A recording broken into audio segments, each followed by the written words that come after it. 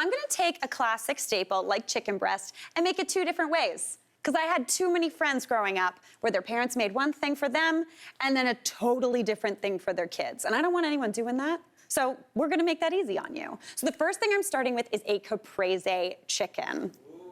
Like, not too shabby. So I've got some boneless, skinless chicken breasts here, something classic that most people buy on their grocery orders. And I've got 4, and what I first wanna do is kind of sort of butterfly them. And butterflying means just cutting a little pocket in that chicken breast. So grab a sharp knife and just kind of get your knife in there, and you wanna cut that little pocket, but don't go all the way through. That's gonna give you something to stuff. Because I'm gonna stuff this chicken with cheese. Because why not, right? All right, so I've got 3 already done here, but basically what you wanna do is grab a slice of mozzarella cheese. I'm using low moisture mozzarella cheese, AKA like pizza mozzarella. You could also use fresh though, that would be really nice too. I just like how stringy this one gets. But you just wanna pop that piece of cheese right on into that piece of chicken. And I'm just gonna transfer that into an oiled baking dish. You can do this in like a metal pan if you want to, that works too. But basically you just stuff and go. This also works really well if you wanted to do this with like goat's cheese, if you're a fan of that. I know a lot of people are not, but I am. That tanginess is so delicious. But mozzarella is like the classic for a Caprese vibe. So just nestle it on into a baking dish. And now I'm quickly gonna go wash my hands because we were just dealing with some raw chicken, so give me a sec. Washing your hands is very important anytime you're working with any sort of raw meat. A lot of time people wonder if I don't wash my hands, but I wash them all the time. Sometimes on TV, you just cut that part out. Not on this show, though. All right, perfect. Dry those off. Now, I've got this chicken here, and it is looking really good to go. But I want to have some extra fat on there. Since it's boneless, skinless chicken, I don't want to take away, like, the fattiness and the flavor that skin would have brought. So to replace that, I'm going to pop on a little bit of mayonnaise. And that sounds a little weird. I know I got to look. It's a little strange, but it is something that just basically is like egg and oil. It's mainly oil, so it's gonna bring a lot of golden brown power. If you've ever done grilled cheese with mayonnaise instead of butter, you know what I'm talking about, right? Maybe? Anybody done that? Yeah, okay, excellent, I've done it. My brother does it, which is not, I don't usually take my cooking cues from him. But this one I will give him credit for. So I've got just a little bit of that mayonnaise, and I'm just popping some on. I don't want to cross-contaminate, so I'm going to use a fresh spoon. And I want to pop about an ample teaspoon of mayo onto each chicken breast.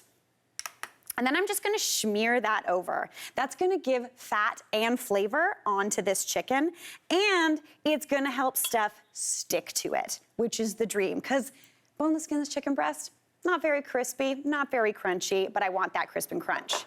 So for the top of there, I wanna do like a panko cheesy crumb. So I've got a little bowl here, and into there I wanna add in about a 1/4 cup of panko breadcrumbs. And panko is like a Japanese breadcrumb. It's super crunchy, but it doesn't have a ton of flavor. So I wanna amp that up with about a 1/4 cup of ground Parmesan cheese. And I'm sorry to all the haters out there, but I'm using shaky cheese. Thank you, I love this stuff. Honestly, this just brings me back to my childhood. If you are a purist, feel free to get the ground stuff at like the deli section in your grocery store. But nothing beats this in my mind. It tastes like, honestly, it tastes like my mom's cooking, which again, I'm the one who cooks in the family, but this just brings me right back to childhood and I love it. All right, now into there, I wanna season this with a little bit of dry Italian seasoning. So I want about 1.5 teaspoons of that. You can kind of use any sort of seasoning here you want. If you wanted to go kind of French and you did stuff those with goat cheese, you could throw in like herbe de Provence. That would be absolutely delicious, which is like kind of sort of the French version of dry Italian seasoning. Dry French seasoning, that's what they should call it. Okay, now give that a little bit of a mix up. And I'm gonna season that with a little bit of salt and pepper. Just get that salt in there, a little bit of pepper. And since that Parmesan is already nice and salty, I don't add too much salt into there. Give that a stir. And now to encourage browning, I'm actually gonna add in about 1 tablespoon of oil into this breadcrumb mixture, because that's gonna get all over that and make it go golden brown. That's my one beef when it comes to panko. It doesn't like to go golden brown without a good amount of oil, but if you mix it here, it works out well. So give that a toss. And then I just wanna sprinkle this all over these chicken breasts. Like, really loaded up. Don't be shy when it comes to breading. Everybody likes breading. You could easily swap this out also if you have like a gluten-free panko. That would work really well. Even if you didn't have breadcrumbs, if you just had some stale bread hanging around, you could easily blitz that up in your food processor and use that instead. Now, this little number needs to go into my 375-degree oven for about 25 to 28 minutes, or until the internal temp reaches 165. I'm gonna go do that, and when we come back, I'm gonna make some chicken finger versions of these for the kiddos. Before the break, I made Caprese chicken. They're in the oven, and they smell delicious, and they look wonderful. I mean, what more in the world could you want? Cheese stuffed chicken. I got too excited about the cheese stuffed chicken, but now we're gonna move on to some chicken tenders, the classic kid favorite. Because pretty much everyone I knew who was a picky eater as a kid will eat a chicken finger. So I've got 4 chicken breasts here, and I've got them cut into tenders. So you can obviously buy them as tenders. That's kind of that little back piece, but to be honest, they're more expensive when you could just cut a chicken breast into 4 little strips. So I've got that there, but now I wanna work on the breading station. So the first thing I need is a wet mixture to pop those into. So I've got an egg here, and I'm just gonna crack that into a shallow bowl and give that a little bit of a whisk up. And now, typically, if you're doing a breading station, most people just use an egg. It's great, got protein, it's gonna stick on, but I like to do something strange, and we're bringing my good friend mayonnaise back into the picture. So I'm gonna add in about 4 tablespoons of mayonnaise into this egg. Again, mayonnaise is just egg and oil together, and what it does to this egg is it makes it nice and gloopy, so more of that crispy coating can stick on. And like I said earlier, everyone just wants more crispy coating in their life. So pop that on in. And if you wanted to here, if you wanted to make these spicy, you could add a little bit of hot sauce. You could add in some seasoning if you wanted to. And if you didn't have mayonnaise, you could even add a little bit of buttermilk. But if you don't have mayonnaise, I don't think you'd probably have buttermilk, but you know, not everybody always has. I love buttermilk personally. All right, give that a mix up. And that is looking decidedly gloopy, which is exactly what we're looking for. Now, into this other shallow bowl, I'm gonna make that crispy coating. Pretty much exactly the same as the last one. I'm just gonna double it up because I'm gonna use more. So we've got that panko again, and I wanna add about 1/2 cup into here. And again, panko is just like crunch city. Not a ton of flavor, but a lot of crunch, and I love a crunch. And then I'm going in with my very best friend, shaky cheese. Again, if you hate it, that's okay. I just think whatever food you like to eat, just do it. It's gonna be delicious. But you could totally use, again, fresh Parmesan cheese. Just make sure it's ground and not grated. Grated cheese burns a lot quicker, and that's why I like to use the ground stuff. It makes a nice coating on the outside, doesn't burn, and it's gonna be delicious. Now, season that up with some dry Italian seasoning. Again, you could switch this up. You could even add some like garlic powder here, that would be great. Adding in 1.5 teaspoons. Since this is for kids, we're going a little lighter on the seasoning here, but if you have adventurous eaters in your house, feel free to amp it up. Add a little bit of salt and pepper. Grind that pepper. Honestly, nothing takes longer than grinding pepper on TV, let me tell you. But I love pepper, so I'm gonna do it. Perfect. Now give that a bit of a mix. And then I've got those chicken tenders, and I essentially just want to dunk those into this mayonnaise-y, eggy situation, and then straight on into that crispy crumb mixture. So just kind of pop it in,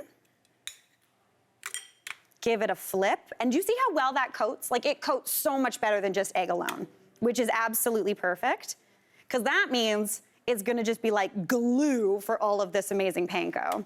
So flip that over, toss that in, give that a little bit of a toss, and it is like so crispy and coated. It's gonna be absolutely delicious. To be honest, I'd also put a little oil in here as well. I'm just gonna drizzle that in, mix it around. Again, I'm not gonna oil these chicken tenders after the fact. Getting it into that panko situation is gonna make it coat nice and easily. If you can't tell, I forgot to do it earlier. That's why I added it just now. Yeah. But cooking in your house, whatever. If you make a mistake, it's all gonna be delicious. Also, there's always pizza, so you're fine. Perfect. All right, so that's looking great. Now, these little babies need to go into that same 375-degree oven for only about 20 minutes. Again, cook those until they're 165 in the middle. But by the time these are done, that chicken's got it started. We're gonna add these on in.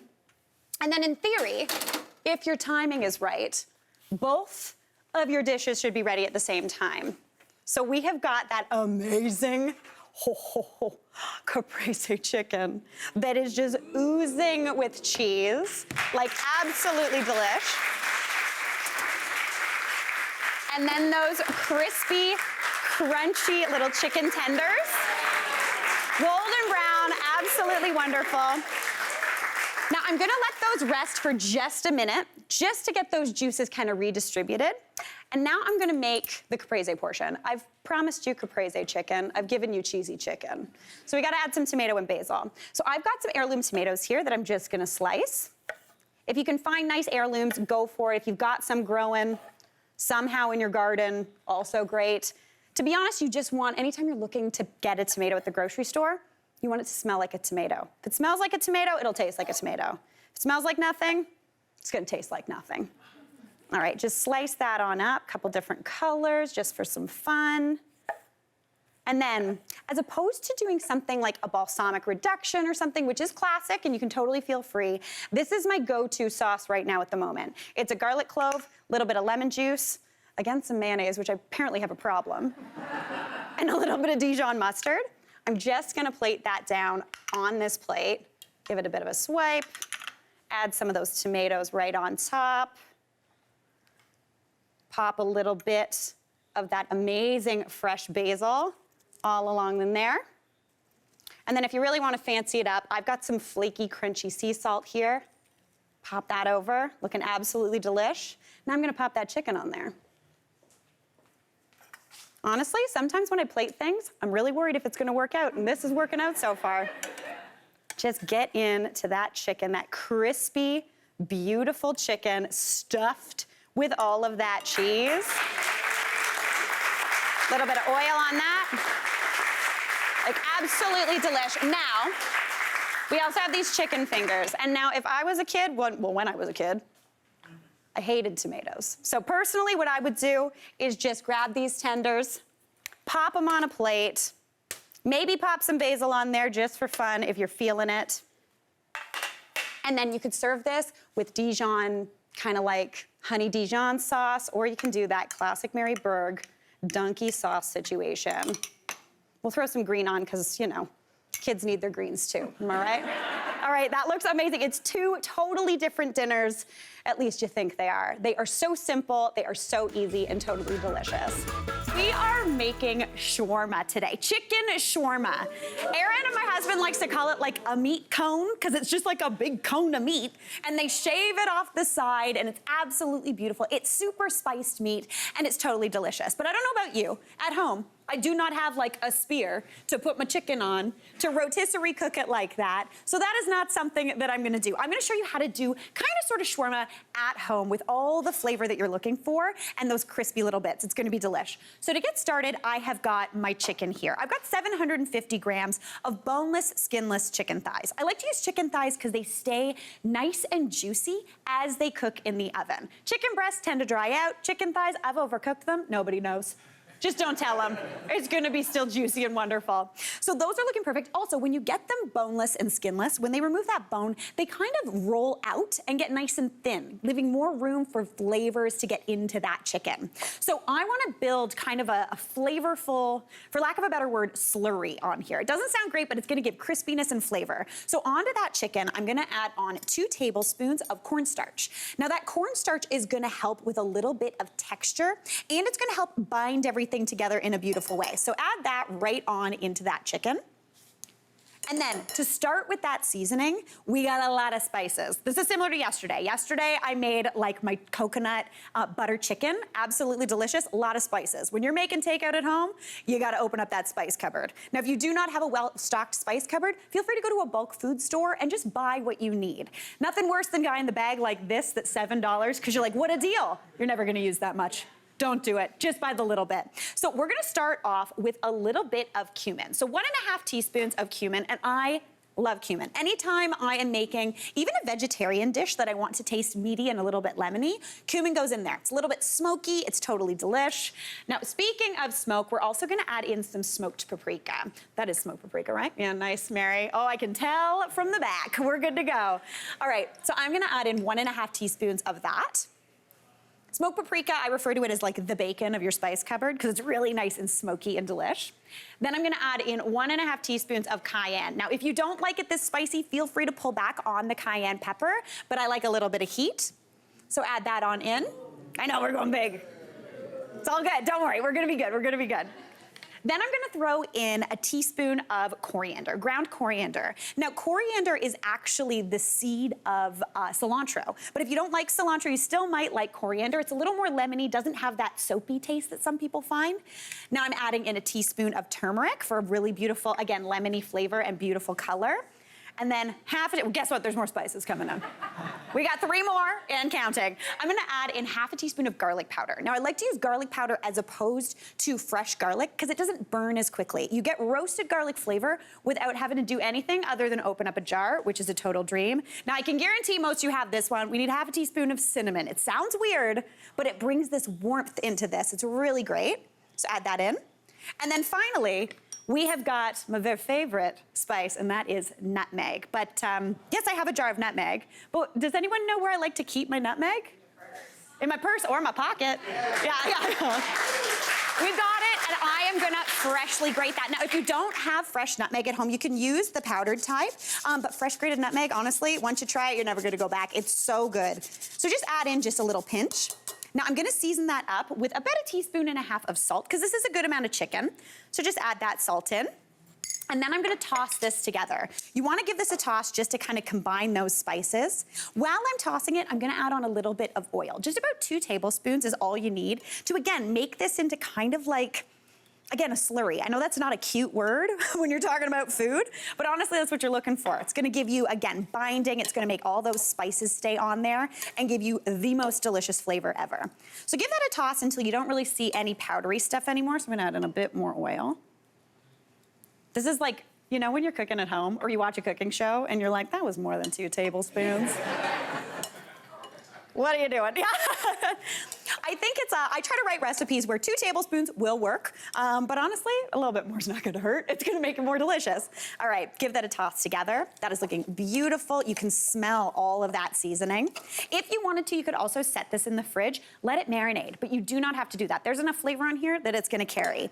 Now, as opposed to making that like giant sword of meat that is usually in a shawarma shop, I'm gonna show you how I like to do it at home. So what you need are a couple of loaf pans. So the first one, I'm just gonna get my nonstick cooking spray, give it a good spray just to coat. You could also do this with oil, but I like the nonstick cooking spray, and you'll see why in a second. Then you wanna grab your chicken. Again, those chicken thighs that kind of are flattened because of the way that they are broken down with that bone out, and just lay them in kind of evenly, just into a nice layer. And this is gonna build that kind of layered, beautiful kind of shawarma effect. Essentially, we're making a very strange meatloaf, but not with ground meat. So add that on top as well. Now, the second loaf pan that I have right here is to kind of press this down. So I'm gonna get that nonstick cooking spray. I'm gonna spray the bottom of the pan, and I'm gonna press this right on top, and just press it down a little bit. That's gonna give you that compression, that's gonna give those nice, beautiful slices. It's also gonna give that contact with metal right onto that meat, and it's gonna make it beautiful and delish. So I'm gonna pop that into, right? Yeah.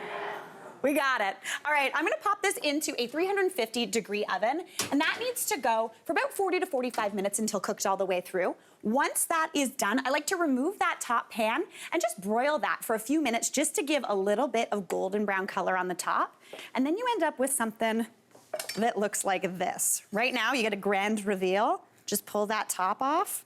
All that juiciness. I know, it looks kind of weird, but honestly, the juice in there, those flavors, absolutely out of control. So now you're gonna get it. It's gonna be juicy, so careful. We're gonna flip it away from yourself. 1, 2, 3. Ooh. If anybody watched last week, I do not have great record for flipping things. There's that beautiful chicken. Honestly, it's smells so good in here. Then what I like to do is just grab your knife, grab some tongs, some clean tongs, and then just thinly slice that. You get all that juiciness.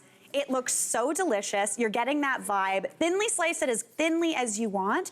And then to put together your shawarma pita, all you need are some delicious Greek pitas. Heat them up in the microwave or in the oven just to make them nice and bendy. I've also got a little bit of a yogurt sauce with some garlic and some lemon in there, a little bit of pickled onion, maybe a little bit of some lettuce, cucumber, tomatoes, some tahini. Honestly, I'm really pumped about this, but I don't need chicken. So I thought, why not bring someone who is a friend to the show in here to give it a taste, visiting all the way from the Netherlands. Someone might be a familiar face to some of you. Please welcome Callista.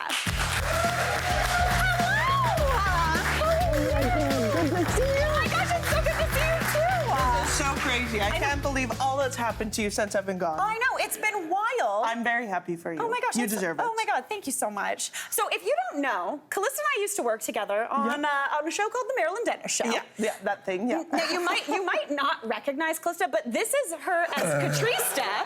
My head! This is her. Your head fell off. This was us. We were shooting a thing for, I think, 10 days of giveaways. Yeah. Obviously, you're a tree. Yeah. And we called this, I think this was like our cool, like... Christmas Wraps. Christmas It was our Wraps album cover. Yeah. Because we were at a choir, and I had to sing really bad. Yes, you did. But I do naturally sing bad, so it kind of worked out. Honestly, it was a stone cold stunner of a performance. That's one of my favorite Caprese reveals, and there was like 60 of them. It was, so. oh man, that's pretty good. I'm glad I was part of that. Oh, thank you. We also had a prom photo, too. We had a lot of good photos. We did have really good photos. We had some well, I just love you so much. But honestly, when I found out you were coming, I was already making this shawarma situation. And then I decided, I was like, well, you live in the Netherlands. So I just Googled shawarma and Holland because I was like, maybe they do that there. And they do, but it's a really interesting dish called capsalon? Yeah. Okay, so I've made you a little bit of a treat. I need my oven mitts. Okay, I'm ready. I'm ready. Okay. Now, I'm not gonna lie, this is wild sounding. Oh my God, yes! We made capsalon for you. And capsalon, for anybody who's not in the know, is French fries with shawarma meat on top, with all the delicious toppings. And then in classic, beautiful Dutch fashion, a little bit of Gouda cheese on there. Melted up. Now, this feels like after bar food. Well, it is. So, did you know that capsalon in Dutch, it actually means hairdresser? What? So, when you go to the hairdresser, you're going to the capsalon. But also, it's a dish you order at the snack bar. But the reason this came to be is in Rotterdam, there's this famous legend that this hairdresser went to a snack bar, asked for a little bit of everything because he was in a rush. And they just threw everything into a plate, warmed it up a little bit, and gave it to him because he didn't want a normal traditional wrap. And so they named it after him and called it the capsalon. And now it's a famous, like, Dutch food at the bar. Oh, I love that. That is so cool. Well, do you want to give it? You can either try the chicken and or the capsalon that has the chicken on it. It's got the Gouda. I missed home already. I know. Here we are. I am so excited. It's basically like Dutch poutine. Yeah, fully. This is the best bar food ever. I need to get like a bit of everything. A bit of chicken, I know. Yeah. Right? Oh, that's a good looking bite. That's a good bite. Oh, yeah. Was that nice? Nailed it. The chicken, right? We are making my baked Nashville hot chicken sandwiches. I know. I'm really excited about it. It's super simple. And to get started, I'm going to put you to work. Okay. Is that okay? Yeah, I cook good. She does. She's going to be good at crushing. Okay, so I've got some just plain cornflakes here. And I need you to crush those down really nice and fine. Yeah, as quick as you can and as much as you want. Watch out for that iced tea. Aaron, you're on iced tea. Ooh, it's already happening. Just like at home. Just like at home. Spill what? How do you think that looks Even good? more. Really give it. Basically, you're looking for the cornflakes to be kind of the consistency of the bottom of the cereal bag. You know what I mean? Give a crunch there. Yeah, give a couple crunches. Okay, that looks beautiful. This is noisy. I know it is noisy. She knows. All right, that is what you're looking for. You're looking for about 2 cups of crushed cornflakes. Because traditionally, Nashville hot chicken is deep fried. Delicious, love a deep fry. But if you're planning on making this on a Tuesday, I'm not gonna tell you to bust out a big old vat of oil. So by using cornflakes, you get like crispy, golden brown, delicious fried kind of flavor and texture without actually frying. So Pretty good. I feel like this was something I learned from you. Surprisingly. I used to make something that was similar to this. Yeah. Yeah, but it wasn't all spiced up and everything. No, we got to spice it up a It little was bit. like a chicken with cornflakes Yeah. on top, Yeah. basically. Yeah. Delicious. All right, so that's it. And we want to make like a breading station here. So I've got those cornflakes, and it's going to be the final breading station. But we also need to make a nice little kind of dry mixture that's going to dry out the chicken and let everything stick on. So into a small kind of shallow pie plate, I want to add in half a cup of all-purpose flour. If you wanted to here, you could use gluten-free flour. That won't make any difference. Add that on in. And then we're going to season this up. So I need 1 teaspoon of garlic powder, and I love garlic powder. Yeah. It just tastes like you spent a lot of time roasting garlic, but you didn't. You just opened a jar, and you get to dump it in and get so much flavor so quickly. Now, into there, I'm also gonna add in half a teaspoon of onion powder. And onion powder is great because, again, it gives you that kind of cooked onion. Oh, yeah. Yeah. Like, I wouldn't know. But No. Terrible. Yeah. All right. Now, we're also adding cayenne pepper because this is a Nashville hot chicken sandwich. So you can add a 1/4 teaspoon, but I think, Mom, we're gonna do a half teaspoon. Oh, yeah. We like spicy in our family. We're a spicy family. Very spicy. Yeah, right? Yeah. Yeah. You gotta go for the spice. Add that on in. And now I want to season that flour with some salt and pepper. Anytime I'm putting anything on, really any sort of meat, I like to season every layer because that's going to give you nice, delicious saltiness all the way through, but not be like salty, you know? A little bit of pepper in there too. Give that a whisk up just to combine. And that's that dry dredge done. Now, we can't just stick the chicken in this dry flour and then into those cornflakes. That would be a disaster, and we don't want that on our first show. So we need to make like a gloopy mixture, and that's a technical term that I've made up right now. Gloopy? Yeah. Gloopy. I can handle that. You can handle gloopy. Gloop, You know yeah. what I'm talking about, though. So I'm gonna make a kind of an egg wash. So I'm adding in 1 egg into, again, a shallow pie plate. And then I'm also gonna add in, and this is my secret ingredient, a few tablespoons of mayonnaise. I know. So I do this because sometimes I'm like, I don't wanna crack another egg. Eggs are delicious on their own. I want it for breakfast tomorrow. But the mayonnaise, what that's gonna do is it's going to kind of just gloop this up. Make it really nice and thick. Also, mayonnaise is just egg and oil with a little bit of flavoring in there. So it's just gonna make this actual layer taste good, which is awesome. And it's gonna make more of that cornflake situation stick on the outside, which is perfect. So give that a whisk up. That looks gloopy. It is gloopy. I like that. There's no other way to describe this than gloopy. It is gloopy. So we're gonna do that. Oh, I have a, no, okay, we're gonna do this. All right, now to season this up, you can leave this as is, but we like spicy, as we've discussed. So I'm adding in 2 or 3 tablespoons of cayenne pepper hot sauce. Oh, this is going to be really spicy. I know, we're going spicy. Just you wait, Mary I didn't Berg. know that when I said No. that. Yeah. Yeah. We're gonna get real spicy. Okay, so that is literally it. We've got the dredging station all done. And I've got some boneless, skinless chicken thighs here that I've just dried off with a little bit of paper towel. And that's good because basically that's gonna get a little bit of the moisture away, so this chicken's not gonna steam. Because I don't know if you know anything, but steamed chicken, not great. You taught me that. I know. You want like flavor and golden brown. So chicken thighs are also great. They're my mom's favorite. They are. They're so much more flavorful. They're just the right size. They cook quicker. Yeah. Yeah, it's the best part of the chicken. It is. Yeah. Listen to Mary Berg. And they're also often on sale, which is great. Yeah, So and they're cheap. They're Yeah. cheap. Who can ask for more? They also already come kind of like a little fillet. Like they're already flattened out, so I don't have to do anything to them. But I'm just gonna add that into that dry mixture. Then it's going into gloop. So we're gonna gloop it up a bit. Just toss that around. Again, you're seeing all that chili sauce on there. Then this is going into those cornflakes, and this is where you get that crunch. It's gonna be kind of like the outside, that chicken skin that gets so beautiful and golden brown when you deep fry it. I'm just gonna pop that now onto a rack-lined baking sheet. And you need the rack, because that's gonna allow heat to get underneath so it doesn't get steamed. Again, we don't want steam, we don't want Oh, moisture. that's why you get the mushy on the bottom You of get my the mushy. chicken. You got the gloopy, I got the mushy. You got the mushy. And we don't want mushy. So, No. using a rack-lined baking sheet, that heat of the oven's gonna get all the way around. Now, this is gonna go into my 425-degree oven for 20 to 25 minutes until it is cooked through and delish. So I'm gonna pop that on in. And through the magic of double ovens, we have got some right here. Ooh. Looking golden brown. Like, That's so easy. so easy. I know. So easy, so crunchy, absolutely beautiful. Now, I gotta make a really quick sauce, because that is a little spicy, but we need it to be super spicy.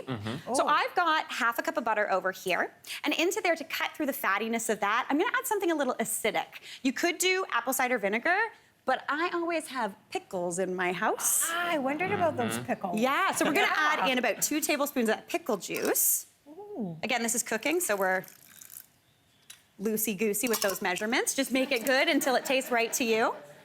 And then we're gonna spice this up. So we're going in with a tablespoon and a half of cayenne pepper. Uh-oh. It's spicy. It's gonna be good and spicy. Unless you're like Mary Berg and your cayenne pepper is from 1982, then you could put like a cup. Yeah, It's true. It's true. Yeah. She made me throw everything out. Yeah, we do like a cull every It was once in in a the while. freezer since 1982. Yeah, it's all good. It's all good. But to balance out that spice, I'm also adding in 1.5 tablespoons of brown sugar, which is going to give this like a caramelly consistency. Really nice. I know.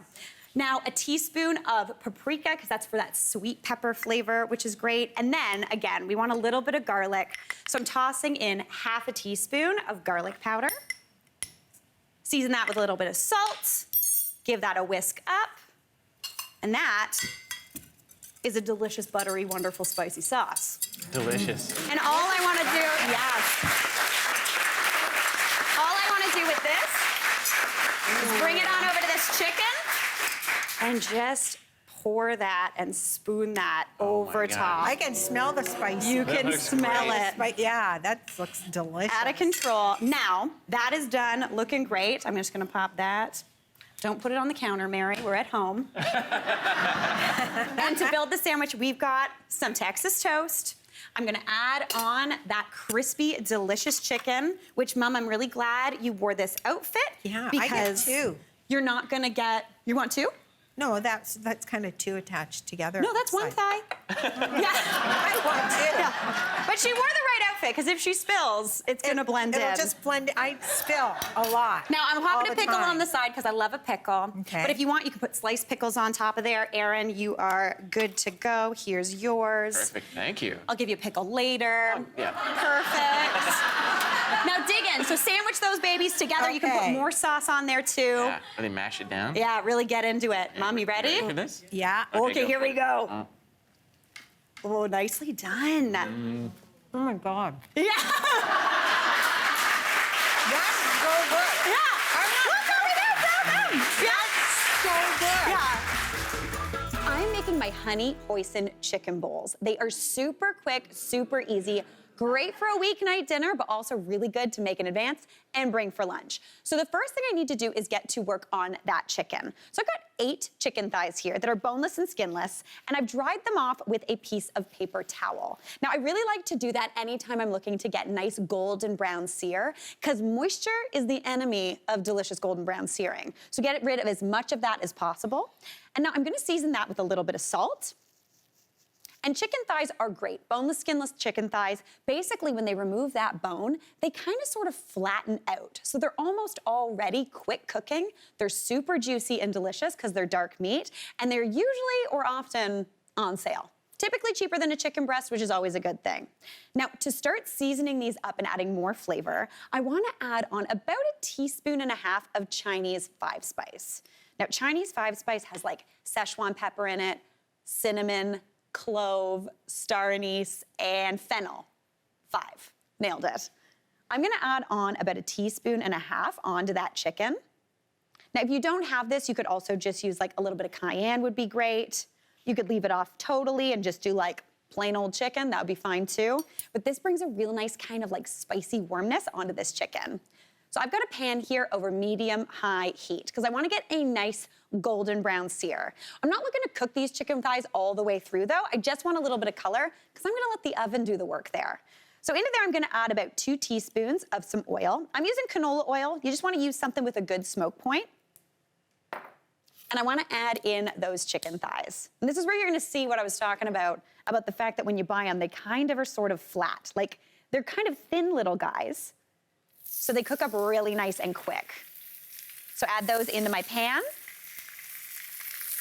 Again, all that Chinese 5-spice is immediately gonna start smelling like absolutely dreamy. Really nice and toasty and warm. Get them off that paper towel and you're good to go. Woo, okay, cool. Oh my gosh.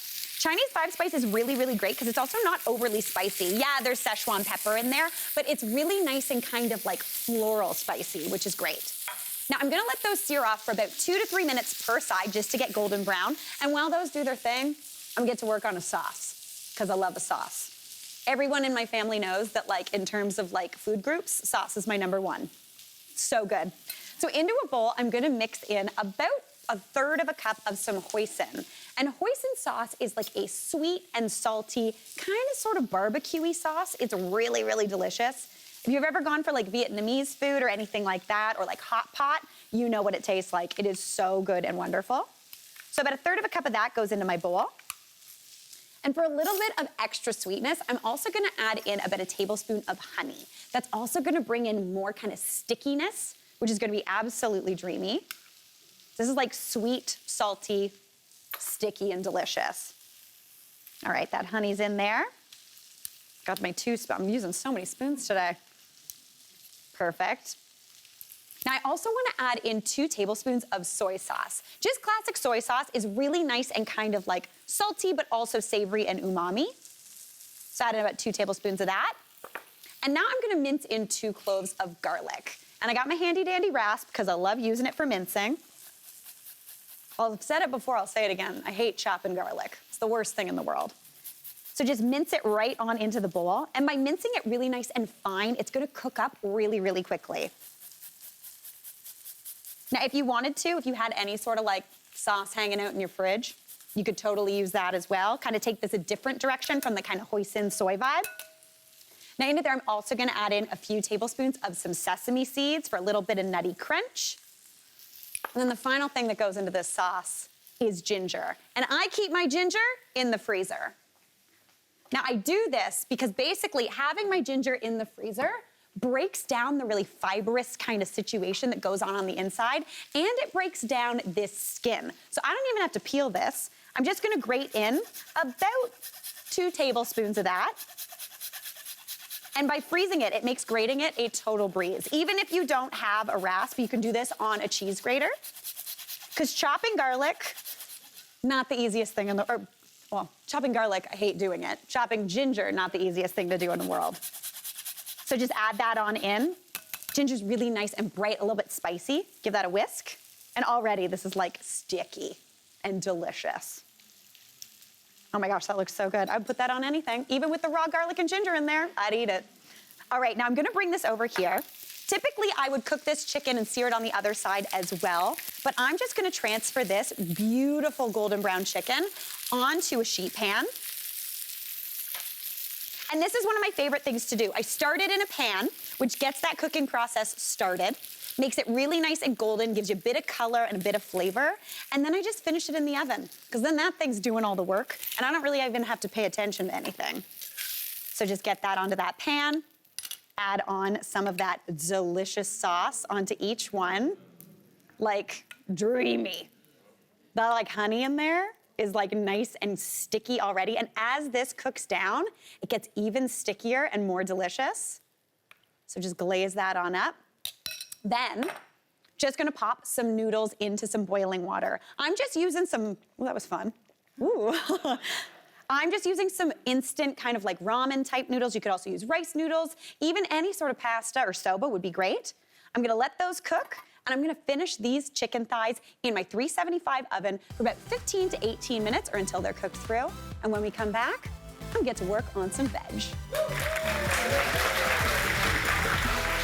This chicken is done, and it looks so good, and it smells amazing. All of that sauce is cooked down and is nice and sticky, so I'm just gonna set that aside to rest. Because anytime you're working with chicken, you wanna give it a second to let those juices redistribute and get nice and juicy and stay in there. So while that's doing its thing, I'm gonna get to work on those veg.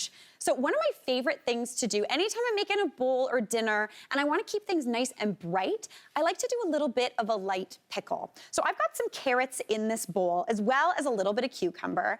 And one of my favorite ways to slice carrots for a quick pickle is just grab them, get my classic vegetable peeler, and just kind of run down. You get these nice long ribbons. It takes no time at all. Also, very little knife skills are involved, which is fantastic. To be honest, once you get to the middle, though, it gets a little tricky, and then that's just a nice little chef snack for you. And it's always good when the chef snack is a carrot, because you feel a lot like an adult, as opposed to typically when I just have a little bowl of chips next to me while I'm cooking. Not the worst thing in the world. All right, so nice long ribbons of that carrot. I've also got about half of a cucumber, and I'm gonna thinly slice that into some rounds. Anytime I'm doing a quick pickle, I like to cut things nice and thin because that's gonna get all those flavors in there real quick. So add that on into that bowl as well. And then to give this a little bit of a pickly vibe, I'm gonna add on a few tablespoons of rice wine vinegar. Now, if you have like seasoned rice wine vinegar, perfect. That's got a little salt and sugar in there. This is just plain, so I'm gonna add in probably about 3 tablespoons just to coat. And if you wanted this to be more of like a salad situation, which maybe I'm feeling it, add a little bit of toasted sesame oil, which brings a ton of toasty flavor. It kind of tastes like how like a sesame bagel smells, which is a very good thing in my books. All right, season that up with a little bit of salt. And that salt actually draws a little bit of the moisture out of these veg, allowing it to be replaced with some of that vinegar. So a super quick and delicious pickle. Give that a toss up. Oh.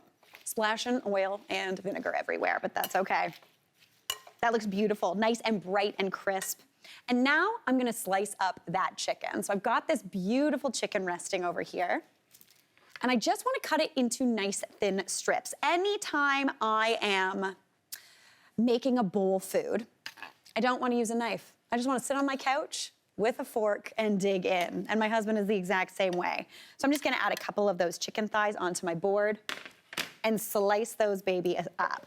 Now, unlike with a steak, chicken, you can cut it really whichever way you want, but again, nice, thin strips, juicy, juicy chicken with that sticky sauce on the outside.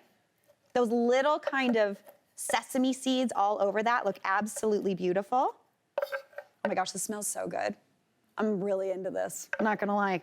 In this very moment, I wish I ate chicken, but I don't, but that's okay. All right, so we've got some here. We've got a bowl here. I've got those noodles cooked. Now, if you were serving these hot, fresh from the water, feel free to just drain them. But if you're making this ahead for lunch, toss them with a little bit of oil just so they don't stick together. But those noodles go on in, looking beautiful.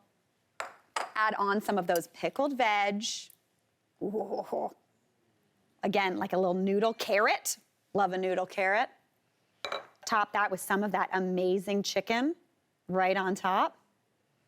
And then toss on a little bit of a garnish. I've got some sliced green onions just on both.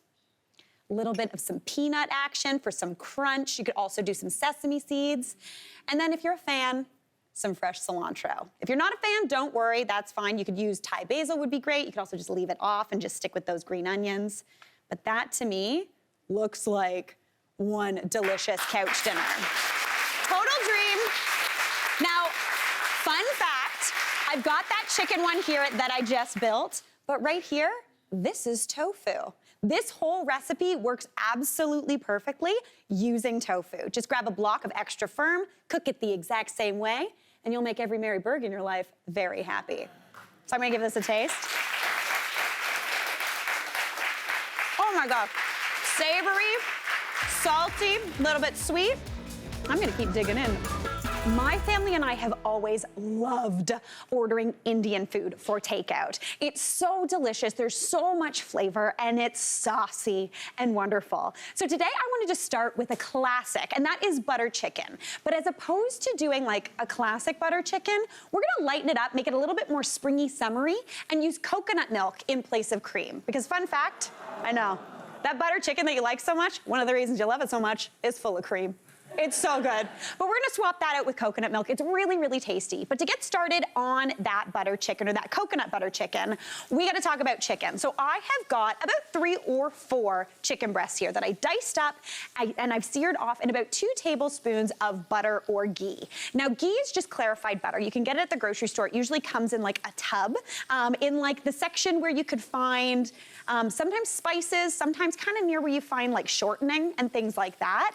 It has a higher smoke point than butter. But since we're just searing this chicken over about medium heat, you don't have to go for that. I do like using butter though, or ghee, because it gives you that nice buttery flavor. So I've just seared that just until golden brown, not cooked all the way through. And now I'm moving on with some onions. So in this pan, I have got 2 onions that are cooking down. 2 just classic yellow onions. Any residual amount of that fat and any of that chicken schmaltz that's come out of that chicken is gonna cook those onions down beautifully. I season those up with a little bit of salt and pepper, and those have been cooking down for about 5 minutes, just until a little golden brown and tender. So now I'm gonna start building even more flavor. So in our house, we like a little bit of heat, something a little bit spicy. So I'm gonna toss in a whole chopped up jalapeno. Now, if you can find, I know, right?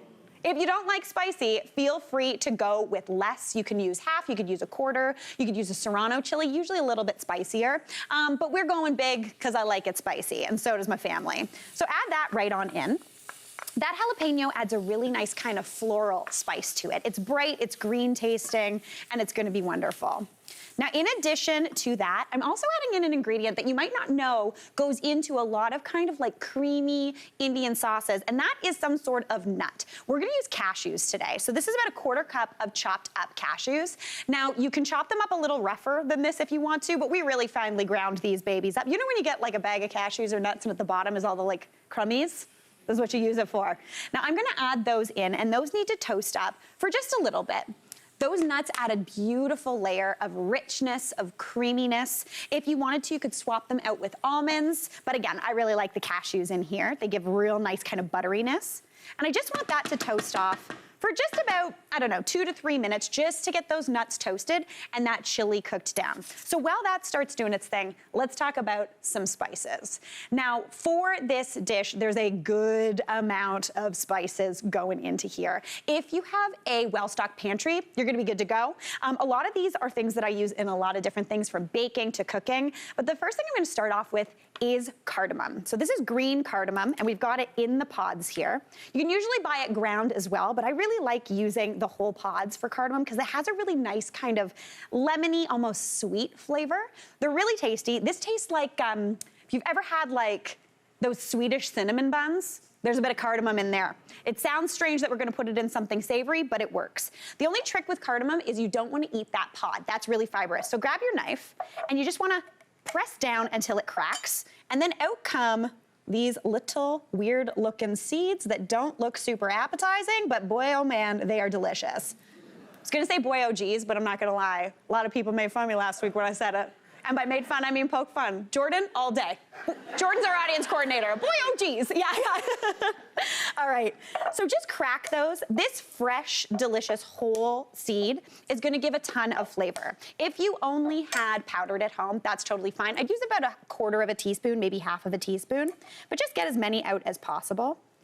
Now, typically when you're making any sort of food that has a good amount of spice in it, most people will tell you to use whole spices all the way. But to be honest, I'm only using 2 different whole spices, things that I already have on hand. Because I find, I'm gonna be realistic. I'm not gonna get out my spice grinder and grind a bunch of stuff up. That's just not gonna happen on a regular Monday night. So we're gonna use some ground up spices as well. But I'm gonna pop these right on into the pan. And those need to toast up along with the rest of the spices. So into there, I'm gonna add in 1½ teaspoons of coriander seed. Now, coriander seed, also really nice and lemony. It's actually the seed that cilantro grows from. Now, it doesn't taste like cilantro, so if you don't like cilantro, you might still like coriander seed. But I'm gonna add about 1.5 teaspoons of that right on in. Give that a little bit of a stir. And I just want that to start toasting. Now, I'm also gonna toss in about 3 cloves of garlic that I've minced up. Already, this is smelling so good, that little bit of heat in there.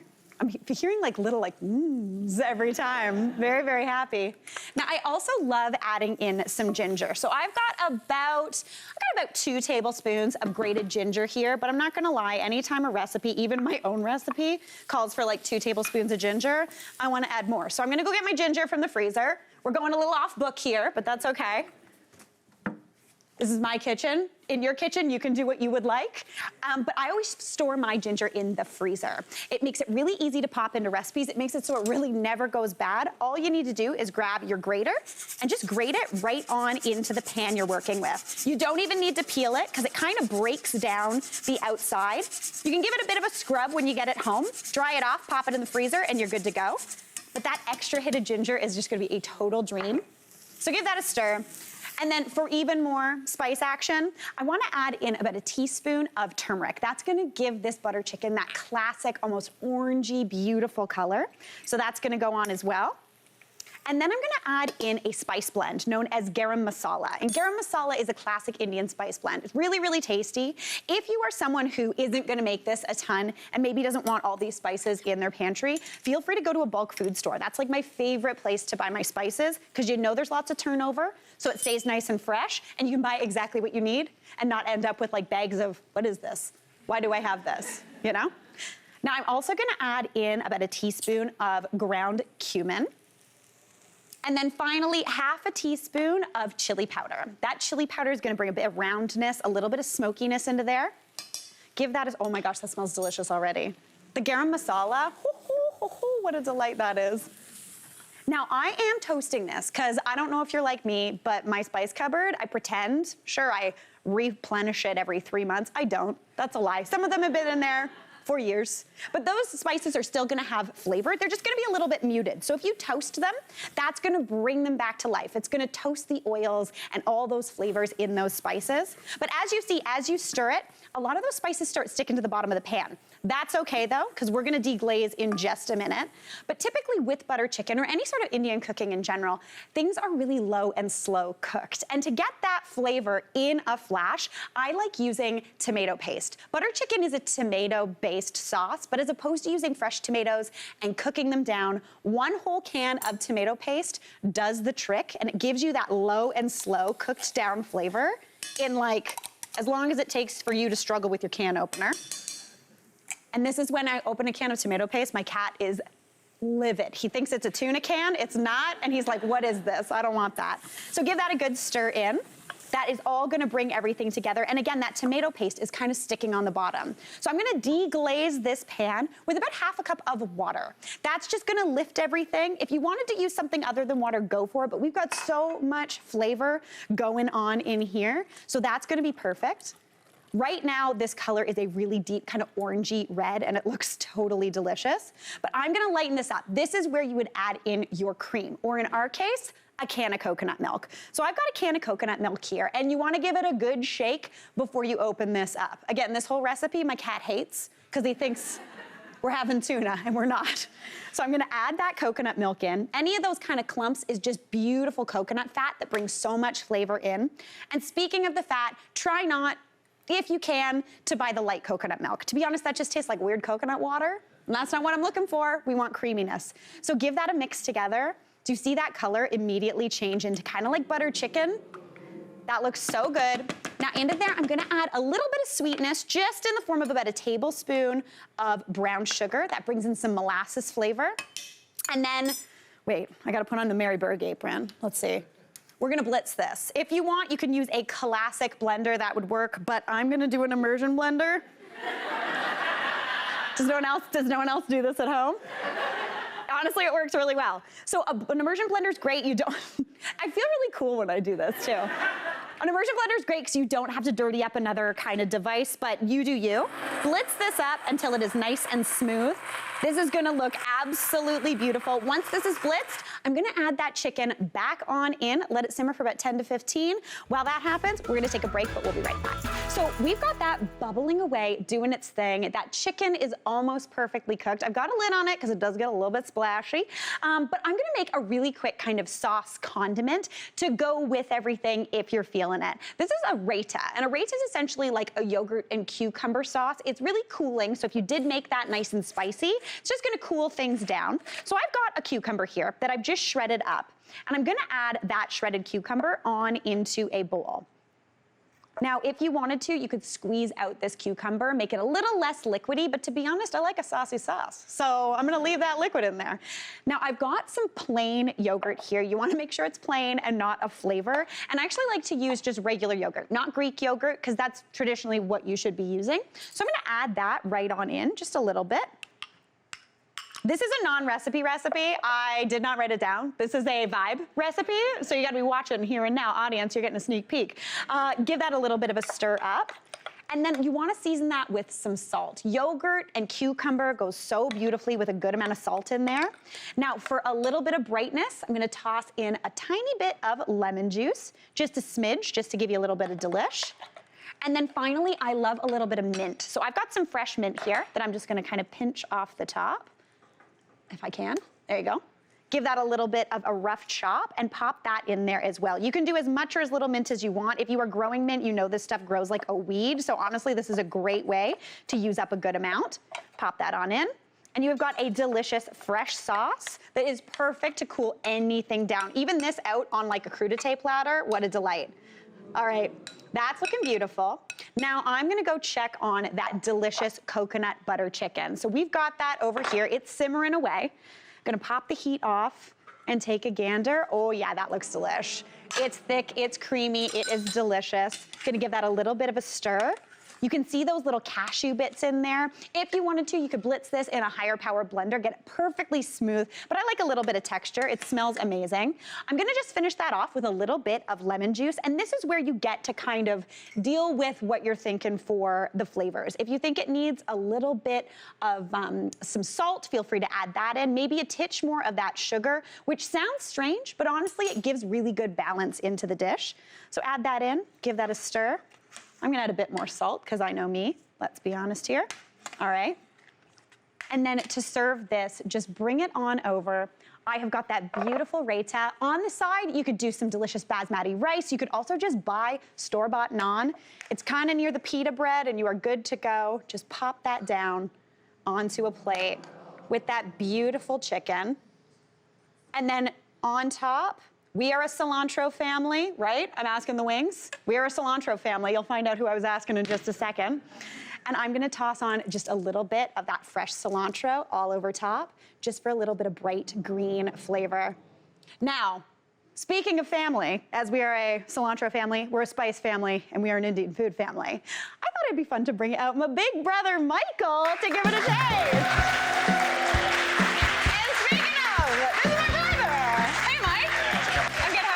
Okay. Yeah, doing pretty okay? Yeah, happy to be here. Nice. This is your first time at the show. Yeah. What's the deal? I don't have a good answer. Okay. Yeah, I don't know. You're a busy man. Yeah. Yeah. Yeah.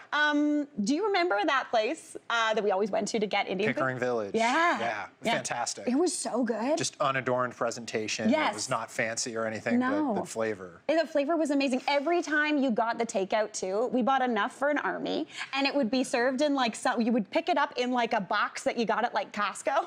It was huge. We bought bulk Indian food essentially. It's delicious. Yeah. I walked away with lots of regret. Yeah. But Yeah. it was worth it. It was worth it. Very good. All right, you want to give this a taste? Yeah. Do you want some of that raita on top too? Of course. Come on. Okay, I could cool. smell the mint from over there in Right? the wings. It was fantastic. Not too shy. Oh yeah, that creaminess. Okay. Thanks for spooning me. You know that I'm a I know spoon man. we're also a spoon man. Fantastic. Yeah. Yep. Chris Cornell. Yeah. Let's see how this. Okay. Pretty good? That's fantastic.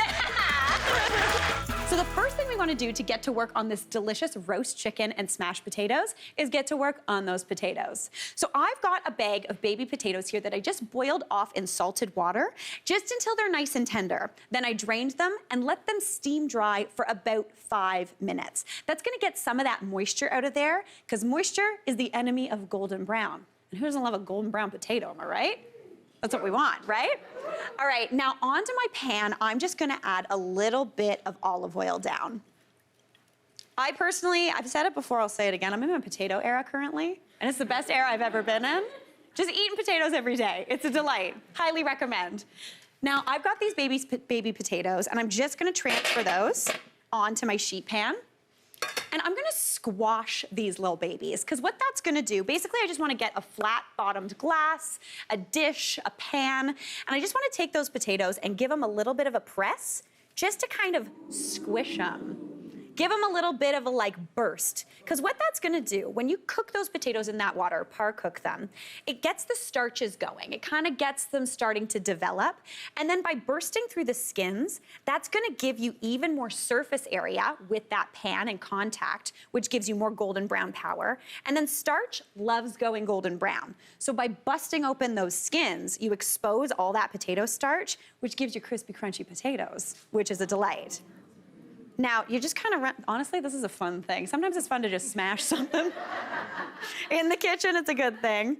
Just pop them down, and you want them to be fork tender. In my opinion, when you're roasting a potato, you actually kind of want to pre-boil them and have them almost or fully cooked. If you have them fully cooked, all the oven has to do is basically make them crispy. They're already cooked and soft and fluffy, so the inside is gonna just get more like a mashed potato, and the outside's just gonna get crunchy, which is a total dream.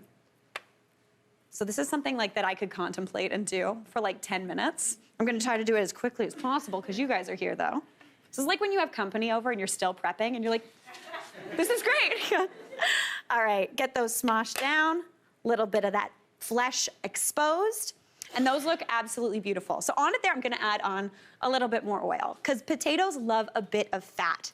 Fat essentially kind of conducts the heat onto those potatoes more evenly, gives them more golden brown power. Now season those up with a little bit of salt and pepper. Now here, if you wanted to, you could throw on some garlic cloves in their skin. That would be delicious. But I wanted to keep this dish as simple as possible. So we've got those on, and now we're gonna move on to my good friend, chicken. So we have got 6 chicken breasts here, and I'm using bone-in and skin-on. Bone-in and skin-on is usually cheaper. It's also great because it helps you not overcook the chicken. It adds more flavor, and it's really nice and tasty. So I'm just gonna transfer those babies onto this pan, just upside down to start. Because basically what I wanna do, if you've been following along with this meal plan, you have that pesto from the other day. We made it on Monday. We've been using it throughout the week just to flavor things up. It's a great flavor shortcut. And I'm gonna take a little bit of that pesto and just spread it onto the underside of each chicken breast. What that's gonna do is give a little bit of flavor into that meat. Those herbs are gonna cook down. There's lemon in there, a little bit of garlic, some cheese, obviously. Because who doesn't love cheese? It's probably one of my favorite seasoning kind of pieces. Give it a little bit of a spread. Looking beautiful. Now I'm gonna add a little bit of oil onto the underside of this chicken and then season that. That's one thing I see a lot of people, or a mistake I see a lot of people make when they're cooking, in particular with meat. You don't season the underside. And that is basically where a lot of that flesh is. So give it a little bit of a season and you get that all the way around. Now I'm gonna flip these over, and as you can see, there's a little bit of pesto I snuck underneath that skin. This is one of my favorite things to do with chicken. It gets that flavor right on the meat, as opposed to just on that skin there. So give those a flip over. And right here, this one, he's missing it. So I'm gonna show you how to get that pesto under there. So basically, you grab a spoon or your finger, and you just kind of make a little bit of a pocket underneath that chicken skin. Then grab a little bit of that pesto and just kind of slip it underneath and spread it out. What that's gonna do is it's gonna hold that pesto on that chicken meat. It's gonna flavor it, but it's not gonna burn because that skin's gonna protect it. That's gonna go golden brown and totally delish. Now I gotta pop this into my oven, and I like to start my chicken on a really high temperature, 450 degrees for 20 minutes. That gives you a nice sear on the outside. Then I drop that temp down to 350 and let it go for about 25 minutes or until cooked through. And when we come back, this is gonna be done and we're gonna make a salad. We are getting towards the end of our meal plan week. Today, I am making roast chicken with my smashed potatoes. I mean, look at this delicious pan. Does it not smell amazing in here? Yes. There are a few things that smell better than roasting chicken. What a delight. That's why most of the time when people come over, it's just a good excuse to make a chicken because my house smells great after. So that looks beautiful. That chicken has roasted through. It's got a good amount of golden color on it, which I absolutely love. Those potatoes are beautiful and crispy, and a little bit of that chicken schmaltz has kind of melted down onto them, so they're extra delicious. Now, that's just gonna rest, and I know a lot of recipes tell you to put a tent of aluminum foil over the meat to keep it warm, but because we used bone in, that's gonna stay warm for like half an hour, so you're good. Just leave it, let it do its thing. So while that does its thing, I'm gonna get to work on the greens. Now, we've got some crispy chicken skin, we got some crispy potatoes, but I also want some crispies on my salad, because I'm a crouton girl through and through. So just over here in a little pan, I'm gonna add in about a tablespoon of olive oil. This is a really quick way to give like crunchy kind of crouton-y vibes onto any sort of green. And I'm using panko for that. So about a 1/4 cup of panko's going in. I'm gonna season that up with some salt and pepper because panko doesn't have a ton of flavor. It's just all about crunch. And essentially, I just wanna let that toast for a few minutes just until it is nice and golden brown. So I'm gonna let that keep doing its thing. And over here, I'm gonna make a salad dressing, just a really simple and quick salad dressing. So the first thing I need is a garlic clove. If you want to, you can throw really anything you want into this salad dressing. My mom has this one that she buys at the store. I like kind of refuse to buy salad dressing because it's so easy to make, but I'm not gonna lie, the one she buys is really good. I'm still trying to figure out how to do a copycat of it. But I'm like, it's $7, it's so expensive, and it makes like 3 salads because we like a well-dressed salad in our house. All right, there's that garlic right on into the bowl. And when I mince it, it gives you a really nice peppery, sharp garlic flavor. Now, to kind of give a bit of brightness into here, I'm gonna add in the zest and juice of a lemon. Again, I love my zester. I use it for my garlic, I use it for my lemons, all my citrus, and I use it for cheese. So anytime I'm making a salad dressing, this baby gets a workout, because all of those things go in most of my salad dressings. Now, if you didn't have lemon left over or anything like that, you could swap out the lemon zest and lemon juice and just use a little bit of vinegar. This is just a super basic dressing. But to be honest, what I like to do is add that garlic into the bowl, then add something acidic on top of it, because that kind of pulls back that spicy, sharp garlic flavor. It almost lightly pickles it, so you're not gonna like feed everybody raw garlic, which is not the worst thing in the world. Very good for your health, I think, but you know, not everybody loves a raw garlic breath, but you know, to each their own. Give that a little bit of a whisk. And then for a little bit of heat, I'm gonna add in some chili flakes. I love a chili flake. I always have these on hand. Ever since I was in university, I had that like little shaker one from a pizza place. What a delight. Add in a bit of salt, little bit of pepper. Give that panko a bit of a toss because it's looking good and golden brown. Oh man, that looks delicious actually. I caught it just in the nick of time, so I'm gonna turn that off. Pop that there, looking beautiful. Now into here, I don't have any mustard because I didn't ask you to buy mustard on that list because this is really the only thing you'd use it for. But if you have some Dijon, feel free to add that in. But I'm just gonna go straight in with a little bit of oil. And I like a citrusy or vinegary dressing, so I'm only gonna add about 2 tablespoons. And since I don't have any mustard in here, I am whisking while I add because that's gonna help kind of emulsify things. If you did have mustard, toss it in. You could do this in a jar. Just kind of toss it all together. All right, that looks beautiful. Now for the greens, as opposed to doing something like, oh, I think I got lemon juice on my face, 1 second. We're good. As opposed to doing something like romaine or baby greens, which would be totally delicious, I'm using dino kale. And I love dino kale. This is also known as Tuscan kale or black kale, but I like dino because it looks like dinosaur skin. What a treat. So I've got this here. I've got a whole bunch that I've removed those tough ribs, and I'm just gonna thinly slice this up. If you were using a more delicate leaf, you could totally just add them in kind of whole or torn up. But with kale, I like to slice it because it makes it almost like a slaw. Kale, after all, is a cabbage. So this does kind of break through those tougher membranes and make it a little bit easier to eat. Now this is a big mountain of kale. You know when you start something, you're like, geez, Mary, why'd you do this? You're committing, but that's okay. So I'm gonna add half this kale into that dressing. Give that a bit of a toss up. And another thing that I love about kale is that you could toss this together in advance because as it sits, it just kind of breaks down and gets even more delicious. So I'm just gonna plate that baby up. That chili's in there, that lemon zest, that little bit of dressing.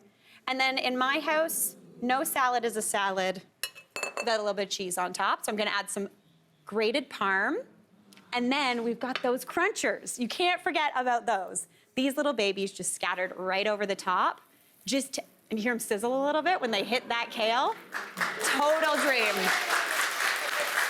Now, as this dinner is a chicken dinner, I'm gonna invite my good friend Justin up to give it a taste. Come on up, Justin. Hi, man. How are you? I'm excited. Are you amped about chicken? I am, yes. Are you a chicken fan? I am a chicken fan, Okay. yes, in nugget form, but Oh. this is a close You're second. usually a nugget man. Nugget, yeah. Okay, cool. I love that. What about potatoes? Are you a I potato love boy? potatoes, yes. Potato boy, chicken man. Smashed potatoes. There you go. Oh my We've got goodness, all it's that so chicken good. schmaltz kind of cooked down. Okay. I'm ready. You listen. You get into that. Okay. You gotta let me know what you think, though. I like that you're eating it on a placemat of kale.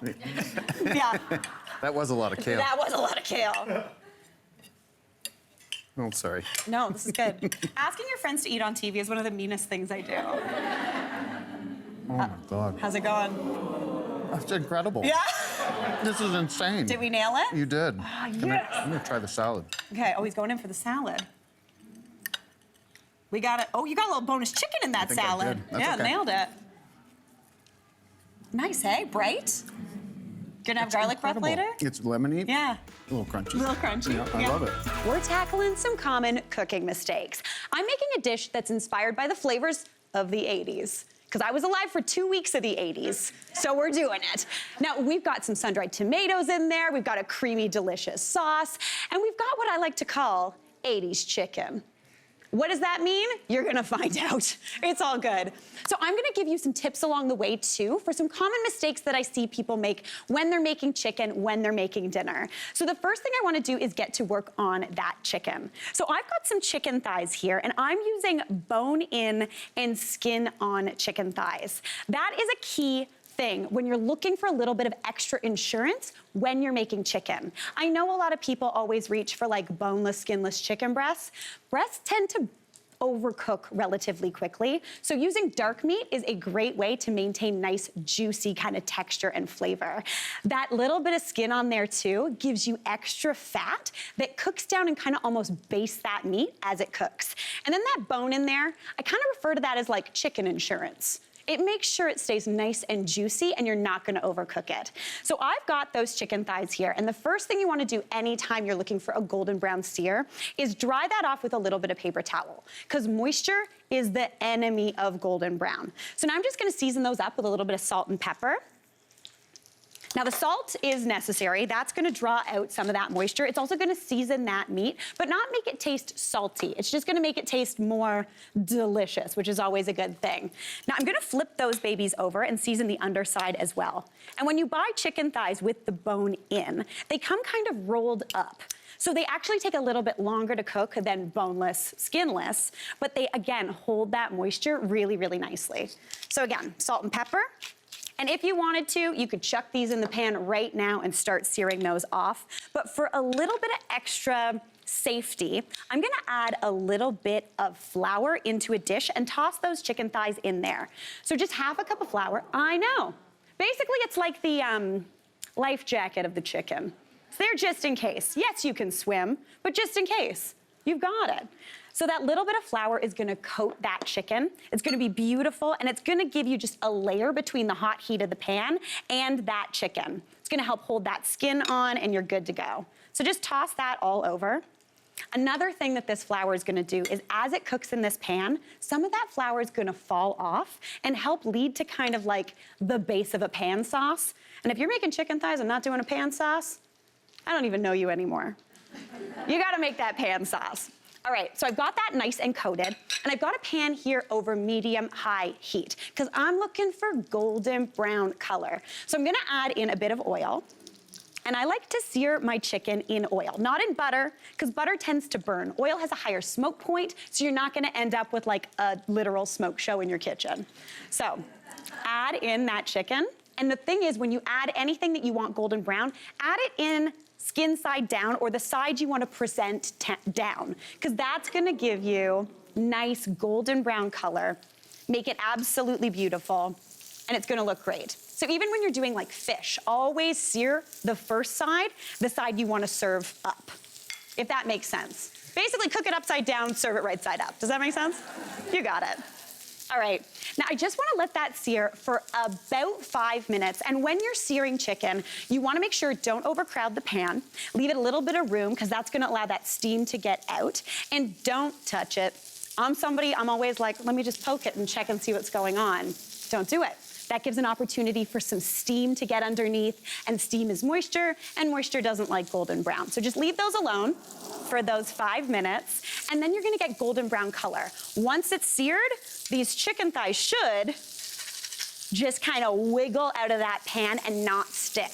They just kind of release. So we've got that golden brown color on here, and a lot of times I feel like people are like, oh, I'm pan searing chicken, I gotta finish it in this pan. No, no. I like to get that golden brown color in the pan, then oh man, I'm getting a little sticky. I'm lying to you. Sometimes things happen. I can tell you all the rules, but sometimes things happen and stuff sticks. Oh, actually, I got it. We good.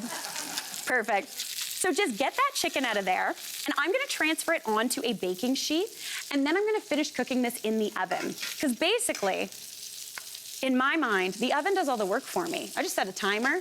I speak to a speaker that speaks to me in the house and say, hey, can you set a timer for 20 minutes? And then I get to have a glass of wine while the oven does its thing and cooks the rest of my dinner. So I'm gonna pop those into a 425-degree oven for about 20 to 25 minutes, just until those chicken thighs are cooked through. So we've got that chicken in the oven, and it's just cooking through. Again, we got that beautiful golden brown sear on it in the pan. Then we're gonna let the oven do the rest of the work on that chicken, because I don't wanna think about it again. But we have so much flavor happening in this pan. There's that little bit of oil in there from that chicken. Some of the chicken schmaltz has melted out, so then you got chickeny fat. And I'm also gonna add in a bit of butter, because why not? I feel like that's very not 80s though. I feel like 80s was very oh no, butter. Let's replace butter with applesauce. I don't know, yeah. So we're shirking that a little bit, because I do love butter. Now I'm gonna add in a tablespoon and just let that melt together. This is completely optional. You don't necessarily need it, but again, it builds so much extra flavor. I know, what is a better sound and look than this? Absolute delight. Now remember, there's a little bit of flour in there too, so that's gonna help thicken up our pan sauce. But I also wanna add in some aromatics. So I've got some shallot here, and I just wanna dice that up. A shallot is basically like a tiny little onion that kind of sort of also tastes like garlic. It's really soft, super tasty and delicious. So I'm just gonna mince that up. You wanna use 1 shallot.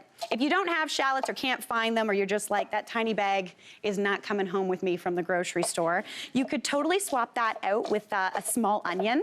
I'd use probably about half of an onion though, because shallots are quite small. And if you have a giant onion, obviously use about 1/4 of that, but to each their own. This is where you get to kind of make it your own. If you love onion, chuck a bunch of onion in there.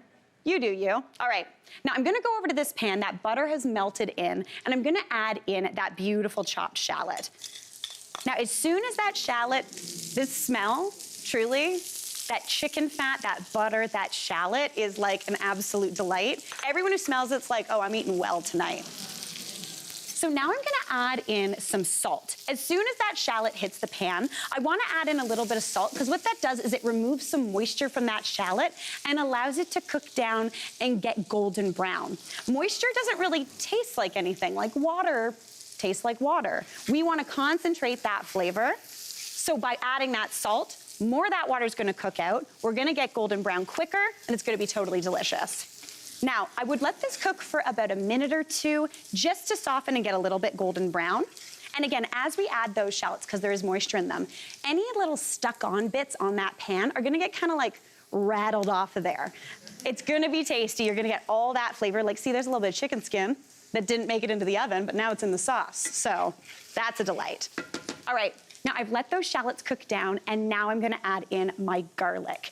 Anytime a recipe tells you to add onions and garlic in the pot at the same time, it's lying to you, because garlic burns quickly. And know what's gross? Burnt garlic. Burnt onion, honestly fine. I actually like a burnt onion, but burnt garlic, gross, get it out of here. So I'm gonna add that in now, and just let that go for about 30 seconds. And now we're gonna start building that sauce. So we've got that fat in there, we've got those aromatics, and we have that little bit of flour left over from searing that chicken. So now I'm gonna add in some liquid. The first thing I need is half a cup of low sodium chicken broth. I know, I tend to use a lot of salt. I love salt so much, but I'm always adding it. Anytime I'm buying something from the grocery store and there's a low sodium option, I pretty much always go for it, especially with broth. It doesn't taste different, but it will cut back on that like hidden sodium that you can't even really taste. So in goes about half a cup of that. You want that to come up to a nice simmer. And again, this is one of those recipes where I'm like, oh, Mary, you really went for it. We got that oil, we got that chicken schmaltz, we got that butter, and now we're gonna add whipping cream. But this is the thing. So anytime you are looking at a recipe, especially one of my recipes, I'll specify what type of cream or milk you're supposed to use. And if it doesn't matter, I'll say that too. But basically, if you're using something with a higher fat percentage, something like table cream or whipping cream, it's not gonna split in the pan. Heat can make cream or dairy split, and we don't want that. So by using a higher fat percentage, you're kind of like minimizing the risk of this turning into like weird cheese sauce. Because we don't want, it may be mac and cheese week, but we do not want that here. All right, so I'm just gonna stir that together, and with that cream, you already see a little bit of creaminess coming in.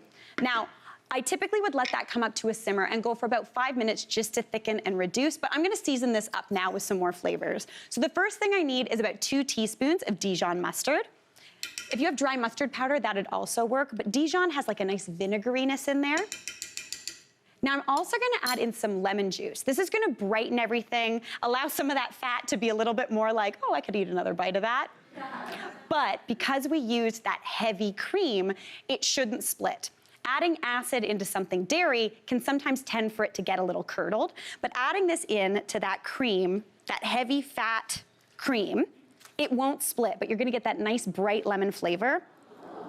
If you must, and you insist on using a lower fat cream, I would just add lemon zest, because that doesn't have the acidity, so you can still get that lemon flavor, but I like whipping cream, because that's how I do. Use it in desserts, use it in mains, put it in your coffee, what a delight. All right, now I've just stirred that up. It's looking beautiful, it smells really nice. So now I'm gonna bring the 80s more into this. First thing I need is Parmesan or Reggiano, and I feel like if I was going true 80s, I'd be using shaky cheese. And we know how much I love my shaky cheese, despite what some people here may think. Yeah. So add that in, that's gonna thicken things up. And then I've got those sun-dried tomatoes. And I don't know what it is about sun-dried tomatoes, but they were like the fancy thing. They add like a ton of umami into the flavor, really nice and bright and delicious, kind of smoky too. And this is where you can go totally off book. So I've got some greens here. I'm using kale, dark, like black kale, also known as dino kale or Tuscan kale.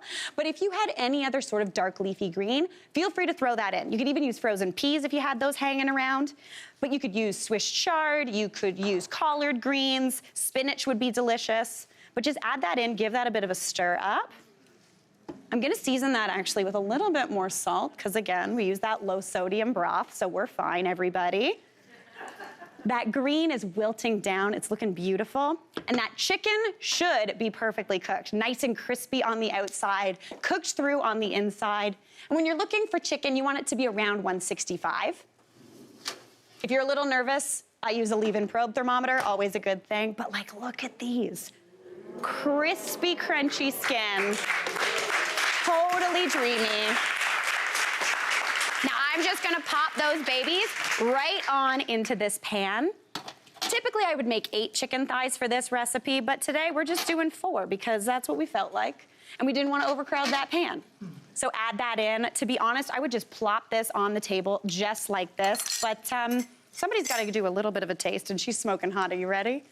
Okay, camera vision is gonna taste this recipe today. So we're going in. Little bit of chicken skin. Wait, I gotta get you a good chicken bite. Man, I don't remember the last time I cut a piece of chicken like this with a knife and fork. All right, you ready? Ready. Okay, camera vision is having the chicken. Absolutely beautiful. It's hot. Nice. I'm kicking things off today with my chicken meatballs and Cacio e Pepe Orzo. Cacio e Pepe just is Italian for cheese and pepper, so like What could be better than that? So to get started on this delish recipe, I'm gonna work on the meatballs first because they take a little bit longer. So I'm coming over here. I'm too excited. There's too many. This was an excellent walk around. But now I gotta make some meatballs, so bring it together, Mary. Okay, so the first thing I need is some onion. So I'm using 1 yellow onion, and I'm just gonna dice that up relatively finely. So typically, when you're looking at an onion, sometimes if you look on the internet or you talk to chefs, they're like, you gotta go down like this to kind of get it nice and diced, and then through like this. But know what I say? That seems like a waste of time because an onion already has those layers. So if you just go straight down, it basically will come out diced just as soon as you run across this way. So it's saving time and effort, which is always a good thing in the kitchen. So I'm just using a yellow onion here, but any sort of onion would work. But yellow onions are like my house onion. It's a good thing, comes in those like yellow fishnet bags. You know what I'm talking about? They're always cheap, they're really, really good. So I've got that onion here, and I'm just gonna bring that on, Actually, I'm gonna go put some oil in my pan first. Come on over. Okay, so I've got a pan here over medium heat, and I'm gonna add in a little bit of olive oil. I just wanna get those onions starting to cook. So now I'm gonna pop that onion into that pan, and I want that to cook down for about 5 minutes. I want that to get a little bit of golden brown color on there, add in the rest of that onion. And I'm gonna season that up with a little bit of salt and pepper. So that salt is gonna kind of draw some moisture out of those onions, allowing them to cook down quicker and just better. Salt kind of removes moisture, and moisture doesn't have a ton of flavor. So that's gonna concentrate that onion flavor and cook them down beautifully. Add a bit of pepper just for some flavoring. And then I'm just gonna give that a little bit of a mix up. So typically I would cook these onions down for about, I'd say 5 minutes, just to soften them, give them a bit of color. And then after that 5 minutes time, I'm gonna add in a garlic clove. And classic me, I feel like I see it, I do it every day on the show, but like truly every day in my real life, this is what happens in my kitchen. Basically, with this show, I just wanna give you recipes that you can make tonight, and I'm showing you how I really cook in my house, which is every shortcut you can take. Because even though I love cooking, I still find that you don't want to spend all your time in the kitchen. Life is for living, and sometimes that doesn't involve cooking, and that's fine. All right, give that a mix up, and you want to cook that down again until it's nice and lovely and caramelized and just softened. So here I've got some of that, nice and cooked down and soft. So I'm going to add those into about 450 or 500 grams of ground chicken here. So that's cool because we're adding it into ground meat. So with these meatballs, you could do them with beef, you could do them with turkey. I'm going ground chicken because I'm on like a weird ground chicken kick right now. All right, so that's in there. Now to build some flavor and give some like bright kind of freshness in, I'm gonna chop up some fresh herbs. So the first thing I need is about 2 tablespoons of some parsley, 2 tablespoons of some basil, just the fresh stuff that you can find in those weird little packs at the grocery store, you know what I'm talking about? And then about 2 teaspoons of oregano. Oregano is a lot stronger tasting, in my opinion, than the other herbs. So it just kind of gives you that perfumey flavor without like overpowering things. Now, if you don't have fresh herbs handy, you can totally replace this with about 3/4 of a teaspoon of dry Italian seasoning. That'll work up beautifully. It'll give you the flavor, it just won't be as bright and fresh, but it'll still taste really, really nice. So I'm gonna add those herbs on into that bowl. That's looking beautiful. And now to bring everything together and bind these babies, I'm gonna add a 1/4 cup of breadcrumbs, just plain breadcrumbs. I don't wanna use panko here because panko tends to be kind of chunky. I just want these to bring things together. 1/2 cup of some Parmigiano Reggiano cheese is gonna bring so much flavor. And I'm using the real stuff, not the shaky cheese. So, you know. I'm also adding in an egg just to bind things. And then I'm gonna season that with a little bit of salt and a little bit of pepper too. Now, if you wanted to, you get in here with your hands. You can also use 2 forks, because essentially chicken is really tender. So you don't wanna work it too much. You just kinda wanna get everything in, kinda like you're making a very weird salad. Just toss it until everything is nice and combined.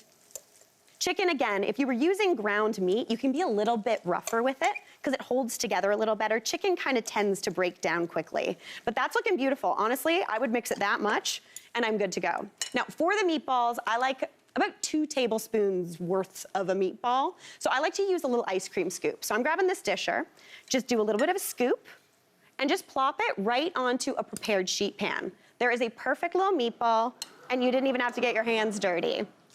Now, scoop that all out, and these babies, I always tried to cook meatballs on the stove, but they tend to fall apart. I like a really juicy, tender meatball. So when I do them on the stove, they tend to fall apart. But these babies in a 400-degree oven for about 20 minutes gives you a perfectly cooked, delicious chicken meatball that's gonna pair perfectly with that Cacio e Pepe I'm making after the break. Today, we are making my chicken meatballs and Cacio e Pepe Orzo. These meatballs look absolutely beautiful, right? Like a little golden brown, and again, that chicken kind of just pulls back. They're not as heavy as a beef meatball, but if you wanted to do these as beef meatballs, you go for it. You do whatever you want. I'm not in your kitchen. I'm just telling you how I do it. All right, now we're gonna move on to that Cacio e Pepe. So I've got a pan here over about medium heat, and I'm gonna start building that sauce. But before we get to that, I have got some orzo here that's been cooking in just a little bit of water. So I have 1 1/4 cups of dry orzo in 4 cups of water. Now that's not a great big ratio, but I like that because it gives me really starchy water, because the base of the sauce for Cacio e Pepe, the thing that makes it really saucy and creamy, is that starchy pasta liquid. So increasing the amount of starch gives you like a really good sauce. So that's done its thing. So now I'm gonna toast off some pepper.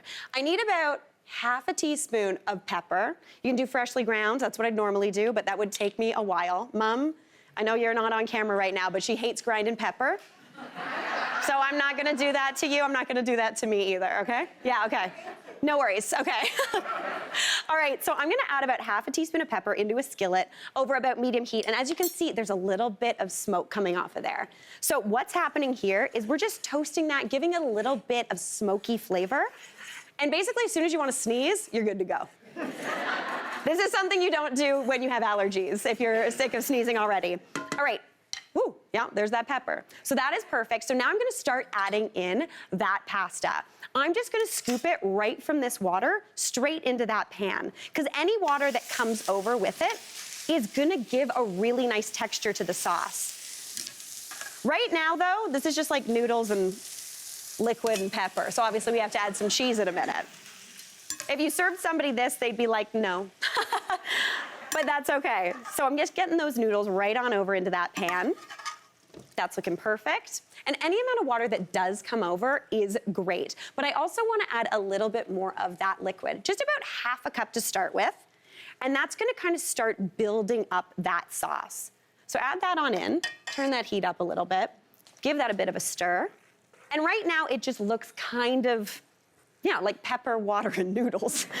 Not the best thing in the world, but this is where we turn this into what I kind of refer to as like grown-up mac and cheese. So the first thing I need is a cup of grated pecorino cheese. You can also just use 100% Parm, but pecorino is like salty.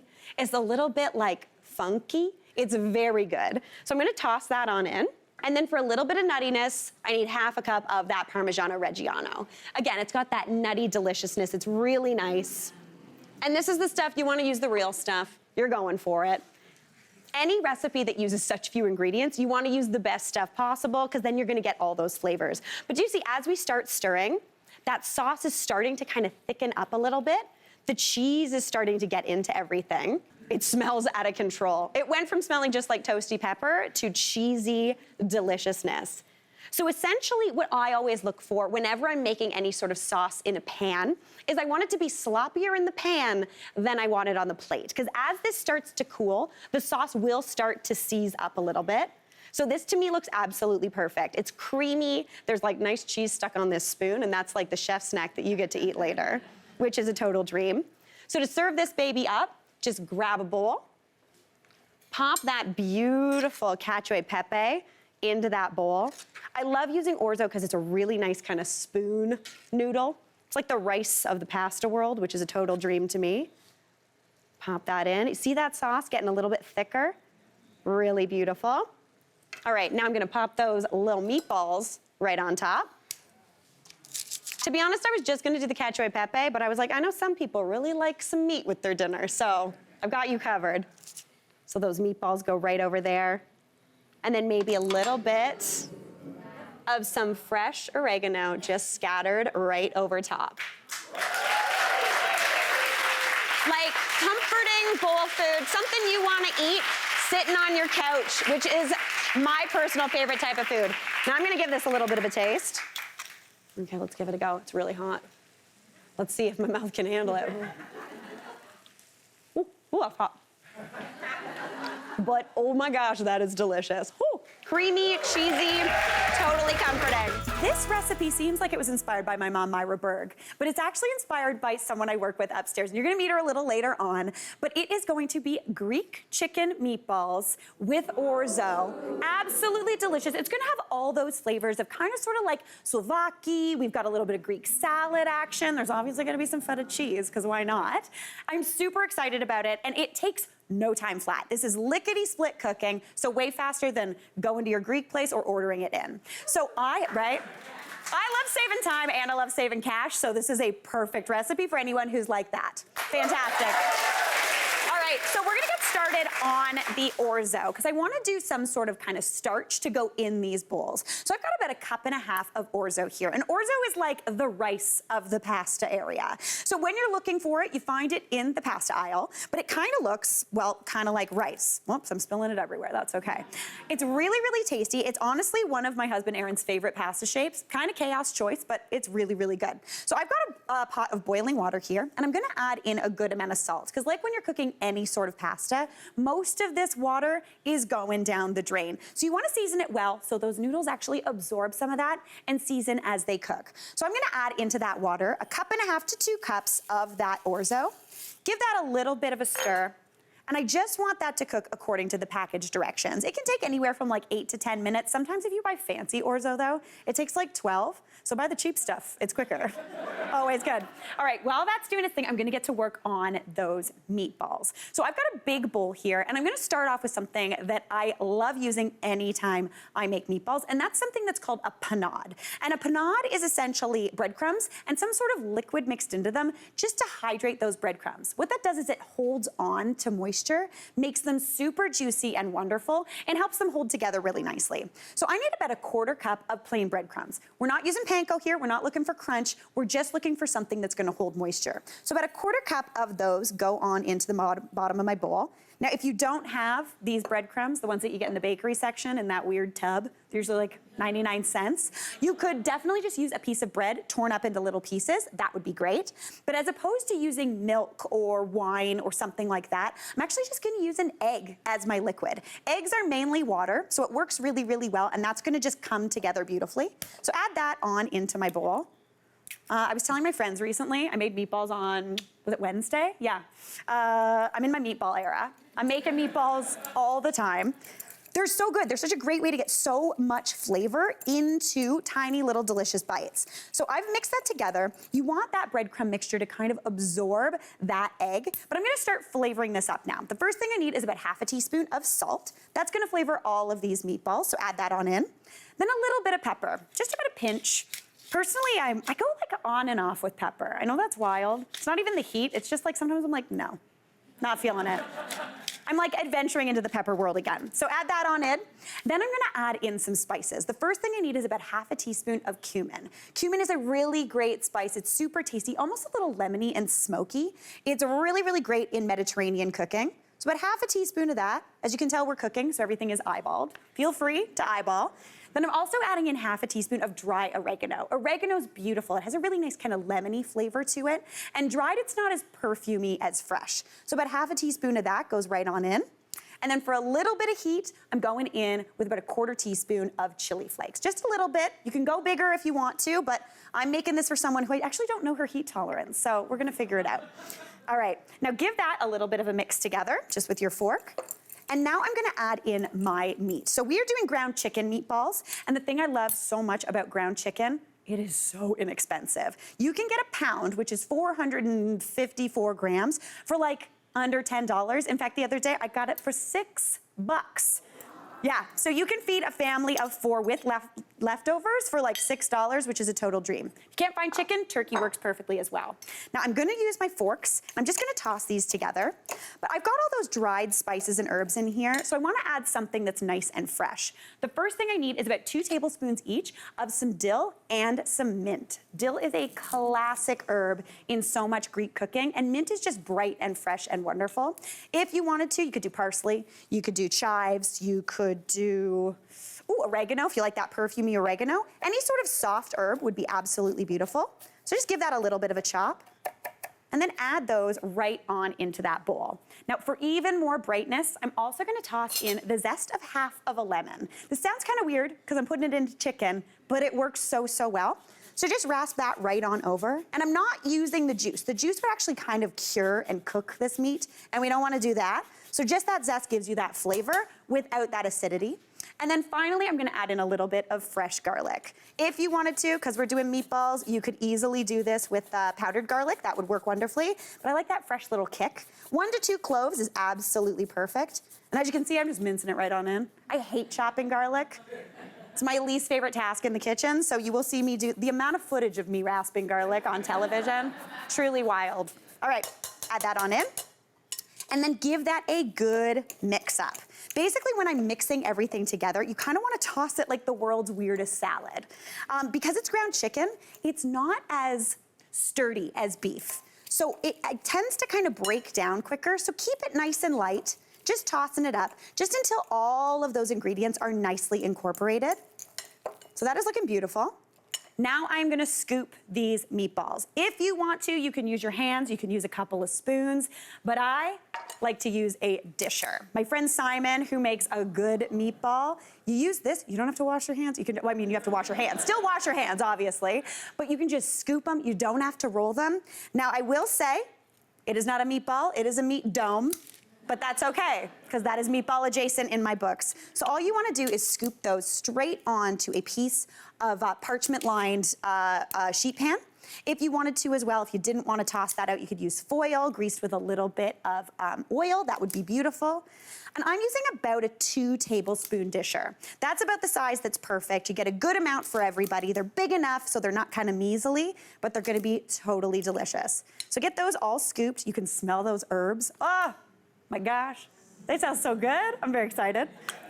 Now, for a little extra fat, because chicken is really, really lean, I'm gonna drizzle the top with just a little bit of olive oil. Since I've got that parchment, this is not for sticking purposes. This is just to get a little bit of golden brown action happening. You can see those herbs. These are gonna be out of control. You just need to pop them into a 400-degree oven for about 15 to 18 minutes, just until they're cooked all the way through.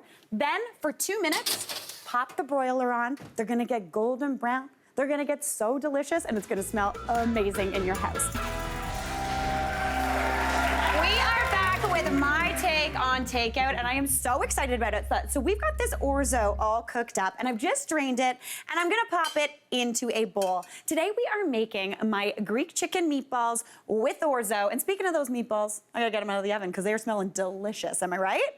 Yeah, very exciting. Oh my gosh, look at these cuties. I love a meatball. It's like the tiniest little bite of deliciousness.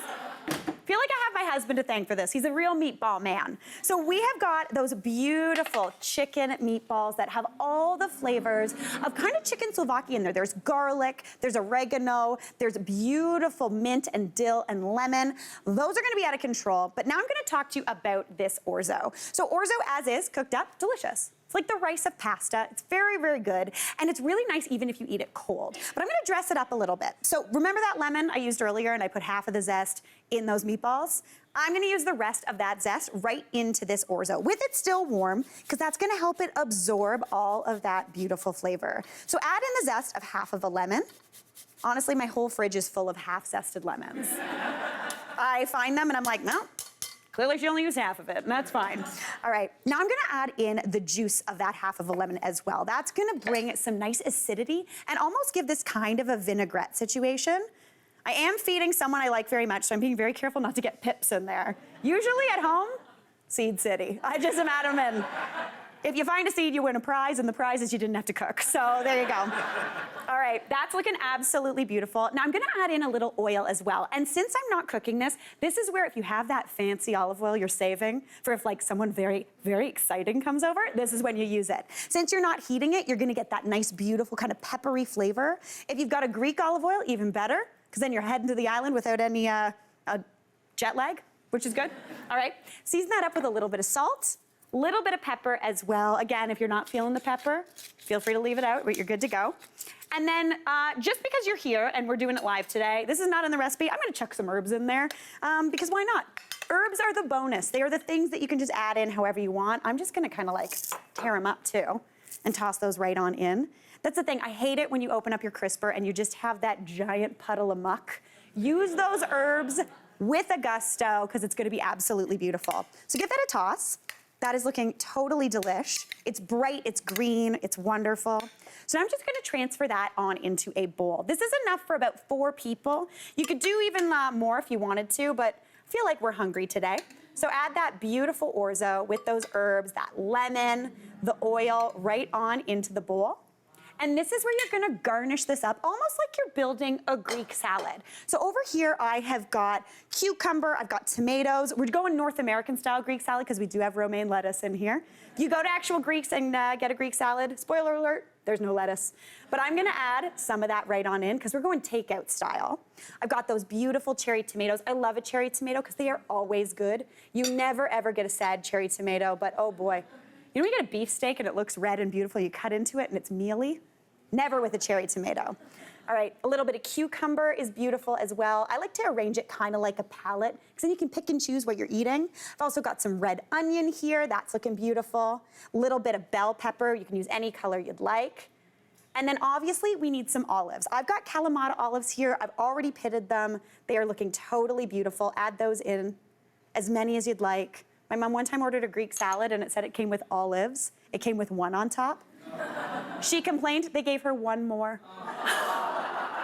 Not here, we're giving you all the olives. Then we're gonna add those beautiful meatballs right on top. Now, if you really wanted to go big, I didn't put it in here, but obviously there's gonna be cheese. But if you wanted to go big, you could even put some feta cheese into these meatballs before you bake them. That would be absolutely beautiful. Speaking of that feta cheese, we've got some of that for right on top. Looking absolutely gorgeous. A little bit of those fresh herbs. This is where I play. This is where I'm having fun. All right, toss those right on, a little bit extra dill. And then I am a sauce girl through and through. So a little bit of prepped tzatziki right in the middle for a little bit of creaminess. And that to me looks like a feast for the eyes and a feast for the stomach. Now, I've been teasing you all day with who inspired this recipe. So I would love for you to meet our amazing production coordinator, Adele.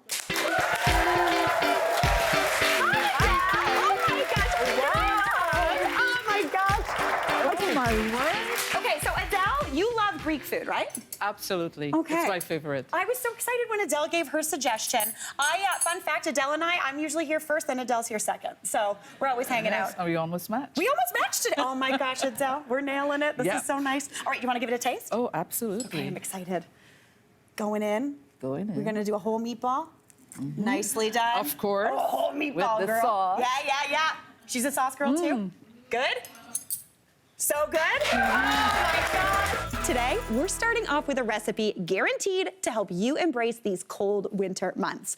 We're making my super easy and cozy weeknight chicken and dumplings. It's very good, super cozy. It's basically just like a chicken soup with little floaty like steamed biscuits on top. Sounds kind of weird? Absolutely delish. Guaranteed to give you like cozy vibes during these cold months. So the first thing I need to do is get to work on this soup. Typically when I make chicken and dumplings, I'm using a whole like raw chicken. I'm making my own broth, yada, yada. I'm not gonna ask you to do that. We're gonna go really simple today and basically just make a quick chicken soup and use store-bought rotisserie chicken for that chicken. You know, you're always looking for other uses for that other than a chicken sandwich or a chicken wrap. We're doing it this way. So the first thing I need is some veg. So I've got 1 yellow onion here that I'm just dicing up. Essentially, you want it diced to however you want your onion in your soup. So if you're like a sliced onion person, like a weird kind of noodle in your soup, feel free to go for that. We're a diced family. I actually did something very similar to this recipe recently with my Christmas turkey leftovers. I used all those chicken or turkey bones, that turkey meat. I made a beautiful turkey broth, and then I did like a turkey and dumpling soup. Pretty good, not gonna lie. Now I've also got 2 carrots and 2 pieces of celery here. For all of those French chefs out there, this is called a mirepoix. Essentially, a mirepoix is a mixture of onion, celery, and carrot. It gives a really nice kind of sweet flavor. You get that nice kind of aromatics from the onion, and then a little bit of herbiness from that celery. Oh man, this is a tough carrot. We're getting into like tough carrot. You know when like in the summertime, your carrots are so like springy and snappy and like, ooh. And then you get into the winter and they turn into like, you realize they're roots, you know? You're like, okay, there you go. All right, so just dice that up however you'd like. You can use 1 to 2 carrots. If you have any other sort of vegetables too, you could toss in some radishes. That would be really nice, but we're just going classic today. So just chop these babies up. This is one of those times when I'm cooking at home, I'm like, okay, cool. Chopping 2 carrots, 2 pieces of celery, that takes no time at all. But when I'm in front of all you lovely people, it seems to take 1,000 years. But that's okay.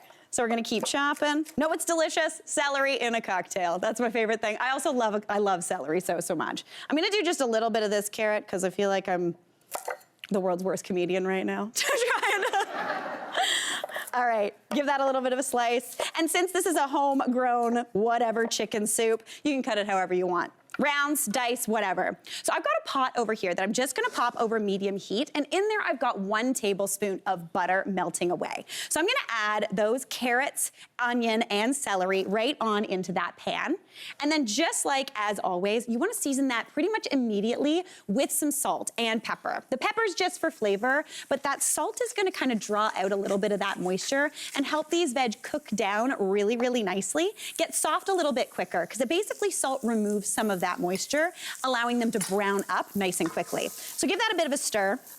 And you want those to cook down just until they're a bit soft. That should take about 4 to 5 minutes over medium heat. So while those veg do their thing, I'm gonna come back to this little chicken here. So we've got that store-bought rotisserie chicken. Somehow, these babies are always cheaper than like a whole chicken that you get at the grocery store raw. I don't understand because someone's done work here, but you know, I'm not gonna ask any questions if it's saving me a few bucks. So essentially, I like to shred mine. So get that chicken off the bone, remove the skin, and then just use 2 forks just to kind of shred it into nice, big, kind of bite-sized pieces. If you wanted as well, you could totally dice this up. That would be great. But essentially, you just wanna get rid of all those bones, all that skin. If a little bit of that skin gets in there, it's not gonna be the worst thing in the world. Gives you a little bit of that kind of barbecue flavor, but just remove those bones and you are good to go. So this chicken is looking beautiful, nice and shredded. So now I'm gonna bring this on over to this pot. Again, I would cook these vegetables for a little bit longer until they're nice and tender. If you want a bit more flavor, feel free to let them go golden brown. That'll give a nice roasty flavor. But I'm gonna add that chicken right on into that pot. Give that a stir just to pick up any of those little bits. And then to build that soup, I'm gonna add in 2 liters of low sodium chicken broth. You know those like juice box packs of broth that you get at the grocery store? Feel free to use 2 of those, that'd be perfect. That's a little less than 2 liters, but it'll still work. But essentially, I always like to use a low sodium broth because then I can control how much salt actually goes into what I'm eating. It doesn't really taste any different, but you don't wake up in the middle of the night reaching for that glass of water like you just ate, I don't know, a bunch of salt for dinner. So essentially, I want that beautiful soup to come up to a boil. If you wanted, you could add in some herbs, you could add in extra garlic, you could put like a tomato-y base in here. You do whatever your family likes. But while that comes up to a boil, we're gonna take a quick break, and when we come back, I'm gonna make some dumplings. So I've got that really simple weeknight chicken soup bubbling away on the stove. It's come up to a boil, so that's gotta cook for about 10-ish minutes just to bring those flavors together. Again, if you wanted to add a bunch more flavor, some seasoning, some spices, you do you. I just want to give you a base recipe that you can make your own. But now we got to work on those dumplings. So dumplings, these aren't stuffed dumplings. They don't have a filling. They're kind of just like fluffy little biscuit noodles, and they are so good. So the first thing I need is 1.5 cups of all-purpose flour. I'm using all-purpose flour. To be honest, I've never tried dumplings with whole wheat flour. I don't know why you would. It's comfort food. Just go with the white flour, it'll be good to go. So just 1.5 cups of that straight on into a bowl. This is something I love to make when maybe I've run out of some pasta or noodles. I want something starchy and bready, but something that's also really quick, so I don't really want to make bread. So 1.5 cups into a bowl. And then for a little bit of rise, I need 2 teaspoons of baking powder. Baking powder is great. It gives a nice kind of fluffiness. And the difference between baking powder and baking soda, other than a little bit of science, is that this stuff reacts twice. It reacts once when a little bit of acid hits it, similar to baking soda, but it also reacts in the heat, whether you put it in the oven or into a broth. So you get this like initial puff and then another puff. So these get really fluffy and delicious. Now, to season up that dumpling batter, I also want about 3/4 of a teaspoon of some salt. Again, here, if you wanted to add in some garlic powder, onion powder, that would be absolutely delicious. But I'm just gonna give this a mix. And then to remind us on these cold, blustery winter days that summer and sun does in fact exist somewhere, I am gonna add in some fresh herbs because I like that brightness in these dumplings. So I've got a little bit of chive, some dill, and some parsley here. Fun fact, my mom doesn't like dill, right, Mom? That's right, she does not, she's in the front row, she does not like dill. But she realized recently it's not even the flavor of dill, it's that it looks hairy. It feels hairy is what she's saying. She's talking from the audience. She's not mic'd up. She doesn't even know she's not mic'd up. Yeah. All right, so I'm chopping up about 2 tablespoons of each of those herbs. Personally, I love chives, I love parsley, I love dill together. They taste really nice and bright and fresh and kind of springy. But if you had any sort of herbs you wanted to add into here, that would be beautiful too. Or you could just stick with one. You could even add some green onion if you wanted to. That would be beautiful. But this is my trifecta when it comes to this delicious soup. So we've got 2 tablespoons of that chive, 2 tablespoons of dill, and then I need 2 tablespoons of that parsley, but I'm gonna save half for that soup. The rest of these herbs are going right on into this flour mixture. And then for the wet liquid or wet mixture for this dumpling, I need a little bit of something acidic. So I'm gonna use buttermilk, one of my very favorite ingredients. It's so good, a little tart. So I need 3/4 of a cup of buttermilk. If you don't have buttermilk at home, you can use regular milk with a little bit of lemon juice or white vinegar in there. You could even use apple cider vinegar. Essentially, you need something acidic to allow that baking powder to kind of start. So I'm gonna add that on into that dry mixture, along with a tablespoon of melted butter. The butter just adds a little bit of fat, a little bit of flavor, always a good thing. Give that a mix. But since this is kind of like a biscuit dough, sometimes when I'm making dumplings, depending on how dry it is outside, because we all know how dry it can get in the winter, this might be a little bit too dry. So for instance, this does not look like the right texture. It's a little bit too shaggy. So I'm gonna add in a little splash more of that buttermilk. Since there's no egg in here, don't worry, you can add in as much or as little as you want, you're good to go. This is what I call one of those like grandma recipes when they tell you how to make it and they're like, put in enough. And you're like, what does enough mean? Yeah. All right, that looks perfect to me. That's looking great. So now this soup, I'm gonna bring this on over here. And this has come up to a lovely boil. It's nice and simmering together. We've got some nice flavors going on in there. I'm gonna add that parsley on in. And again, to remind myself that summer exists somewhere, I'm gonna add in the juice of half of a lemon. Fun fact, citrus season is actually in the winter in North America, because all these things get really nice and beautiful where the sun still exists. Whether that's like Florida, Italy, all those things. But that little bit of lemon juice just brightens everything up. Give that a bit of a stir. And then for these dumplings, all you need is some sort of like 2 spoons or my personal weapon of choice, a spring-loaded ice cream scoop. This is where I do something that I call scoop and ploop. You do a scoop and you ploop right on into that beautiful simmering broth. This looks strange. Yes, I am taking a dough and putting it in a liquid, but it's gonna cook up so beautifully. So just keep going until your heart's content, pop a lid on there, and then you want those to go for about 15 minutes. They are gonna get nice and beautiful and fluffy and wonderful, and you're gonna end up with something that looks like this. Those little dumplings floating on in there. I'm gonna toss some spinach in just for some extra green. And you always wanna add that spinach right at the very end. Actually, my Auntie Barb taught me this with that tomato soup you make, Auntie Barb. She's in the audience today too. All right, this looks absolutely beautiful, but since there's chicken in it, I can't eat it. So I'm gonna bring my good old friend, Jordan, over to taste this. Hey, Jordan. Hey, guys. How's it going? Pretty good. Better now. Oh, man. Okay, so Jordan, for anyone who doesn't know, is the audience coordinator, so all these lovely people know Jordan very well. All right, Jordan, how does that look? It looks delicious. Not too shabby? You wanna give it, it's hot, so. Yeah. I keep giving you hot food. You do, but I'm not too mad about it. Okay, It's pretty good, okay. Okay, give it a taste-a-roo. Ooh, that's a good slurp. Wow. Not two chefs, right? We got Mary Berg in the kitchen today, so you know we're gonna be doing something tasty and easy. So, Mom, what is your like go-to favorite, like, not fast food, but like restaurant meal? The Greek restaurant in Whitby. Greek restaurant in Whitby They know near me. the 401. Yeah. It is her favorite restaurant in the world. They do chicken Souvlaki. You get it on a big Greek Yeah. salad. Oh, delicious. The number of times we've driven from Toronto to Whitby just to eat this Yeah. is kind of ridiculous. I did used to live there. She did so, used yeah. to live there. That is true. It's not like I oddly found it. I mean, that'd be still cool.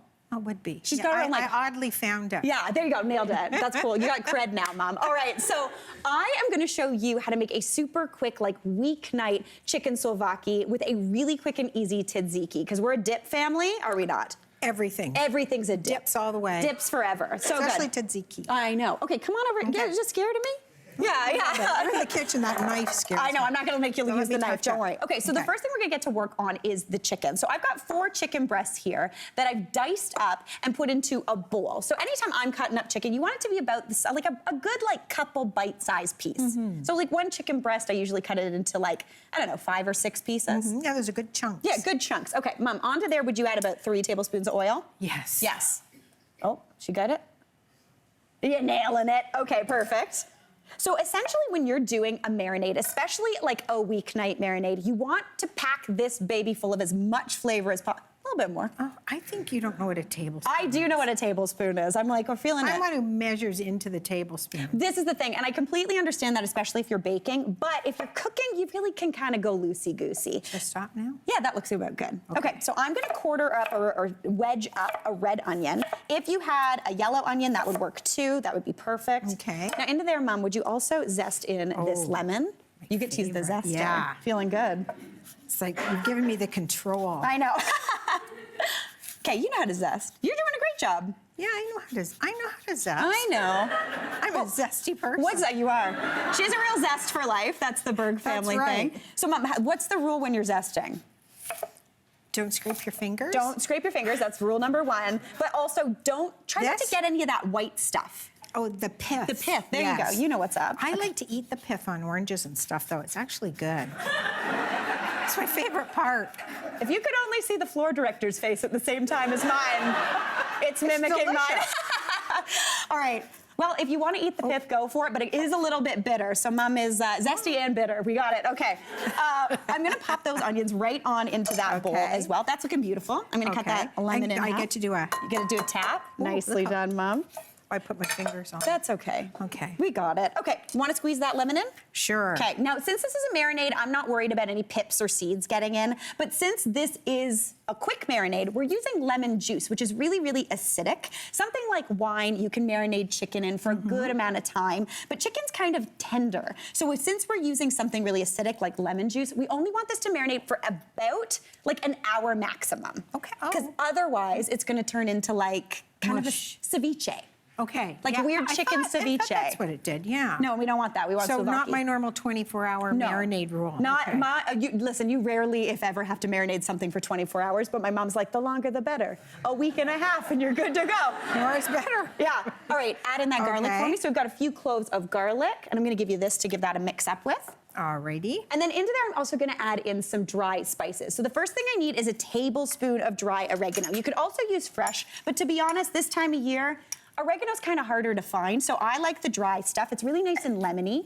I'm also gonna add in a teaspoon each of dry thyme, which gives kind of, again, a lemony but a bit more woody flavor. Add that in. I like that smell. I know, me too. Some smoked paprika, which I refer to as the bacon of your spice cupboard, because it's like kind of bacony, right? Yeah, it's smoky. Smoky. Just like Yeah, bacon. there you go, nailed it. Add that on in, and then we're gonna Colorful. add in some chili flakes. So I've got some chili flakes here. You can add about half a teaspoon. Mom, what do you want, more or less? More. More, okay. Yeah, we're like gonna go in hot. big. Whoa, that's gonna be There you go. spicy, yeah. That is looking perfect. I'm gonna season that up with some salt. Get it all And again, mixed that looks around. great. Perfect. Perfect, thank you so much. I'm gonna take this and pop this in the fridge for an hour. Again, since we use that lemon juice, that's gonna be like getting into there really quick. You smell your hands? They smell like lemons. Okay. They smell beautiful. Right on. I smell great. Okay, Mom, I'm gonna hand this off to you. So that Okay. is what it looks like. Oh, We've taken that chicken perfect. and skewered it onto some skewers. Where do you want me to put this? Just pop it wherever you want. Nailed it. Okay, so chaos in the kitchen when Mary and Myra cook together. Here we've got our chicken onto some nice skewers. I'm gonna add a little bit of oil down onto a baking sheet. To be honest, you could totally bake it in there as well. But I like to add these onions just to the bottom of the baking sheet. So it's gonna kind of create a trivet for that chicken to go on top of. So now I'm gonna pop these babies right onto here. Those are gonna roast up beautifully. This is so lickety-split. To be honest, you could even marinate this chicken for even less time because it's nice and punchy. But Mom, would you take this and put this into the oven? It's at 450. Bottom oven? Bottom oven. Okay. 450 for 15 to 20 minutes. You just want a nice char on there. These cook up super duper quickly. You nailed it. Those are gonna get nice and roasted up. So we're gonna throw together now a really quick tzatziki, okay, Mom? Oh, yum. She loves a tzatziki. We're, again, dip family. So into this bowl, can you add in this Greek yogurt? Yeah. So it's about 1.5 cups of Greek yogurt. I've also got half of a cucumber here that I have grated, salted, and then I let it sit in a strainer over a bowl. All this liquid that just came out is gonna concentrate the flavor of that cucumber. I didn't know this. I know, it's nice and crispy now. Yeah. Yeah. So it's not gonna water up your tzatziki, Perfect. because you want a Yeah. thick dip, right? Yeah. Oh, yeah. Yeah. It thick is the best. Thick is the best. All right, add that on in. There you go. Yeah. You want no mamby-pamby dip in our house. No, we want good dip. All right, now I'm also gonna toss in some garlic into there, nice and bright and delish. I toss in a little bit of lemon zest, a good amount of lemon juice as well. Keep giving that a mix for me, Mom. Then I'm gonna toss in some herbs. I've got some parsley, some mint. I really like mint in mine. And then, Mom, I really apologize, but I'm putting dill in it. I know. But you're gonna chop it up, right? She does not like dill. Why don't you like dill? Because it feels hairy. It feels hairy. She also hates. Chop it up, I'm okay. Okay, cool. So chop it up nice and small, like tinier hairs, and you're good to go. Yes, yeah. Okay. Like, you know, Popped I up. got a cat. What can I say? You got. She doesn't know if it's I dill eat or hair. egg's hair. Yeah. All right, that looks beautiful. Okay. Oh, it's so colorful. I know. So want to put that into your little dish? Oh, That's yes. the dish that my mom made. No big deal. She's gonna pop it in there. It's the inaugural use. Oh man, that looks delish, Mom. Nice and thick and creamy. Oh, it does. It looks so And then, good. I don't know if the audience can smell this, but this little chicken Souvlaki with that beautiful marinade has cooked down. The onions smell The onions so smell good. amazing. Pop those onto a platter. Serve it up with that tzatziki on the side, maybe a little bit of a chopped up Greek salad, and you have got a feast that you don't even have to drive to Whitby for. Exactly. Nice, Mom. Nailed it. Great job. Thank you. We gotta take a quick break. She's gonna eat some chicken. Stick around. I'm gonna show you a super simple way to make a really juicy, delicious chicken. And this is a citrus marinated chicken with a fennel and orange salad. It's really nice. It's bright. It's summery.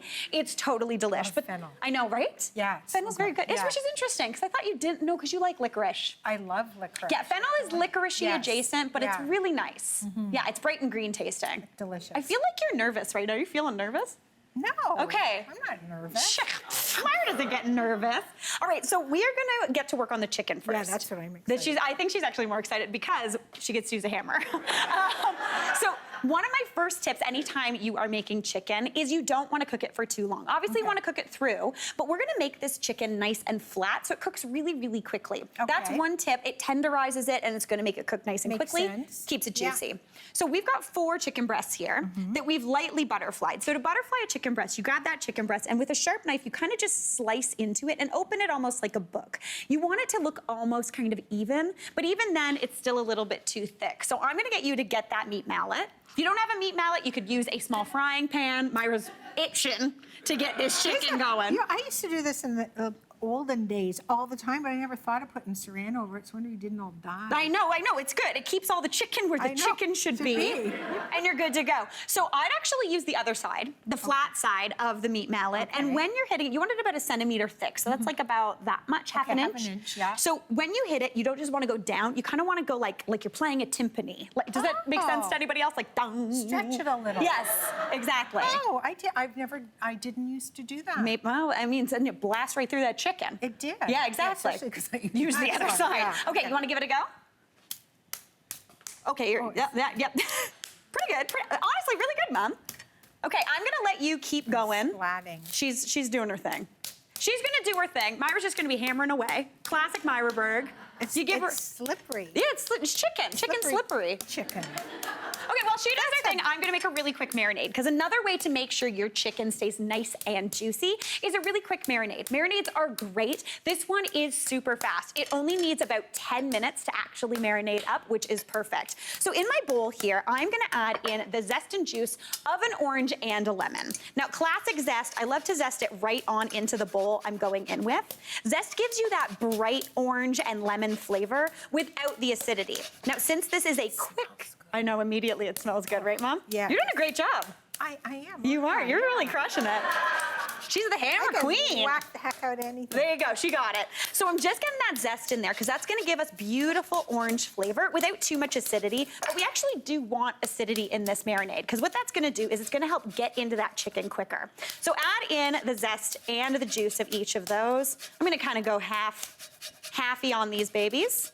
But that's looking beautiful. As soon as you start zesting, it smells amazing. And anytime I'm zesting something, I like to do it into the thing it's going into because so many oils burst out as soon as you zest it. If I were to do that on my cutting board and then transfer it, I'm losing all those oils to my cutting board. And I don't want to do that. I'm not eating this. I'm eating this. So good. I know it does. I know, just delicious. All right, now I'm gonna cut those babies in half and get those juiced right on in. Now the orange juice gives you a little bit of acidity, but that lemon is the thing that really cuts in and makes beautiful, beautiful flavor. Now it doesn't matter if seeds or pips get in there. Mom, you're doing great. I thought this was gonna be louder. I can do it. You can I try not to bounce the knives around. I think it's almost You're done. almost there. That's really good. And another thing I love about pounding out chicken like this, it makes it look so much bigger. You could feed two people with one Yes. chicken breast and just lie. I Just know, lie it's to all your true. friends and you're perfect. All right, the lemon juice is going in as well. Now, Mom, that's looking great. Would you do me a think favor? so. You can pop that down. Okay. Would you add in, that's 4 cloves of garlic right there that we've chopped up. okay. Add that on into the marinade. Perfect. And then I've also got a tablespoon of chopped oregano there. Now, how do we feel about oregano? I love oregano. She loves It's like oregano. the original spice. She said earlier, she was like, that was the only thing we had. And I was like, why Oregano did you and only have oregano? Garlic, salt, and oregano. Oh, That was okay. about the speed of That it. was it. Okay, pop that in. Beautiful. And oregano's really nice. It's nice and perfumey and delicious. I'm also gonna add in, would you add in about 3 or 4 tablespoons of olive oil? Just I'm bad at this. I know, it's more than you think. Just keep going. Just keep going. I'm also gonna add in about 3/4 of a teaspoon of smoked paprika for a little bit of smokiness. You could also cook this chicken on the barbecue. We're gonna do it in the pan, but that smoked paprika, that was really good. Is that good? About Let me see. No, a little bit more. A little bit more. Little bit more. You do you. Now I'm gonna add in some salt, about 1/2 teaspoon, and then a little bit of Oh, pepper. that smells so good. Doesn't it smell good? How do you think that is? That looks perfect. That looks perfect. Guys, she did a great job on that oil. I'm feeling real proud. Mary Berg, everybody. All right, I'm gonna give that a little bit of a whisk up, and that marinade is so punchy and so acidic that this chicken only needs about 10 minutes to actually get that flavor in there. So my 24-hour marinade rule is out the window? Do not even approach 24 hours. If you do want to do this at all in advance, what you Okay. can do is you can do it for up to an hour in the fridge. This is perfectly done, Myra Berg. I can do things. You can do things. I can yes, whack you can. things, Yeah, you yeah. are good to go. So I'm gonna add that on into that marinade, and you just wanna toss that up until it's nice and coated. Looking beautiful, Mom. Okay. All right, you can leave that all there. You wanna toss that around, set that aside at room temperature for 10 minutes, or you can pop this in the fridge for up to an hour. No longer though, because that lemon juice starts to break into that chicken. Okay. Not gonna be cute. Break it down, right? Exactly. Okay. Now over here, we've got a pan over about medium-ish heat. You could do this on the barbecue, but we're gonna do it in a pan. I'm gonna get a little bit of oil right into there. And then I've got that beautiful delicious. chicken. I know, right? Yeah. This has been hanging out. You can tell that marinade's got into that chicken. It's looking absolutely beautiful. So I'm just gonna take that right out, pop it into the pan. I could probably only cook 2 at a time because it's nice and thin. So add those in. That's gonna cook for only about 3 minutes per side until Wow. golden brown and cooked through. The smell is already amazing. Oh, it smells so good. It's gonna be the juiciest chicken you've ever made. Okay. You did real. Oh, I she's believe doubting. you. I She's believe you. doubting. No, I believe you. Mondays with Myra off to a great start, I was just everybody. saying, it's going to be hard to break that 24-hour rule. You really got to do it. But I when we know. come back, we're going to make an amazing fennel salad with some orange in there. It's going to be totally delicious. You feeling it? Delicious. Yes. Okay, I'm I good. want to know all about how to cut up a fennel. Well, have I got you covered, Myra Berg? there we go. Stick around. Yeah, You too. sure. We'll be right back. You actually have a story about that, right? About dry chicken. Oh, yeah. I was away recently and I was making one of Mary's chicken recipes. I thought there's something wrong with this oven. Why is it still at 94 internal temperature? And then I realized when it was like way past that, it was in Celsius. Celsius. I didn't know it had Celsius. Has anyone seen the movie Christmas Vacation? You know when they carved the turkey? I feel like that is almost where she got to. The coating on it was so moist and so good. It's usually what you put your fish in. Yeah. It was perfect. Oh my god. Nobody would have known. I was like, oh. Nicely done. I didn't know I had a So Celsius. note to everybody, if you're using a thermometer, check which it's on. Is it on Celsius or Fahrenheit? I know. 'Cause Stick with And the I'm Fahrenheit. of the Fahrenheit generation, so it makes more sense to me. Well, there you go. That's what you got to do. Yeah, Okay. worked So before the perfect. break, we made that beautiful chicken. Mom perfectly pounded it out until it's nice and thin and beautiful. That's been cooking in the pan. We made a beautiful, really, really quick marinade with citrus in there, garlic, oregano, a little bit of smoked paprika for some smokiness. Yeah, it smells so fresh Really and good. Do you want to lovely. take that out and pop that on a plate? Yeah. Now, even though that chicken is nice and thin, another tip to make sure your chicken is the juiciest chicken in the world is let it rest. Give it a minute. Give it about 5 minutes just to chill out and do its thing. Because essentially, when you're cooking meat, you're making it all go like this, and you need it to just relax before you can eat it. All those juices are going to redistribute and be like perfect. me. Exactly. Exactly. Yeah. Put me out in the heat and I need a few minutes You need to a few. She relax. does. Yeah. She does not temperature regulate particularly well. Okay, you can pop that over here, Mom. Okay. And Thank now you. I'm going to get to work on the salad. So to go with this chicken and mimic some of the flavors, we're going to do like a fennel and orange salad. It's going to be really, really Yeah. nice. So this is fennel, and it is one of my very favorite vegetables. It is so fun. It looks like a rock star. Like, with this hairdo, are you kidding me? It's so good. Now, a lot of times, do you know which part you eat of the fennel? Not really. Okay, perfect. I love it. So essentially, It seems either this or this. you eat this part and actually this part. Oh. So the fronds almost act like an herb, which is really, really nice. It's bright and delicious. A little licoricey, but not in a gross, like licorice all sorts way. You know what I mean? Yes, Yes, yeah. you do like those, though. I love any licorice. I know. So I like to chop it off. These long kind of pieces here, I like to save those in my freezer. I pop them into a bag along with any chicken bones I have, and I use it to make stock later. So anytime That I would have be a good enough, stock, I know, fennel and yeah. chicken, oh, match made in heaven. So I'm gonna save some of those fronds for later just to garnish up the salad. Pop those aside. And then to chop up this fennel, the only thing you wanna avoid is this. This is that kind of core. That core is really, really kind of tough. So I like to split my fennel in half. And you can see that core here, it's almost a triangle.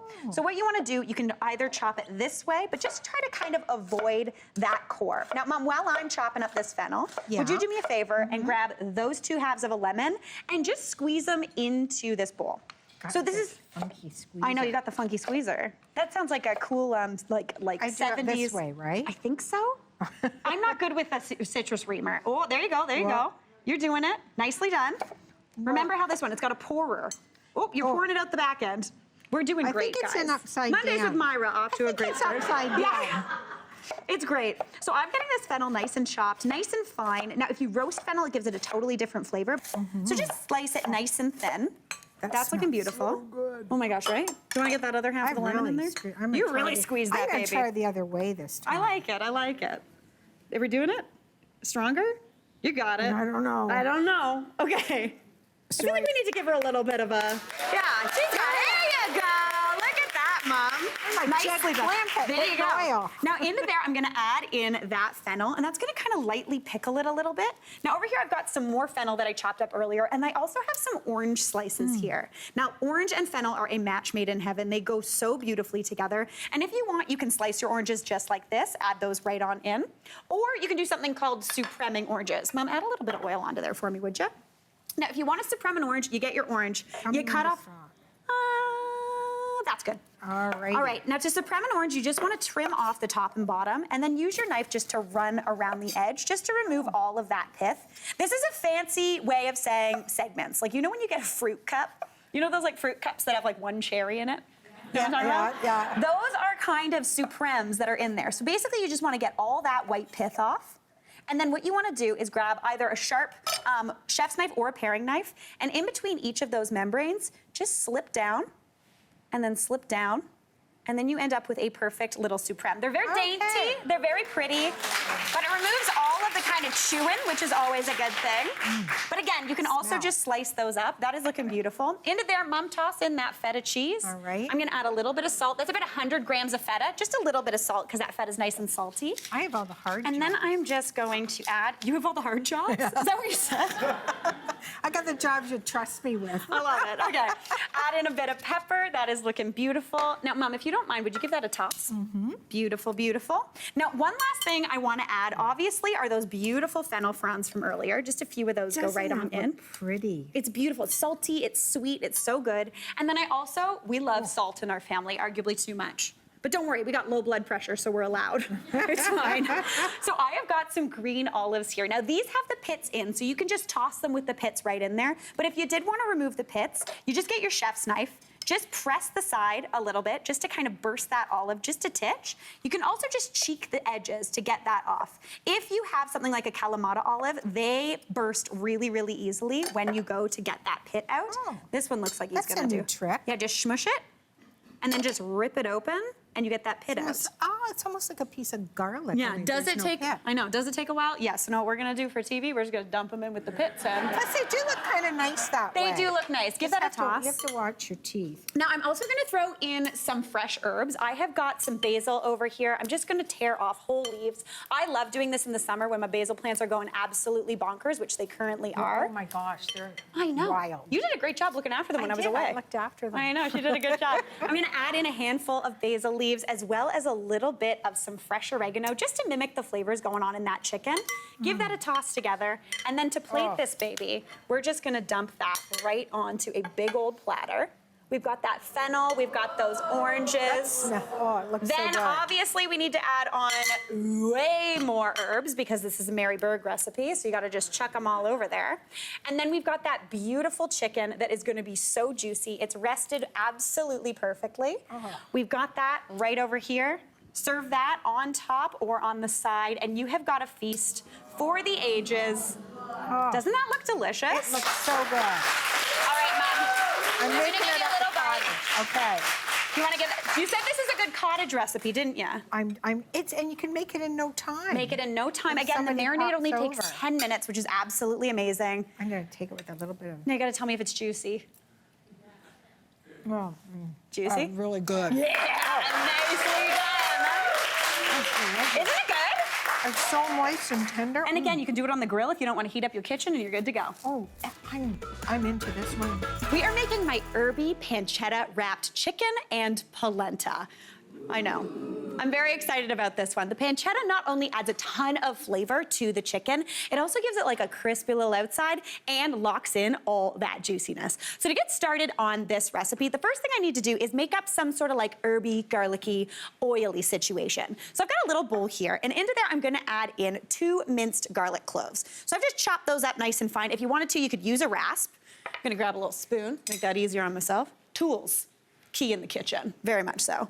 All right, add that garlic on into there, and then I wanna add in some herbs. Now at this point, you can use any herbs you want. I'm gonna do a mixture of parsley, rosemary, and oregano. I really like that combination with chicken, especially with that pancetta. Really nice and tasty. So I need about a tablespoon of some parsley.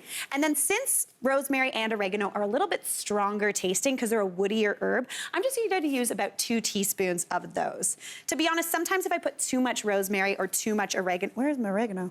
You know what? We're just doing rosemary today. She ran out of oregano. So I actually am gonna bump this up. Usually I would do about 2 teaspoons of rosemary and a little bit of oregano as well, just to mimic that lemony flavor. But honestly, whatever herbs you've got hanging around, if you wanted to go a little more summery with this, feel free to do some parsley and basil. Even a little bit of chive in there would be really, really nice. Ooh, sage, that'd be nice too. Honestly, I love herbs. I throw them into pretty much anything, because it's the worst when you buy that big giant bundle and then you don't end up actually using them and they turn into like sludge in your fridge. We don't want that. So use them in pretty much anything you can think of. So I'm gonna add that on into that garlic. And then I wanna season that up a little bit. Just some salt and pepper right on into that herby mixture. And then I wanna add about a tablespoon-ish of olive oil, just to get everything kind of working. Essentially, oil is a fat, and fat carries flavor. So that's gonna make this garlic go further. It's gonna get all those herbs working together, and it's gonna be a total dream. So give that a little bit of a mix up. And you don't want it to be too liquidy, just like a little coated in that oil, just a little bit glistening. So that is looking beautiful. That is gonna bring so much flavor. So now we gotta get to work on that pancetta wrap. So I've got some slices of pancetta here. For this recipe, you want 20 thin slices of pancetta. I'm just gonna do a half to show you. So I'm gonna do 5 per chicken breast. So essentially what you wanna do is grab that pancetta and lay it out to make kind of a little like blanket to wrap your chicken in. So since chicken has kind of a point on the end, I usually do like a 3x2 grid pattern, if that makes sense. So 3 slices on one side and then 2 on the other. Just pop those down. And you've essentially made like a little blanket for that chicken to be wrapped in. So I'm gonna pop the rest down. This is always the trickiest part, is getting that pancetta unstuck from itself. Ugh. You know bacon, the same? Pork, really sticky. Okay, that's looking good to me. And if it's not perfect, don't worry, it's gonna taste fine. So then I'm gonna grab this herby, garlicky mixture, and I'm just gonna scatter that over this pancetta. This is gonna lock in all that flavor. That garlic's not gonna burn. It's just gonna perfume into that chicken, and it's gonna be absolutely out of control. So now I wanna add that chicken on. So I've got 2 chicken breasts here, and I wanna pop those on, again, with that pointy side towards the 2 pieces of that pancetta. So I'm gonna pop those babies right on down. I go upside down because it makes it a little bit neater. And then all you need to do is take that pancetta and kind of wrap it up and over. If you wanted to, you could season that chicken again, but then you just have this nice little parcel of chicken. All those herbs are stuck in there. It's gonna be a total breeze. Pop those right onto a sheet pan. I've lined mine with a bit of parchment paper. You could also use some foil, or just a little bit of oil down would be perfect. I'm gonna bring these back here, give my hands a bit of a wash. Because we're touching raw meat, you gotta keep nice and clean. Don't worry, there's lots of soap in this dish thing. All right. Now those babies need to go into a 400-degree oven for 22 to 25 minutes. That's gonna roast them up. That pancetta is gonna crisp up. That chicken is gonna cook through. The garlic's just gonna soften out a little bit, and all that flavor is gonna lock into that chicken. It's gonna be a total dream. So now I wanna make a side to go with this dish. So I've got 4 cups of boiling broth here. You can use chicken broth since you are having chicken, but you can also do vegetable broth. That works really, really well too. Typically when I'm buying my broth, I go for one with a lower salt content. Not the one with no sodium. I usually go for the lower sodium. It's usually like 30% less or something like that, because I'm gonna add salt to this. And to be honest, I don't taste the difference. That hidden salt you get in broth, you don't taste it. It just makes you thirsty, and I don't want that. So into there, I'm gonna start flavoring this up and amping it. So into that 4 cups of boiling broth, I'm gonna grate in 2 cloves of garlic, just straight on in. I don't know if anybody's ever made polenta before, but if you ask anyone who has a family recipe, they're gonna tell you that it takes forever, and you gotta stir it all the time. And in classic Mary fashion, I'm not gonna do that. And I'm not gonna ask you to do that either. Honestly, polenta is something that I make anytime I want something starchy, but I don't have bread on hand. If I don't have pasta or I'm not feeling it, polenta is such a good base for so many different dishes. Really good for roasted vegetables, great for chicken, great for roasts, pretty much anything. And it's way easier than some people tell you it is. So I've got that broth, it is boiling away. I've got that garlic in there that's gonna cook with that cornmeal. And essentially, polenta is just cornmeal. You can buy fancy stuff that looks like actually polenta and it's called polenta, but if you just buy yellow cornmeal, it will cook up just the same. It's usually also way cheaper, so that's a little secret between you and me. So I want 1 cup of this cornmeal per 4 cups of broth. That's usually the ratio for a nice kind of pourable polenta, nice and creamy and delicious. The one trick, while you're dumping it into there, keep on whisking, because this will turn into a clump if you let it. So just slowly kind of scatter it, and immediately you can start seeing everything kind of thicken up. That cornmeal essentially is gonna start absorbing all of that broth. It starts to get a little blippy and thicker. And as soon as you're done whisking and you don't see any lumps anymore, pop a lid on there. Let that go for about 20 minutes. A lot of people are gonna tell you it needs a lot longer. If you do 20 minutes, it's gonna be delicious. Just give it a stir every 5 minutes or so to make sure it's not sticking to the bottom of the pot. That's gonna be a dream. That chicken is smelling good already, but we gotta take a quick break. When we come back, putting it all together. All right, so my polenta is here and it's been cooking away, and you see how thick and creamy that gets. So you wanna give that a stir. Basically, it just kind of turns into like corn pudding in the best way possible. It's savory, that garlic in there has cooked down. So now I'm gonna amp this up a little bit. I'm gonna toss in a couple tablespoons of butter, because butter never hurt anybody, or maybe it did, but I don't wanna know about it. So I'm gonna pop that right on in, and that's just gonna melt in and just give another layer of creaminess into this delicious polenta. Now, while that butter gets to melting, I'm also gonna chop up some herbs. I always like, if I'm using herbs in one part of the meal, you're gonna see it in pretty much every part of the meal, because it just brings everything together and it makes you feel like you're being a little healthy because it's green, which is always good. So I'm just gonna throw in a little bit of parsley. Again, if you wanted to here, you could throw in some basil. You could stir some basil pesto through that. That would be delicious. A little bit of tarragon, if you're a little French with this kind of Italian chicken vibe. Just give it a little bit of a chop. And that's gonna get tossed on into that polenta as well. And even if you didn't have fresh herbs on hand, you could throw in some dry herbs. That would work too. It would still flavor it up. It would just be a little bit more woody. Now, obviously I need to add cheese, because this is polenta. So we gotta add the king of cheese, and that is Parmigiano-Reggiano. So I'm just gonna grate some stuff right on in. Now, if you wanted to, you could do this with any type of cheese. If you want really, really like stringy polenta, you could even do like fontina or mozzarella. It would give like a real stretch to it. I'm gonna add in, you know, I'm just gonna keep going. Essentially, you add as much cheese as you want. I'm not your mom, I'm your friend Mary. We're just cooking together.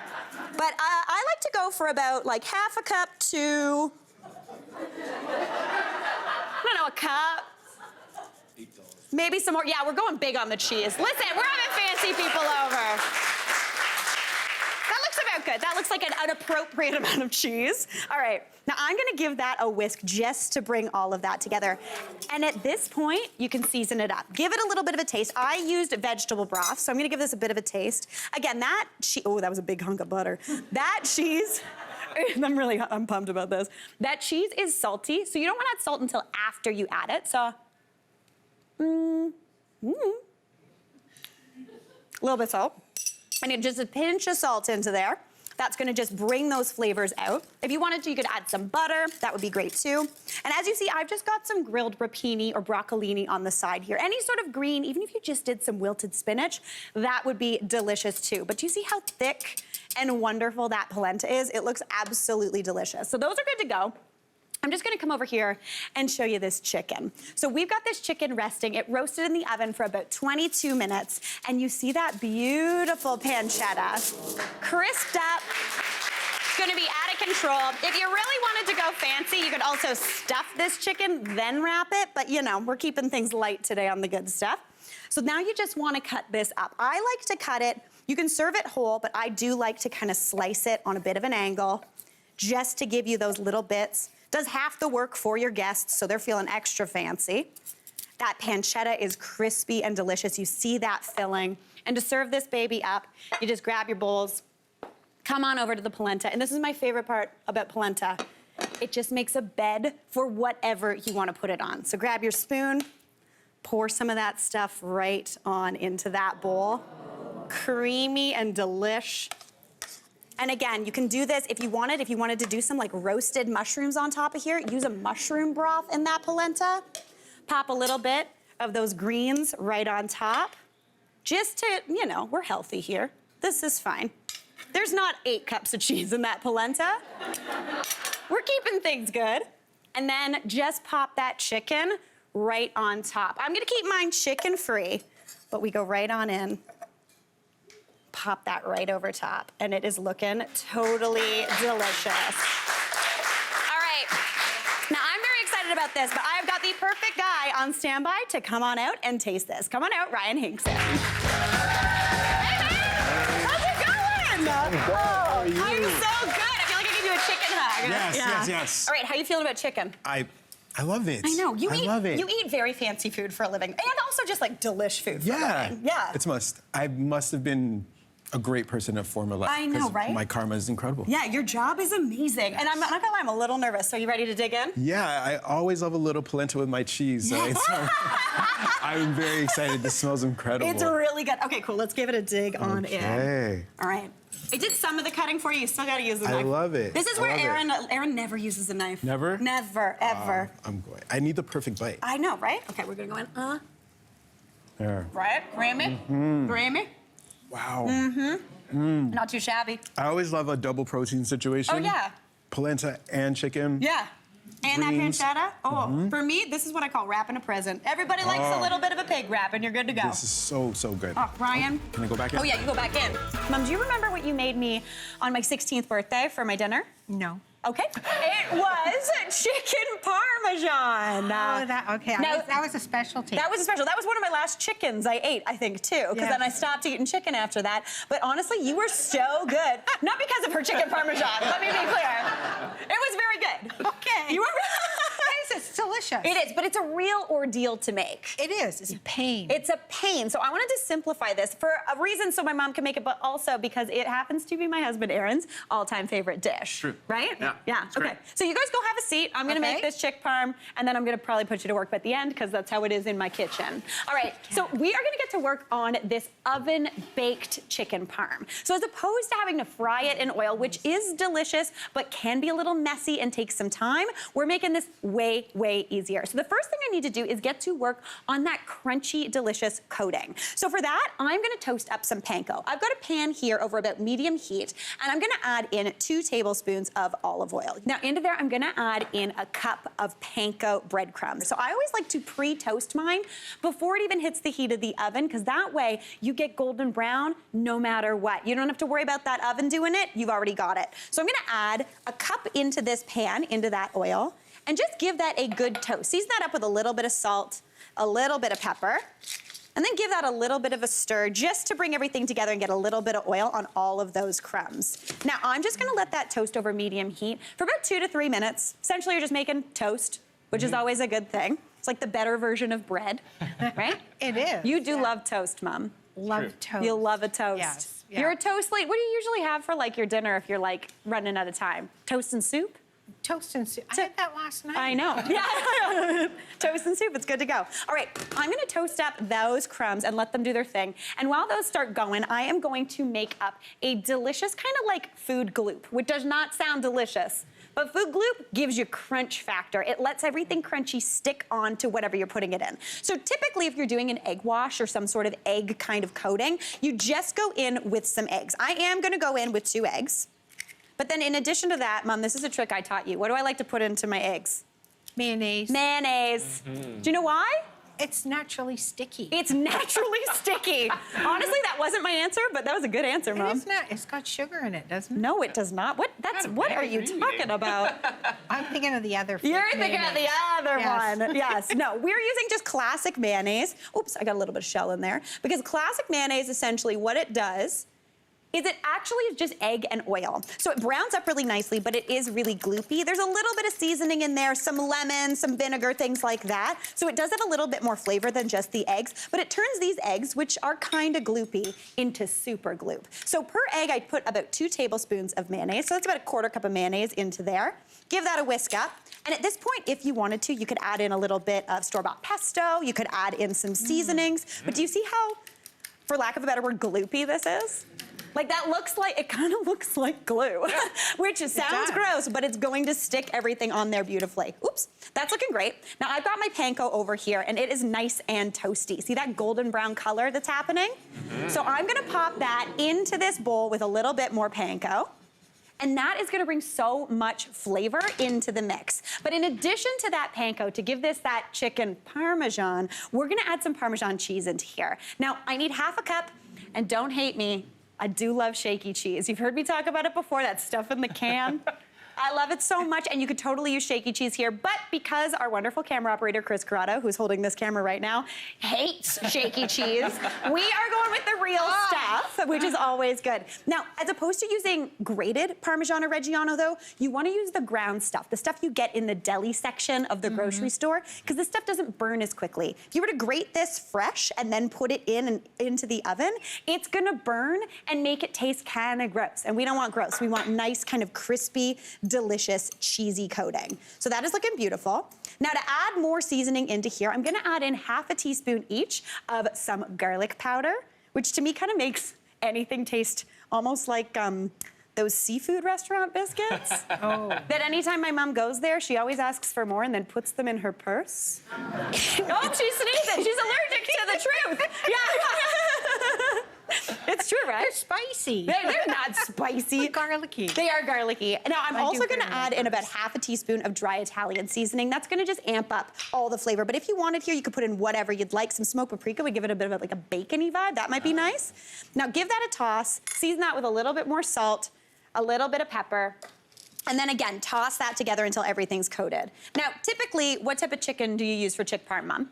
Chicken breast. Chicken breast. You gotta pound the you-know-what out of them. Yes. Oh, there you go. Yeah, like you gotta that. pound them out until they're nice and thin or butterfly them. So what I like to do, I like to use chicken thighs, boneless, skinless chicken thighs for a couple reasons. One, they're more juicy, so they got a ton more flavor. But also, when you buy them, they come kind of rolled up like this, but if you just take them and unroll them, they are already flattened out. You do not have to pound those. They are nice and flat and easy to use. So just kind of unroll those babies. And then I'm just gonna season those up with a little bit of salt and pepper. Again, here you could add on other seasonings as well, but I'm just going in straight salt and pepper.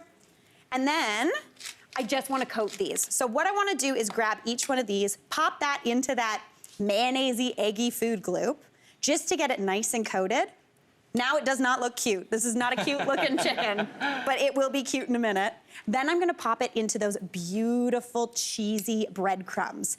This is gonna be so tasty. It's gonna give you that like crunchy coating with that cheese. Make sure to press it in there so it gets really coated. That is looking beautiful.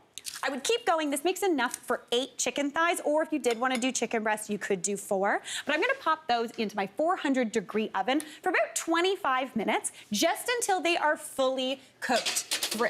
That, you're looking for that perfect, like juicy, delicious, like 165-ish Fahrenheit temperature, and you end up with something that looks like this, like golden and crispy and absolutely delicious. Now, if you've ever had chicken parm before, right now this is just crispy chicken, which does look tasty, but I am gonna add on a little bit of just some heated up store-bought marinara on top of each one of these little crispy chicken thighs. And then, Aaron, do you mind coming over here and helping me out? Sure. Thanks. This is how it goes in our actual Do you kitchen. want my help? You are good. Okay. You can sit over there. You're gonna help with eating later. Okay. All right, would you grab this cheese? Yeah, of course. And start layering that on top of that sauce. Absolutely. Now, you could use fresh mozzarella if you wanted to, but we like the one, like the low moisture mozzarella, the stuff you use for pizza, because it melts and it's a little bit stringier and more delicious. So just pop those on there. Ah. Now, chicken parm, how many different ways have I made chicken parm for you? Conservatively, maybe like 8. Maybe like 8. Like a lot. Yeah, I make it all the time, but I've done like chick parm meatballs. I've done baked chick parm. We've even done like, I've tried to do like a weird chick parm soup. It didn't work. I don't suggest. I think it was still good. It was okay. You like a soup. Yeah, Yeah. I do. And then there's also eggplant. Eggplant All those parm. versions too. Also, if you really want to amp it up, wrap these little chicken thighs in a little bit of prosciutto, then dredge them. Ooh, that's some fancy stuff. That'd be good. All right, that is looking beautiful. Now I'm gonna pop these back into my oven under the broiler, and you want those to go just until that cheese is melted on top and beautiful, and you end up with something that looks like this. Yes. Like, look at those little babies. Aaron, do you mind tossing the salad? Sure. Awesome. Now, if you wanted to, you could serve this up just with a little green salad like we were going to do here, but I was like, no. It's about family today, so our family loves a sandwich, so I'm gonna make these into beautiful sandwiches. So pop a bun down. You can put a little bit more sauce down if you want, but you can also just go straight on there with 1 or maybe 2 of those beautiful chicken thighs. Pop them down. A little bit of fresh basil right on top. And you have got, wait, I need more sauce, obviously, because we're a sauce family. A little bit of extra sauce on there. And Right. you have got the most beautiful, totally delish chick parm sandwich this side that looks of the good. Mississippi. All right, Aaron, I'm gonna force you to dig into this, baby. Okay. Okay, Aaron's gonna give this a go. Let's see how this goes. This is what I do. I challenge my family to fit giant sandwiches into their mouth. You ready? Yeah, I'm ready. There's Okay, a perfect bite. 2, 3, go. Oh. That was good. Is that tasty? I thought I would get you to help me out here. How do we feel about that? We feel good, right? All right. And I actually feel like this looks quite easy. Yes. And if I must say, I know a thing or two about cooking now, so Yeah. I think I'm more than ready. Oh, more than 100%. prepared. I like to write an easy recipe, so fingers crossed. I'm gonna be here to guide you, but I'm actually gonna let you kind of take the reins here. Yes. Okay? I would love to take the reins here on this dish that we are making. Do you have any idea what we're making? We are making tomato chicken butter. Yes, very close, very close. We are making what I call tomato butter chicken, but the emphasis is actually tomato butter and then chicken. Okay. Does that make sense? Butter to tomato chicken. Yes, fantastic, exactly. Okay, so the first thing we need to do is get to work on our chicken. Yes. Now, do you make chicken at home ever? I make chicken every day of my life. Oh, you're a chicken Are guy. you kidding me? Okay, right on, yes. Yeah. Yeah. So we've got chicken breast here. We're using bone-in skin on. Okay. Now, I did chicken breast today because they're like a little bit bigger, but honestly at home I usually do a chicken thigh because they're also often on sale, which is always a key. Exactly. Love a sale. Exactly. Very good. So first up we're gonna season this. Yes. So with some salt and Salt pepper. and some pepper? Salt and pepper. Yep. He knows. Yeah, we got I know. it. Okay. Okay. So first you grab the salt. You can, yeah, nicely done. Fantastic. Oh, that is so good. We're gonna put about 80 times that amount of salt on there. Yeah, very nice, very nice. I would go even more. Honestly, this is very majestic. It looks like a wizard. Yeah, fantastic. Okay, that was beautifully done. Beautifully done. Right. Honestly, that was very evenly salted. And now we need the pepper. pepper. And the secret to every great dish is the pepper. Pepper, yes. So we're just gonna. Oh wow. Yeah. Okay. Yeah, learn that in I chef feel school. like I was at Flair bartending. This is very good. Yeah. Y'all, I'm being shown up right now. I'm feeling good about this. There's so much, it's like a bird. Yeah. All right, perfect. Next up, we're gonna sear this. Do you know about searing? I know a lot about searing. Okay, yeah. So what do we do to sear? So it used to be a store, but then they went out of business. But actually, what we're gonna do is we're gonna put the chicken on the pan Yes. to make it look nice. It's honestly, mainly searing is look nice and give that golden brown flavor. Yeah. So the first thing we need is a little oil in the pan. So that's So this guy. That's this right Yeah, here. We're yeah. just gonna oil the pan. Drizzle the pan. The pan's over about medium-ish heat. You want about 2 teaspoons. Very nice. You got a real good up down. Thank you. Yeah, it's really Thank you. nice. And to be careful, oil does stain. Yes, it does. Yeah. You know what helps with that? A little bit of dish soap. Really? Yeah. Dish soap is the Okay. key. All right, so we'll get a pair of tongs. And then you're gonna pop this chicken in skin side down. Skin side down. Yeah. Okay. We're gonna As soon as I nail it. Yeah. get the. Fantastic, fantastic. Skin side down. That is perfect. Nicely done. All right, want to pop those other 2 in there? Yeah, the other 2 Fantastic, should fantastic. probably go into. Yeah.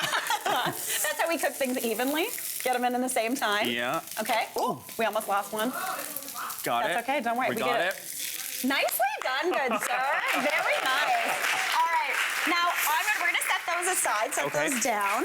And now we're gonna get to work on that tomato butter. You know. Yep. Okay, so the first thing we need to do is basically char up some cherry tomatoes. And I can do that with these cherry these- tomatoes that are conveniently right here. Right in front of us. I was talking to Bowman earlier, and it's called a swap. Someone else, our lovely culinary team, has gotten all these things prepped for us, which is a delight. So just dump them out. Oh. Yeah, nicely done. Very good. Could have done it from a height, maybe a little bouncy. I could have. Should I redo it? Okay, Yeah. let me put it back. All right, now those are gonna go under a broiler on high heat for about Okay. 7 to 8 minutes. So that's a good long time. We're not putting any oil on there. Yep. So would you put those in the bottom oven broiler? I would love to. Okay. Do I use this? No, because it's not gonna be hot yet. Yeah. So I can just use my hands, Yes, everybody. Just your bare hands. Very nicely done. All right. Nicely done. All right, those go into that, nice, fantastic. So those go in to that beautiful oven just to broil, and you want them to get a little bit charred. We've got some here, they're cooled now. Okay, to room great. temp. So this is what we call a swap in the biz.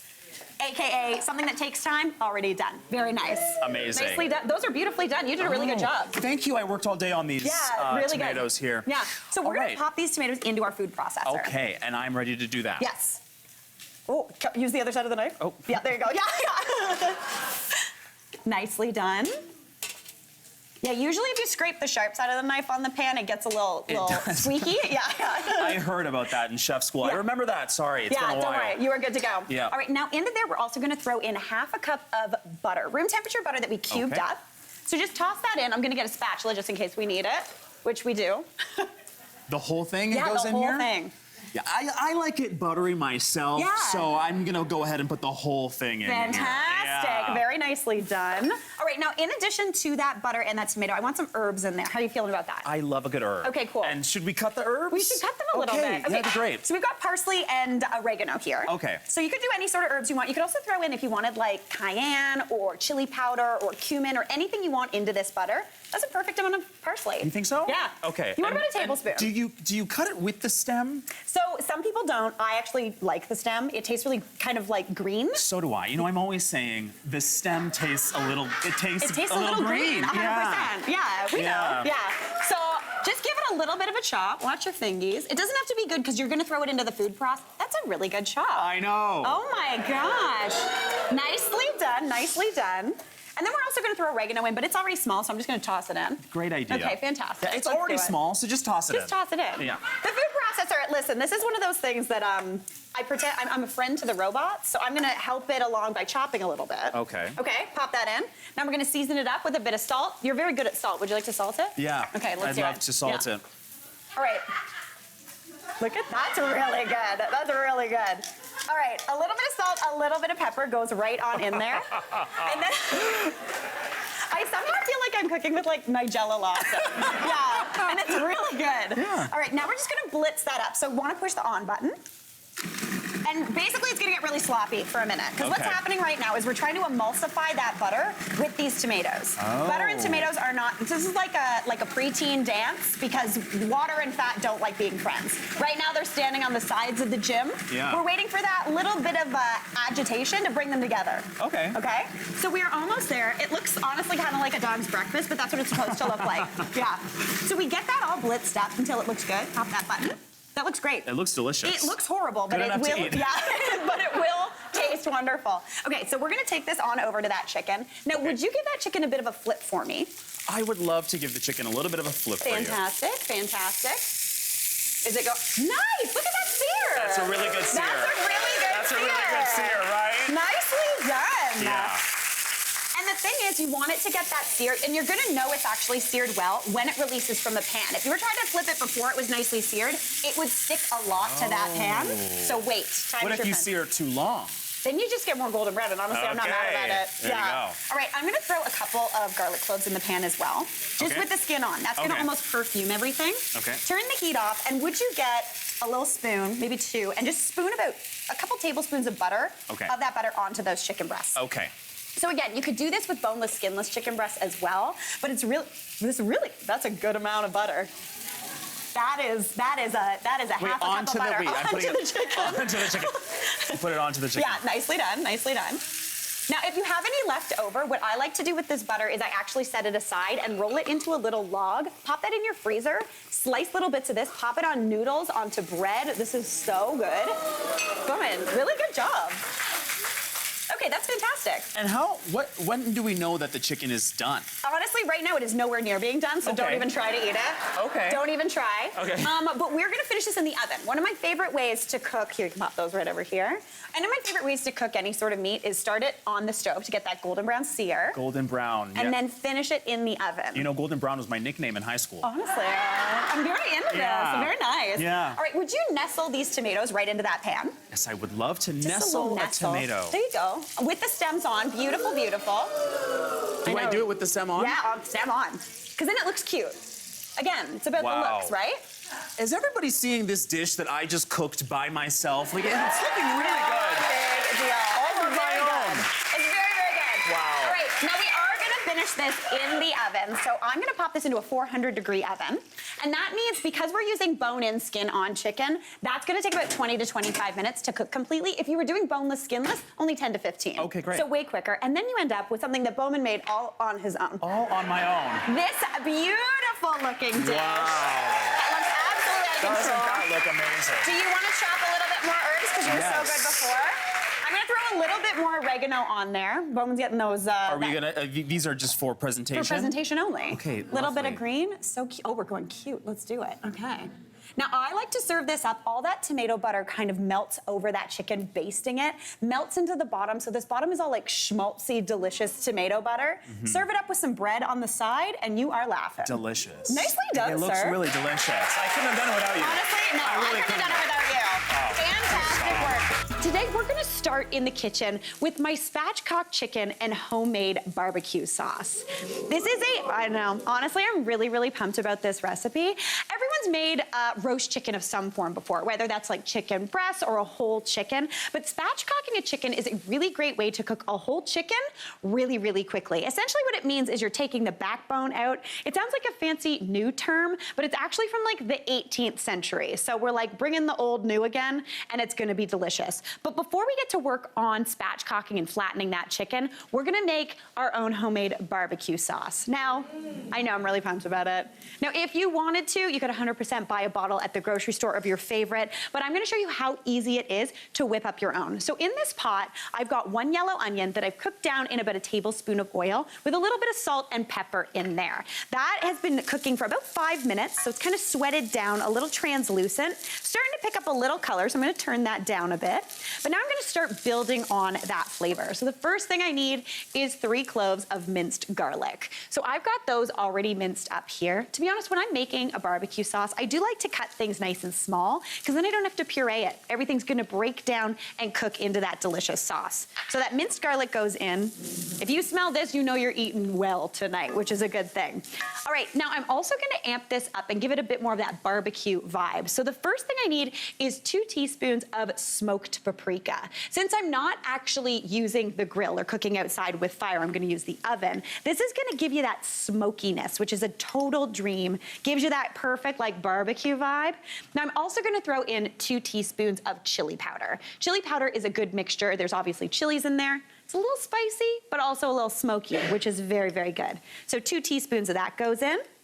And I don't know about you, but like sometimes the internet or people try to tell you that you have to replace your spices every 3 months. I don't think anybody does that. I think it's a lie. It's a secret. I certainly don't do it. So toasting your spices over the heat for just about a minute kind of livens them up again. It brings the flavor back. Now, cook that down for about 30 seconds to a minute. And now I want to add in something that's going to kind of deglaze that pan and give a little bit of moisture into this sauce. Now, you could use water. You just need a 1/4 cup. But why use water when you can use like a little bit of beer? Am I right? I'm feeling good about it. All right, so just a 1/4 cup of that goes on into that pan. Give that a stir, and essentially what that does is it brings all those little stuck-on bits from the bottom of the pan up and into that sauce. If you wanted to swab this out with a little bit of water, that would work too. Now, that's looking delish. So now we're gonna start building this into like that classic thick, saucy barbecue sauce. So the first thing I need, anytime you're doing like a red style barbecue sauce, the secret ingredient or the main ingredient, good old fashioned ketchup. I love ketchup. It's, okay, oh wait, we got somebody I don't think likes ketchup. Are we not, is everybody into ketchup or are people into ketchup? I'm into ketchup. Don't tell anybody. Again, I feel like this is very not chefy, but I also like ketchup on my eggs and I don't care. I think it's delicious. It's so good. All right, so you need a cup of ketchup. So I'm just gonna go right on into that. This is also really fun to do, I'm not gonna lie. All right. So that's gonna bring a lot of thickness, some sweetness, and a little bit of tanginess into this sauce. But for some additional tanginess, I'm throwing in a 1/4 cup of apple cider vinegar. This is really great. You can use also white vinegar, that would work well. But this is a really nice way to bring in a little bit more flavor and some more acidity. Already this smells like delicious barbecue sauce and it's hardly even cooked. I'm gonna throw in 2 tablespoons of brown sugar. I love using brown sugar. It's got a really nice molassesy flavor to it. It's kind of like thicker tasting, a little bit darker tasting and caramelly. But to enhance that molasses flavor even more, I got a secret ingredient, and that is molasses. So I have got some molasses here, and I just want to use 2 tablespoons of that, because what this does is it kind of gives it like grandpa sweetness. It's like really dark and treacly, really, really delicious. So just add 2 tablespoons of that stuff right on into that pot. Molasses you can get at the grocery store just near the sugar. It's usually in like a little, it kind of looks like a tiny little milk or cream carton. It lasts pretty much forever in your pantry, so you're feeling good on that. Now give that a stir, and you wanna cook that down for about 35 minutes. That's gonna thicken everything up, get all those flavors cooking together, and it's gonna be a dream. Now come on over here, because we're gonna get a little gnarly. This is where this show, The Good Stuff, turns into kind of a horror show. Because we're gonna spatchcock this chicken. So we are doing a little bit of butchery, but it's not scary. So again, to spatchcock a chicken, it just means to flatten it out. And you wanna remove or dispatch, that's where the word comes from, the backbone. So essentially, you take your chicken, you flip it over. It's not the prettiest looking when it's upside down, and it's about to get worse. So just a heads up. So essentially what you're doing is you want to remove this backbone here. So I always start at the back side. You get a good pair of kitchen shears, the good ones. Don't use your craft scissors here. They're not going to be good enough. And essentially what you want to do is cut down the sides of that spine. Now when you get to about here, it gets a little tricky, because essentially what you're working with, what you're trying to get through, is like this area on the chicken. Like, you know? Where everything kind of joins together. This sounds weird and gnarly, and I understand I don't eat chicken, so it's weird for me to do this. But honestly, I like butchery. It's a cool thing to do. So, again, I told you it was getting spooky here today. All right, so just get your kitchen shears and just go right on up the side. It's honestly not hard. When you get to this point, just give it a bit of a wiggle, cut through, and that is as easy as that first side done. See, it's way easier than you thought, right? It sounds spooky, but it's not too shabby. All right, now up the other side too. And what I like to do with this backbone is I don't get rid of this. What I do is I pop it into, anytime it gets tricky, move your hands and just snip. Okay. Oh no, doing this on live TV is a little scarier than doing it at home, not gonna lie. So you gotta chat while you're doing it. All right, I've got that backbone out. That chicken is perfect, so flip it back over. And what I like to do with this is I pop it into a zip top bag, and this is also very horror movie sounding, and I put this in my freezer. So I just got a little bit of chicken backbones in my freezer, but that is perfect for making stock later. Really great way to not throw anything out, and you're using everything. So now take your chicken, take the heel of your hand, and just press just a little, just to flatten it out. So that's nice and flat now. And what this does is this helps this chicken cook in no time flat. So I'm just gonna add a little bit of oil right onto that chicken. Rub that in. That's gonna help everything get golden brown and delish. Season that up with some salt, a little bit of freshly ground black pepper, and that baby needs to go into a smoking hot 450-degree oven for 30 minutes to get that golden crisp started. Then we're gonna turn the heat down and start saucing it up, but we're gonna do that after the break. Now it's been in there for about half an hour at that 450. Then I dropped the temperature to 400, because that heat, that high heat, has crisped up and rendered that skin. Then I turn the heat down to just continue cooking it for about 20 to 30 minutes, just until it's cooked through. Now, after that first half hour, once I turn that heat down, that's when you get to basting. Every 10 minutes or so, you start putting this beautiful cooked down sauce onto this bird. Woohoo!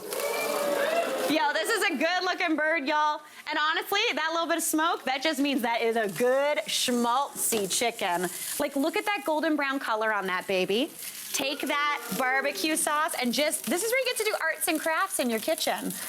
And you just get to paint that bird with all of this beautiful barbecue sauce with that molasses, that little bit of beer in there. Essentially, there's a good amount of sugar in this barbecue sauce, so you don't want to put it in right off the bat. That's gonna burn. So by starting to do it now, later in the cooking process, essentially that's gonna start to cook it down onto there, but not let it burn. So pop that back in the oven, and again, every 10 minutes or so, give it a good little baste. That should only take another 20 to 30 minutes, so that's like a total of 50 minutes to an hour for a perfect roast chicken. Speaking of a perfect roast chicken, y'all ready to see this? Look at this beautiful chicken. Like, so good, so perfect. It looks like it's been cooked on the grill. I am so excited about that. It looks absolutely beautiful. So spatchcocking a chicken is great for so many reasons. First off, we've got that backbone that we can use to make different stocks and things like that. Second, it cooks in way less time, which is a total dream. But probably my favorite, like, sleeper hit of the spatchcock chicken is carving this baby. So just wiggle it loose, pop it onto a carving board. And since I removed that backbone, this is gonna carve up like nobody's business. Usually you're fighting with the bird, like you know when you carve your Thanksgiving or Christmas turkey and you're trying to get around all those bones and everything? We removed a big one. So essentially all I'm gonna do for the legs, getting those off, is take your knife and just cut straight down. That's it. That is fully off and you've got that carved. Now I've never carved a chicken that easy in my life unless it's a spatchcock chicken. So I'm just gonna pop that onto a board.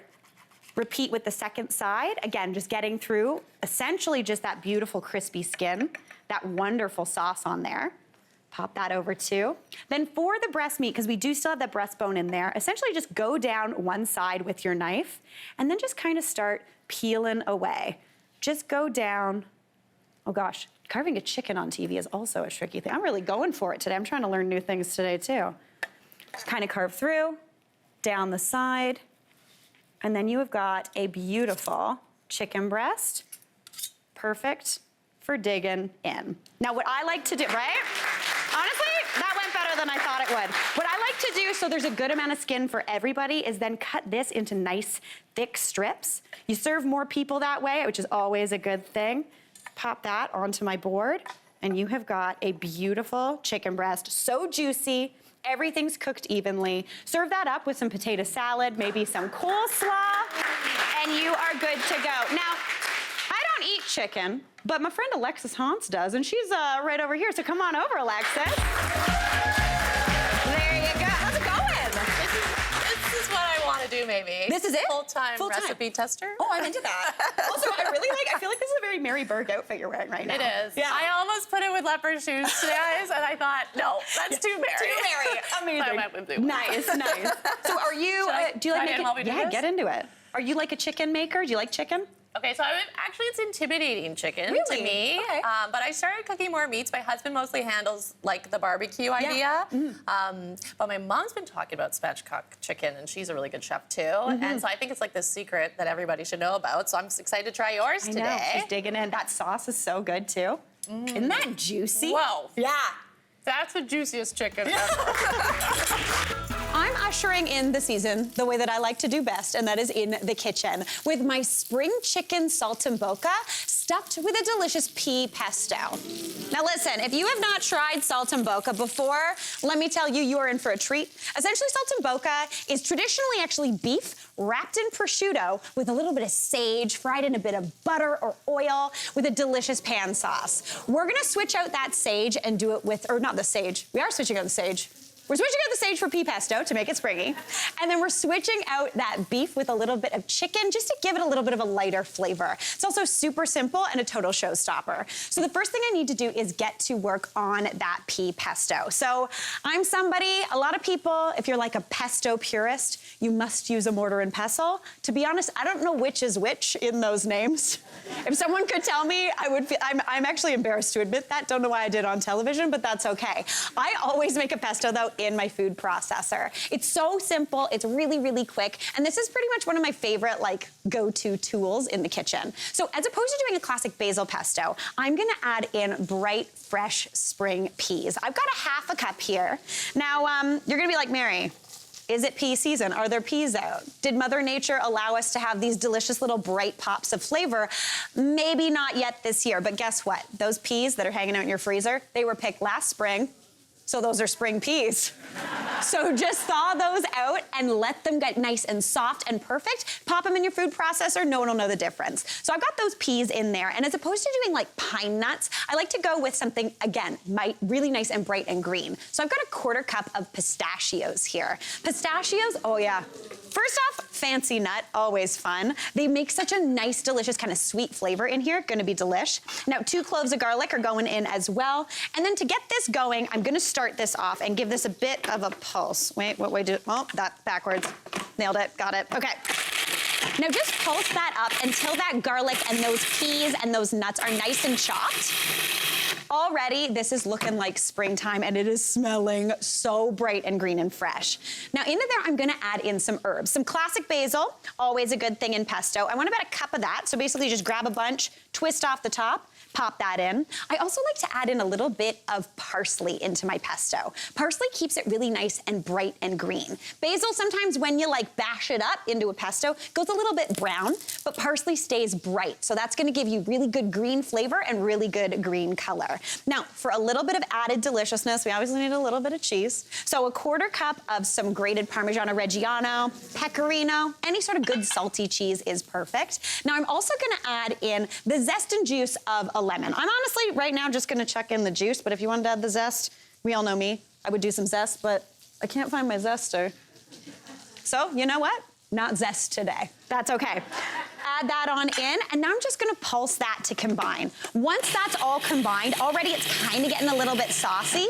You wanna add in a good amount of olive oil. About 6 tablespoons is gonna get that into a delicious saucy consistency, kind of like this. Now, I like to do my pesto on the thicker side. That way I can thin it out if I want it a little bit more saucy, but this consistency that's kind of spreadable is perfect for stuffing into some delicious chicken. So speaking of chicken, we've got some breasts right here. Just 4 chicken breasts and you're good to go. I've butterflied these open. So basically that means just get a knife and you wanna kind of cut a slit into that chicken. What you wanna do now is grab a little bit of that pesto and just kind of stuff it on the inside. Traditionally, a saltimbocca, you do it with a little bit of sage on the outside. You pound the chicken out so it's nice and thin. This makes for a little bit of a meatier situation. So just kind of close that up. And then to give it that classic saltimbocca vibe, we wanna wrap it in some prosciutto, because this is an Italian dish after all. So I've got some prosciutto here. So basically about 2 sheets per piece of chicken breast. Just grab it and kind of enclose all of that chicken, all that pesto in that beautiful little guy. It's like a little present for your springtime delicious dinner table. Always good. Now, I've got a little bit of flour here because you do want to dust this in some flour, because essentially what that's going to do is it's going to kind of hold everything in. It's also going to help us build a pan sauce later on. I'm going to go give my hands a really quick wash because we got to get, you know, nice and clean here. There's lots of soap in this little guy. This is always the fun part of TV, watching someone wash their hands, am I right? Yeah. All right, perfect. Looking great. Now we wanna fry this chicken up. Now, saltimbocca, you don't wanna deep fry it. It's not like a big, heavy fry. You wanna just shallow fry it in a little bit of butter and oil. You can go all oil if you'd like, but to be honest, butter and oil, what could be wrong with that? You get that buttery flavor, that golden brown deliciousness, and then the oil kind of helps just cut back on the potential for burning. So add that butter into a pan over about medium heat, which if that's not a good sound, what is? What a delight. A little bit of oil in there too. And then once that is all kind of melted, I'd have all of my chicken breasts done. I've got all 4. You wanna grab that beautiful dusted piece of chicken, shake off any excess flour, and then just pop that baby into that pan to start frying up. Now that is gonna be like out of control delicious, I'm not gonna lie. I'm gonna set this baby aside and I'm gonna show you, spoiler alert, the thing that you've probably already seen, that chicken that's already done right there. All right, this is looking beautiful. This chicken has been cooking. It's golden brown. Cooks for about 6 to 7 minutes per side until it's cooked through. Again, stuffed with all of that delicious pea pesto. It's gonna be bright and fresh. So I just wanna remove this chicken from the pan just to set it aside for a minute, just to kind of let it do its thing. That's gonna rest it first, which is perfect, but that's also gonna give me the opportunity to make a pan sauce. And essentially, anytime I'm making a pan sauce, I do want a little bit of flour in there. And if you remember, we coated that chicken in a little bit of flour. So essentially in this pan right now, I've got fat and flour together. And what is fat and flour if not a roux, which acts to thicken up delicious liquids. So into there, the first liquid I'm using is a little bit of white wine, because why not? Again, yeah, right? What is it? Tuesday? It's a Tuesday. And honestly, you want to use a Tuesday wine for this. Not that fancy wine you're saving, the screw top stuff that you don't feel bad about having on a Tuesday. So I want to add about a 1/4 cup into that delicious pan, and immediately it starts to bubble away. So all that alcohol is going to cook off. That is smelling delicious. Give that a whisk. And then to kind of thin this out, I'm gonna toss in a little bit of chicken broth, just about 3/4 of a cup, maybe about a cup, but already it's starting to thicken up a little bit. Now, oh my gosh, that wine smells amazing. If you don't want to use wine, you could also use a little bit of lemon juice. That would work perfectly here too. You want to bring this up to a simmer and cook that down just until it's thickened. Once that's thickened, this is going to look kind of like this, which very similar, just less. Always a good thing. Now, I want to finish this off. So I've got that chicken here. I've also got some peas. So this sauce is nice and warm. It's a little bit thick. I'm going to toss in a few peas just to give you a little bit of a side on there. Give that a stir through just to heat those peas. And then you want to grab that chicken and pop it back into that pan. This is going to just kind of coat it in that delicious sauce, give it a little bit of a shine, which looks absolutely beautiful. And I'm gonna pop it back onto my plate. To be honest, if you wanted to, you could totally serve this right on in this pan, or you could do what I'm doing, give it a little bit of a toss. Again, you get that shine, which is looking beautiful. Then you get to do the best thing ever, which is, I'm gonna put this over here, and then you get to pour that sauce onto that chicken. Like, looking out of control, that beautiful sauce just poured right on over with all those peas, all that deliciousness. Like, come on, that looks like a feast. Now, I am so excited about this. This is a classic kind of spin on an Italian dish. I'm very excited. And why not get our one and only audience coordinator, Jordan, out here to give it a try. Hey, Jordan. How's it going? Good, always good. Listen, Jordan gets the biggest applause because he's been best friends with all these people all morning, which is always good. All right, Jordan, you want to give this a taste? I would love to. Okay, perfect. Here, you can take it off the big plate, put it on the little. Okay, perfect. Or you can just take a bite. I could. Yeah, you do you. I'm gonna try and plate it. Oh man, he's being polite. Good job, Jordan. So my mom taught me well. Yeah, nicely done. Hi, Mom. Hi, Mom. Yeah. We've got that pea pesto on there. Is that good? Right? Nice, man. Jordan, you crushed it. So I'm starting things off in the kitchen with my Caesar salad roast chicken. Now, yeah, I know. I'm very excited about it. It sounds maybe a little bit familiar, though, because I feel like most of us have ordered a chicken Caesar salad before when we're out to dinner. We don't know what we want to get. It's always a hit. But that got me to thinking. These are the things I dream about at night. Could I ever put Caesar salad on a roast chicken and then maybe put that chicken on a salad? Yes. And we're going to do it today. It is so, so delicious. Basically, we're taking the flavors of a Caesar salad, putting them on a roast chicken, and then we're making, obviously, a Caesar salad to go with it, everyone's fave. Let's get started on our chicken. So I've got my chicken here, and I've dried it off very well with some paper towel. That is looking absolutely perfect. And I've also spatchcocked this chicken. And spatchcocking a chicken just means removing the backbone. So essentially what you do, you get a whole chicken, flip it over, use a pair of good kitchen shears, and cut that backbone out. Then you just flip it over and press it down. What that does is it makes it so that chicken is going to cook super duper evenly. It's gonna be so moist and delicious, and it also exposes all of that skin to the heat of the oven. So you're gonna get crispy deliciousness, and we're gonna get Caesar salad flavor all over this chicken. Also, best thing, cooks in under an hour, so always a good thing. So now I want to get to work on the actual Caesar salad kind of dressing that's gonna kind of baste this chicken. Just stick with me. So in this bowl, I need about a 1/4 cup of mayonnaise. Yes, sounds kind of strange, but mayonnaise is a really great thing that goes nice and golden brown. To be totally honest, I've done a little bit of mayonnaise on my Christmas turkey, and it's the most beautiful turkey I've ever made. It's like that whole thing with using mayonnaise as opposed to butter on a grilled cheese sandwich. It's got a little bit of extra flavor in there. There's a bit of tartness. There's a ton of oil, and there's also some egg, all of which go nice and golden brown. So that's gonna be perfect, giving us a golden brown bird. Now into there, I'm gonna start building on that delicious kind of Caesar salad vibe. So the first thing I wanna add is 3 tablespoons of ground Parmesan cheese. Now, I'm using Parmesan cheese, the stuff in the shaker, but you can also use, Chris Crotto holding this camera right now, devastated.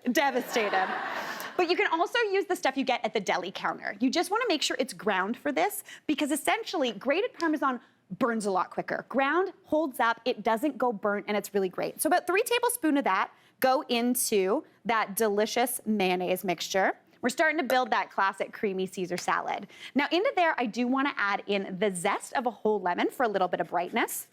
That's gonna make this really nice and bright. And again, that zest is gonna cook down and give you like pure lemon flavor. It smells absolutely dreamy. This is something I like to add to most dressings. And again, that lemon juice is like key to a Caesar salad. So add that on in. I'm also gonna add in the juice of half of this lemon. I just want half. That's gonna bring in some moisture, a little bit of acidity, and lemon and chicken just go so beautifully together. So that is on into there. Now, I do want to add in a little bit of anchovy, which is a classic ingredient in Caesar salad. You're not really going to taste it. It just gives this like kind of funkiness. So I need about 1 anchovy fillet in this mixture, but later on for my Caesar salad dressing, I'm gonna need 2 for that. So I'm gonna chop up about 3 anchovy fillets. If this makes you squeamish, you can technically leave it out, but it's not gonna have that beautiful kind of umami flavor. Basically, anchovies, they chop up like nothing. They just taste like little kind of funky salt, which is always a delicious thing. So I'm gonna add about 1/3 of that on into this mixture. And then for the garlic, as opposed to using fresh garlic, I'm gonna use powdered garlic, or garlic granules, also known as garlic powder. I just need half a teaspoon of that in here. I like to use garlic powder because it doesn't burn as easily as fresh, but it gives you that roasted garlic flavor. It's gonna be totally delicious. Now I wanna season that up with some salt, little bit of pepper, or a lot of pepper if you're like me and like a really peppery Caesar salad. This is where we just hang out here for a minute while I'm grinding my pepper. If you want, you could also add chilies in here, make it a little bit different, but I'm just going classic Caesar salad here. Give that a mix together, and this mixture on this chicken is gonna bring you pure Caesar salad vibes. But if you are like me, a Caesar salad isn't a Caesar salad without some croutons on there, am I right? So I am going to make kind of almost a crouton-y situation. I need about half a cup of panko breadcrumbs for that, and I'm just gonna add those on into a bowl, just about half a cup. And then into there, I'm gonna add in about 2 tablespoons of olive oil. I wanna add that oil in, because that's gonna help get the nice and brown, give it a little bit of fat. It's gonna be wonderful. Toss that together. And now it is time to assemble this chicken. So I've got my chicken over here. Again, we spatchcocked it earlier. This little baby is about a 1.5-ish kilo chicken, so not a huge guy, but perfect. So now we are gonna get some of this mayonnaise mixture. This is gonna look funny. And we are gonna basically paint this chicken with this deliciousness. That little bit of Parmesan on there gives you a bit of a crust. And again, since we used ground Parmesan, it's gonna stick on there and not burn. You can use the real stuff if you get it at the deli section, or you can use the fake stuff. Mary Berg told you, don't worry about it. Just spread that out, a nice thick layer. This will go golden brown. It's gonna make it so crispy and so moist. This will be the most moist chicken you've ever had in your life. Don't forget those wings, because like, a Caesar salad chicken wing? Honestly, I'm into it. Truly, this is what I dream about. I wake up in the morning, sometimes they're duds, and sometimes it's a good idea. Now I'm gonna scatter those beautiful panko crumbs right on top. That's gonna act almost like a crouton as this bakes up. It's gonna be totally delicious. You get a little bit of crispy in every single bite. And then this little baby needs to go into a really, really hot 425-degree oven. And that only needs to roast for about 45 minutes until it is cooked through, it is juicy and golden brown. This baby is gonna smell so good. And when we come back, I'm gonna make a Caesar salad to go with it. Oh my goodness. We are all about, I know. We're all about mashups today, and I am making my Caesar salad roast chicken. And does this not look like the most delicious chicken? It smells out of control in here. You've got that panko on the top that's kind of acting like a little bit of like a crouton situation. All of that has been stuck on with kind of sort of like a charged up Caesar salad dressing thing. It's so good. It makes no sense. Also, what's funnier than a spatchcock chicken? It looks like it's just hanging out like this on that thing, and it is totally delish. Okay, so now while that rests, because anytime you roast meat, you want to let it rest for a little just so those juices can redistribute. That's going to be beautiful. But while I do that, I'm going to make up a quick Caesar salad dressing. Now, if you wanted to, you could make up more of that version that we put on the outside of that chicken, jazz it up with maybe a bit more lemon or some vinegar, but I really like punchy fresh garlic in my Caesar salad dressing, and I like a little bit of extra anchovy because that's just me. So we're gonna start off with those anchovies. Remember, I chopped up 3 before. 1 went into that chicken kind of situation, but now I'm gonna add the other 2 into a bowl and start building that delicious Caesar salad dressing. So those are going in. Not the cutest thing in the world, but it comes together so beautifully. Now into there, I'm gonna start building flavor. So the first thing I wanna add is a little bit of Dijon mustard. Just about a teaspoon of that is going straight on in. Perfect. And then for that classic Caesar salad dressing, spicy, kind of punchy garlic flavor, I'm gonna add in a clove of garlic. Now, I just wanna mince this baby straight on into the bowl. And I love that fresh garlic flavor. It's kind of like sharp, you know what I mean? This is a thing that you make for people that you really like because you're okay with them and you having garlic breath. It's not, honestly, it's a good thing. If I make you Caesar salad, you're in, you know? Yeah, all right. There's that garlic in there, and then I'm gonna add in the lemon juice from that other half of the lemon, because that's gonna bring in a bit of brightness, and it's also gonna pull back a little bit on that garlic. It's almost gonna quickly almost pickle it. So I'm just kind of juicing it through my fingers, because this is a very seedy lemon. When you get a seedless lemon, you feel like you win the kitchen lottery. Today, she did not. Yeah. Though if I could grow a lemon tree, I'd have a lot of lemon trees, always good. All right, got a couple in there too. Pop those to the side. So right now we've got that classic flavor. We've got that delicious anchovy, we've got garlic, a little bit of lemon, some Dijon that's gonna bring things together. And then I do like a really creamy Caesar salad dressing. So this is a bit of a cheat. As opposed to using an egg yolk and kind of whisking everything together, I do use my good friend mayonnaise. Just about 3 tablespoons of that is gonna bring everything together, make it thick and creamy and totally delish. So 3 tablespoons go in. But the thing with the salad dressing is I want it to be a little bit punchier. So I am gonna add in a little bit of red wine vinegar, just about a tablespoon. You could also use white wine vinegar. Honestly, you could probably get away with apple cider as well, but I like a red wine because it's got a good flavor to it. Give that a little bit of a whisk up. And then into there, just to kind of thin this out a little bit, I'm gonna add in about 2 tablespoons of olive oil. This is where, if you want to, you can use the fancy olive oil, because we're not cooking this, we're not heating this at all. Something with a good pepperiness would be great, or you can just use your classic cooking olive oil, that would be great. All right, that's looking beautiful. Now, in with some cheese. I'm gonna add in about a 1/4 cup of grated Parmigiano Reggiano cheese. This is where I'm using the real stuff, and I like the grated because it doesn't thicken things up, it doesn't dry the salad dressing out too much. So about a 1/4 cup of that goes in. Give that a stir or whisk up, and you can see it gets nice and thick and wonderful. Now I'm gonna season that with just a little bit of salt, because that Parm is nice and salty, so is that mayonnaise. And then again, a lot of pepper. If you want, this is where if you are fancy and have a mortar and pestle, you can bust that out and do some nice cracked pepper in there. But we're just going this. This is the workout of the day. This is where my mom complains. She hates cracking pepper, and she would be like, that's a tablespoon. I'm like, no, it is not. Not that I'm telling you to put a tablespoon in here, but I do like about a 1/2 teaspoon of pepper in my Caesar salad dressing. I love that spice. It's really, really good. All right, that is looking delish. I'm gonna give it a taste. Oh my gosh, oh, what a delight that is. It's punchy, it's bright, it's fresh. That is out of control. Now, I do want to add my lettuce into that, and I'm just going classic romaine. Now, if you are someone who likes to buy their lettuce not already chopped, what we do in our house, and by we I mean Aaron, we get our lettuce home, he washes it all, and then we chop it up. We don't care about tearing it. Honestly, chopping it's not gonna hurt it that much. Pop it into a bag and then put some paper towel in there too. That's gonna wick away some of the moisture and help your lettuce stay crunchy and crispy and not go sad for a lot longer. And also, you're more likely to eat salad if you've already done this. You're gonna grab it, stick it in a bowl, and Bob's your uncle. So I'm just gonna toss some of that delicious romaine right into here. If you want to be fancy, you could also do this with baby gems. That's always nice. A little bit of endive if you want, but we're going classic today. So toss in as much as little as you like. I like a very well-dressed salad, so I'm sticking with that. And then just give that a toss together. That thick, creamy dressing is just gonna coat all those leaves. Is this too much dressing? For some, but not for me. Basically, I want it to be like a crudité platter with like just dips of all of that wonderfulness. All right, that Caesar salad is looking beautiful and creamy. I'm gonna plate that up, and then we're gonna grab a bit of that chicken. And my favorite thing about this recipe is popping that salad down, grabbing this chicken. I'm gonna bring it over here.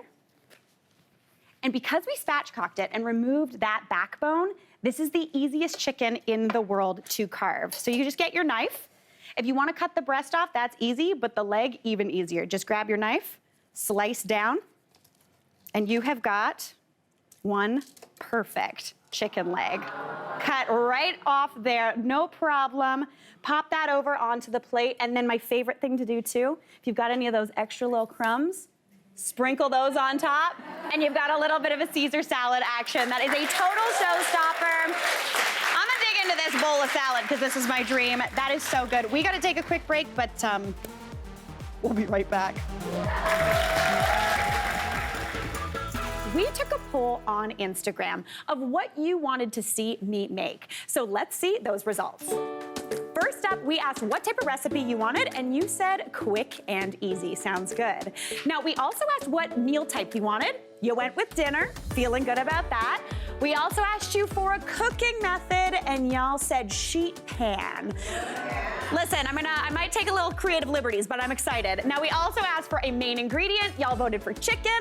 And for an additional, oh, nice, we got some chicken fans. Additional ingredient, y'all wanted rice, which honestly, a little tricky for me. I'm not gonna lie. Rice is kind of my kryptonite in the kitchen, but with this recipe, it is a foolproof way to get all those things done in one. And now, I know y'all said sheet pan, but I'm gonna do it in this type of pan.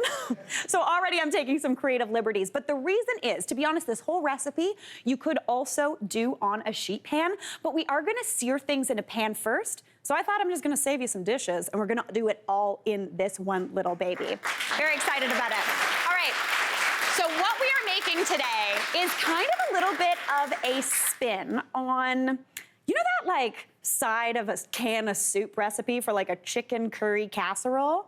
I feel like my mom made it all the time when I was little. This is a little bit of a spin on that, but a totally better version. So I am making my curried chicken and rice bake, all done in one. It's super simple, and I'm really excited about it. So the first thing I need to do is get to work on the marinade for that chicken. So I need about a half a cup of yogurt. Just plain old yogurt is perfect. Be sure you are not using vanilla yogurt because that would be wild, not gonna lie. Now I'm gonna add that right on into my bowl. Yogurt's a great marinade starter. It has a good amount of fat in it, good amount of protein, and it gets flavors and carries flavors really, really well. So speaking of those flavors, the first thing I need to add is 3 garlic cloves that I've minced up. So I'm tossing those babies right on in. And then I'm also gonna add in about 3-ish tablespoons of some grated ginger. Now, I grated this earlier, but we all know I keep my ginger in the freezer. It's the best place to do it. You grate it up, it's easy as anything. Saving that tablespoon for later. Now I'm gonna give that a little bit of a mix, and already this smells out of control. Now, for that curry flavor, I'm gonna add in about 2 tablespoons of curry powder. Any sort of curry powder you've got handy. I usually buy a medium curry powder. It's really, really tasty. It's got lots of stuff going on in there. It smells like, oh, it smells like savory, delicious. There's some celery salt in there. It's really good. So I'm gonna add in about 2 tablespoons of that right on in. And then for a little bit of extra heat, I'm gonna toss in a little bit of cayenne pepper. You don't have to do this, but about a 1/4 teaspoon of that in here just brings that level up a little bit. Toss that baby in. Now for a bit more movement in here, I'm gonna add in the juice of half of a lemon. Gonna see, I feel like I've been getting real lemons lately. Real hard, guys. But this guy's pretty good. Okay, cool, I'm feeling good about it. This is my kitchen workout, not gonna lie. Does anyone else have a lemon squeeze face? No, just me? Okay, cool. I like it. Okay, got that lemon juice in there. Now for a little bit of additional fat, I am gonna add in about 3 tablespoons of olive oil. Oil or fat helps carry flavors around, and we've got a good amount of flavor going on. It's gonna kind of brighten up those dried spices, and it's just gonna help things move around on that chicken a little bit better. Now season that up with a bit of salt, a little bit of pepper, and if you wanted to, you could use a spicy curry powder if you had that on hand, a mild, honestly, whatever you'd like.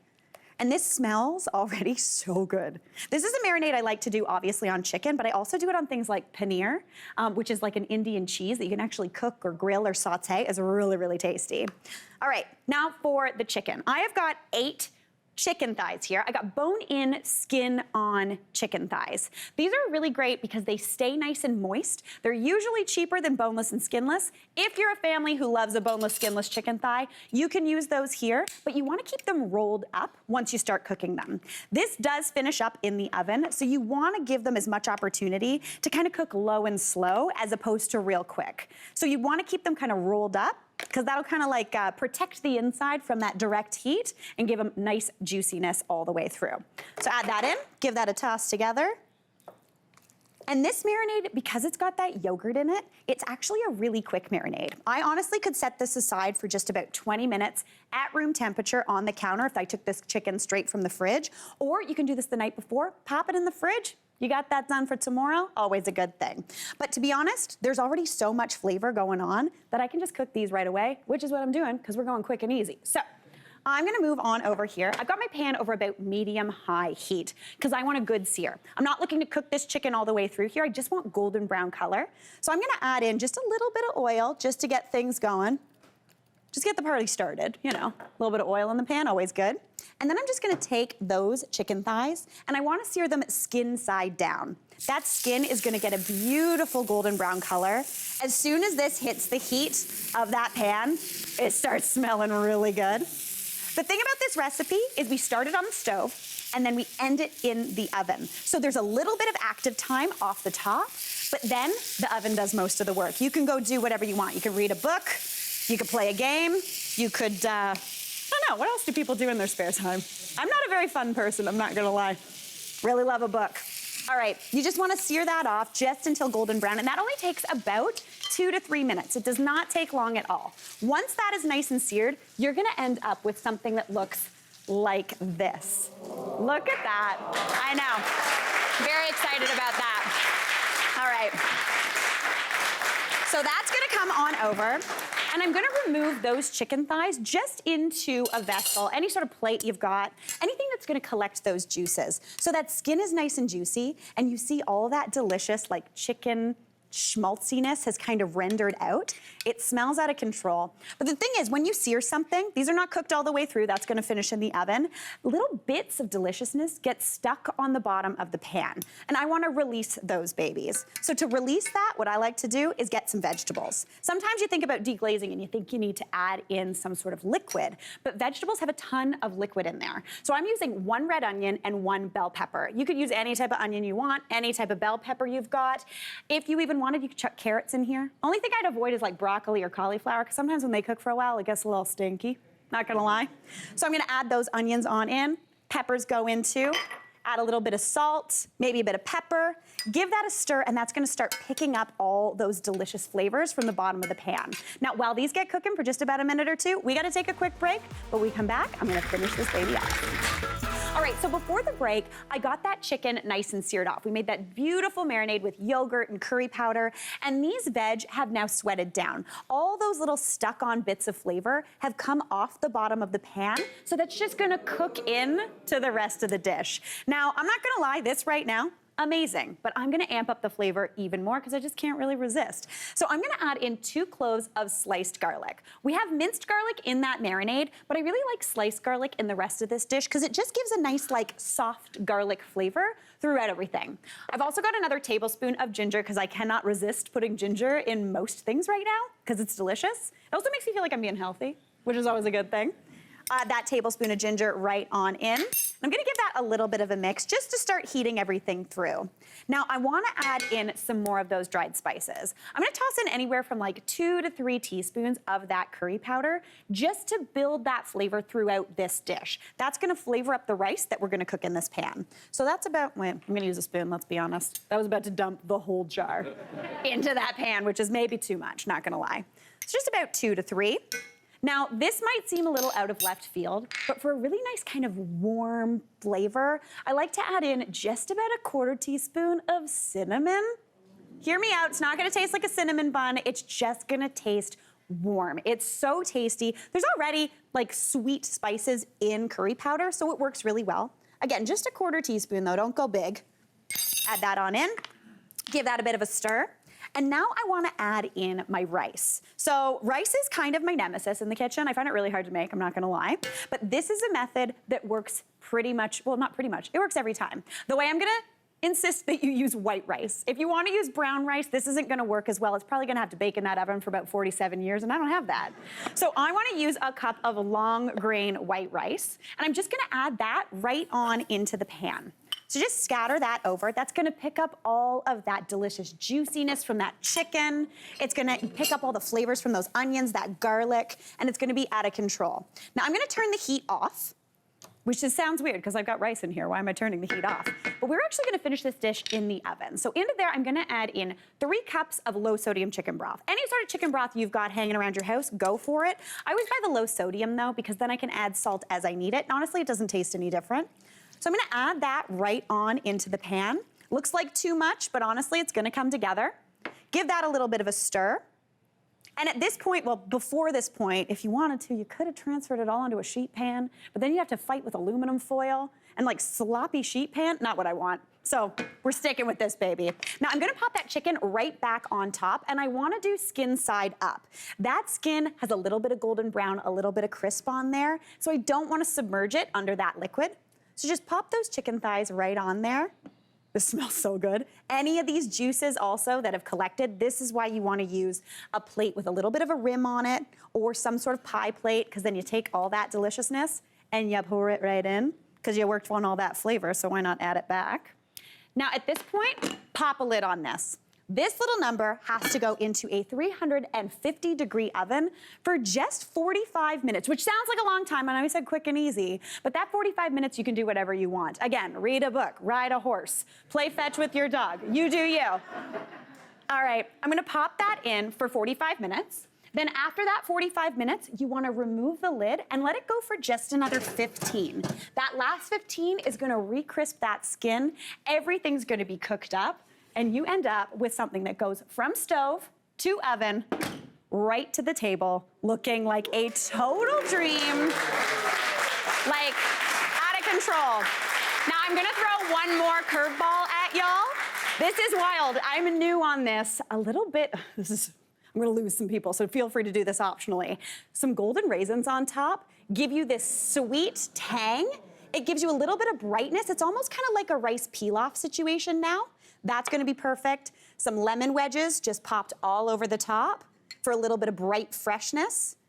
I'm gonna hold back on the cilantro because I don't know who's tasting this and I don't know if they like cilantro, but serve it with a side of cilantro, some yogurt, some different chutneys, and you're good to go. And speaking of who's gonna be tasting this, we got one of our audience members, Teresa, coming on in. Hi, Teresa. Hi, how are you? Good, oh my God, can I give you a hug? It's so nice to meet you. So happy to be here. So Teresa, where are you from? I'm from Woodbridge. Woodbridge, Yes, nice. How was the drive-in today? Not bad. My husband drove, so it was good. Key. Yeah. My husband does too. I really like it. Also, we match. Is that very Yes, we exciting? do. I'm feeling good Noticed about that. it. All right, are you typically the cook at home? I'm the one who cooks at home, Okay. yes. And do you like chicken? Do you like types like recipes like this? I love recipes like this. Perfect. Absolutely. It's like a one pot. That rice Looks is perfectly delicious. tender. You got those veg in there, everything you need. Are you a cilantro gal? To be honest, no. Okay, good. Nailed it. Perfect. Yes. Okay, good. But I'll eat it if you want to put it in No, there. you do not worry. I will never do that to you. This is a choose your own adventure. We've got a little bit of Okay. yogurt, some mango chutney, some green chutney. Do you want to give it a taste? Okay. Whatever you'd like. Oh, so I put on... If you'd like to. Okay. This Well, you is know what? I'll taste how you made it. Yeah, I'm so excited. So there is a bone in there. Smells delicious. Right? Not too shabby. Oopsie. There's a bone. Oh, yeah. Oh, nicely done. Nicely done. Oh. Oh, yeah. Okay. All right. Like I'm shaking. I know, you're doing great. Honestly, eating on TV is the weirdest part of my job, Teresa. I'm not going to lie. Okay. You ready? I'm ready. Let's do it. Here we go. Okay. Is it good? Tons of flavor, right? Tons of flavor. Love the curry. Good. And taste a little bit of that cinnamon that you put in Right? there. Just but a not hint. too much. You wouldn't know if I didn't tell you. No, actually, no, I wouldn't. That's the key. I This love is it. really good. Oh, I'm so Can I glad. have some more? 100%. Teresa's going to keep eating. Hey, Mary here. What did you think? Drop your comments below and don't forget to like and subscribe for more of the good stuff.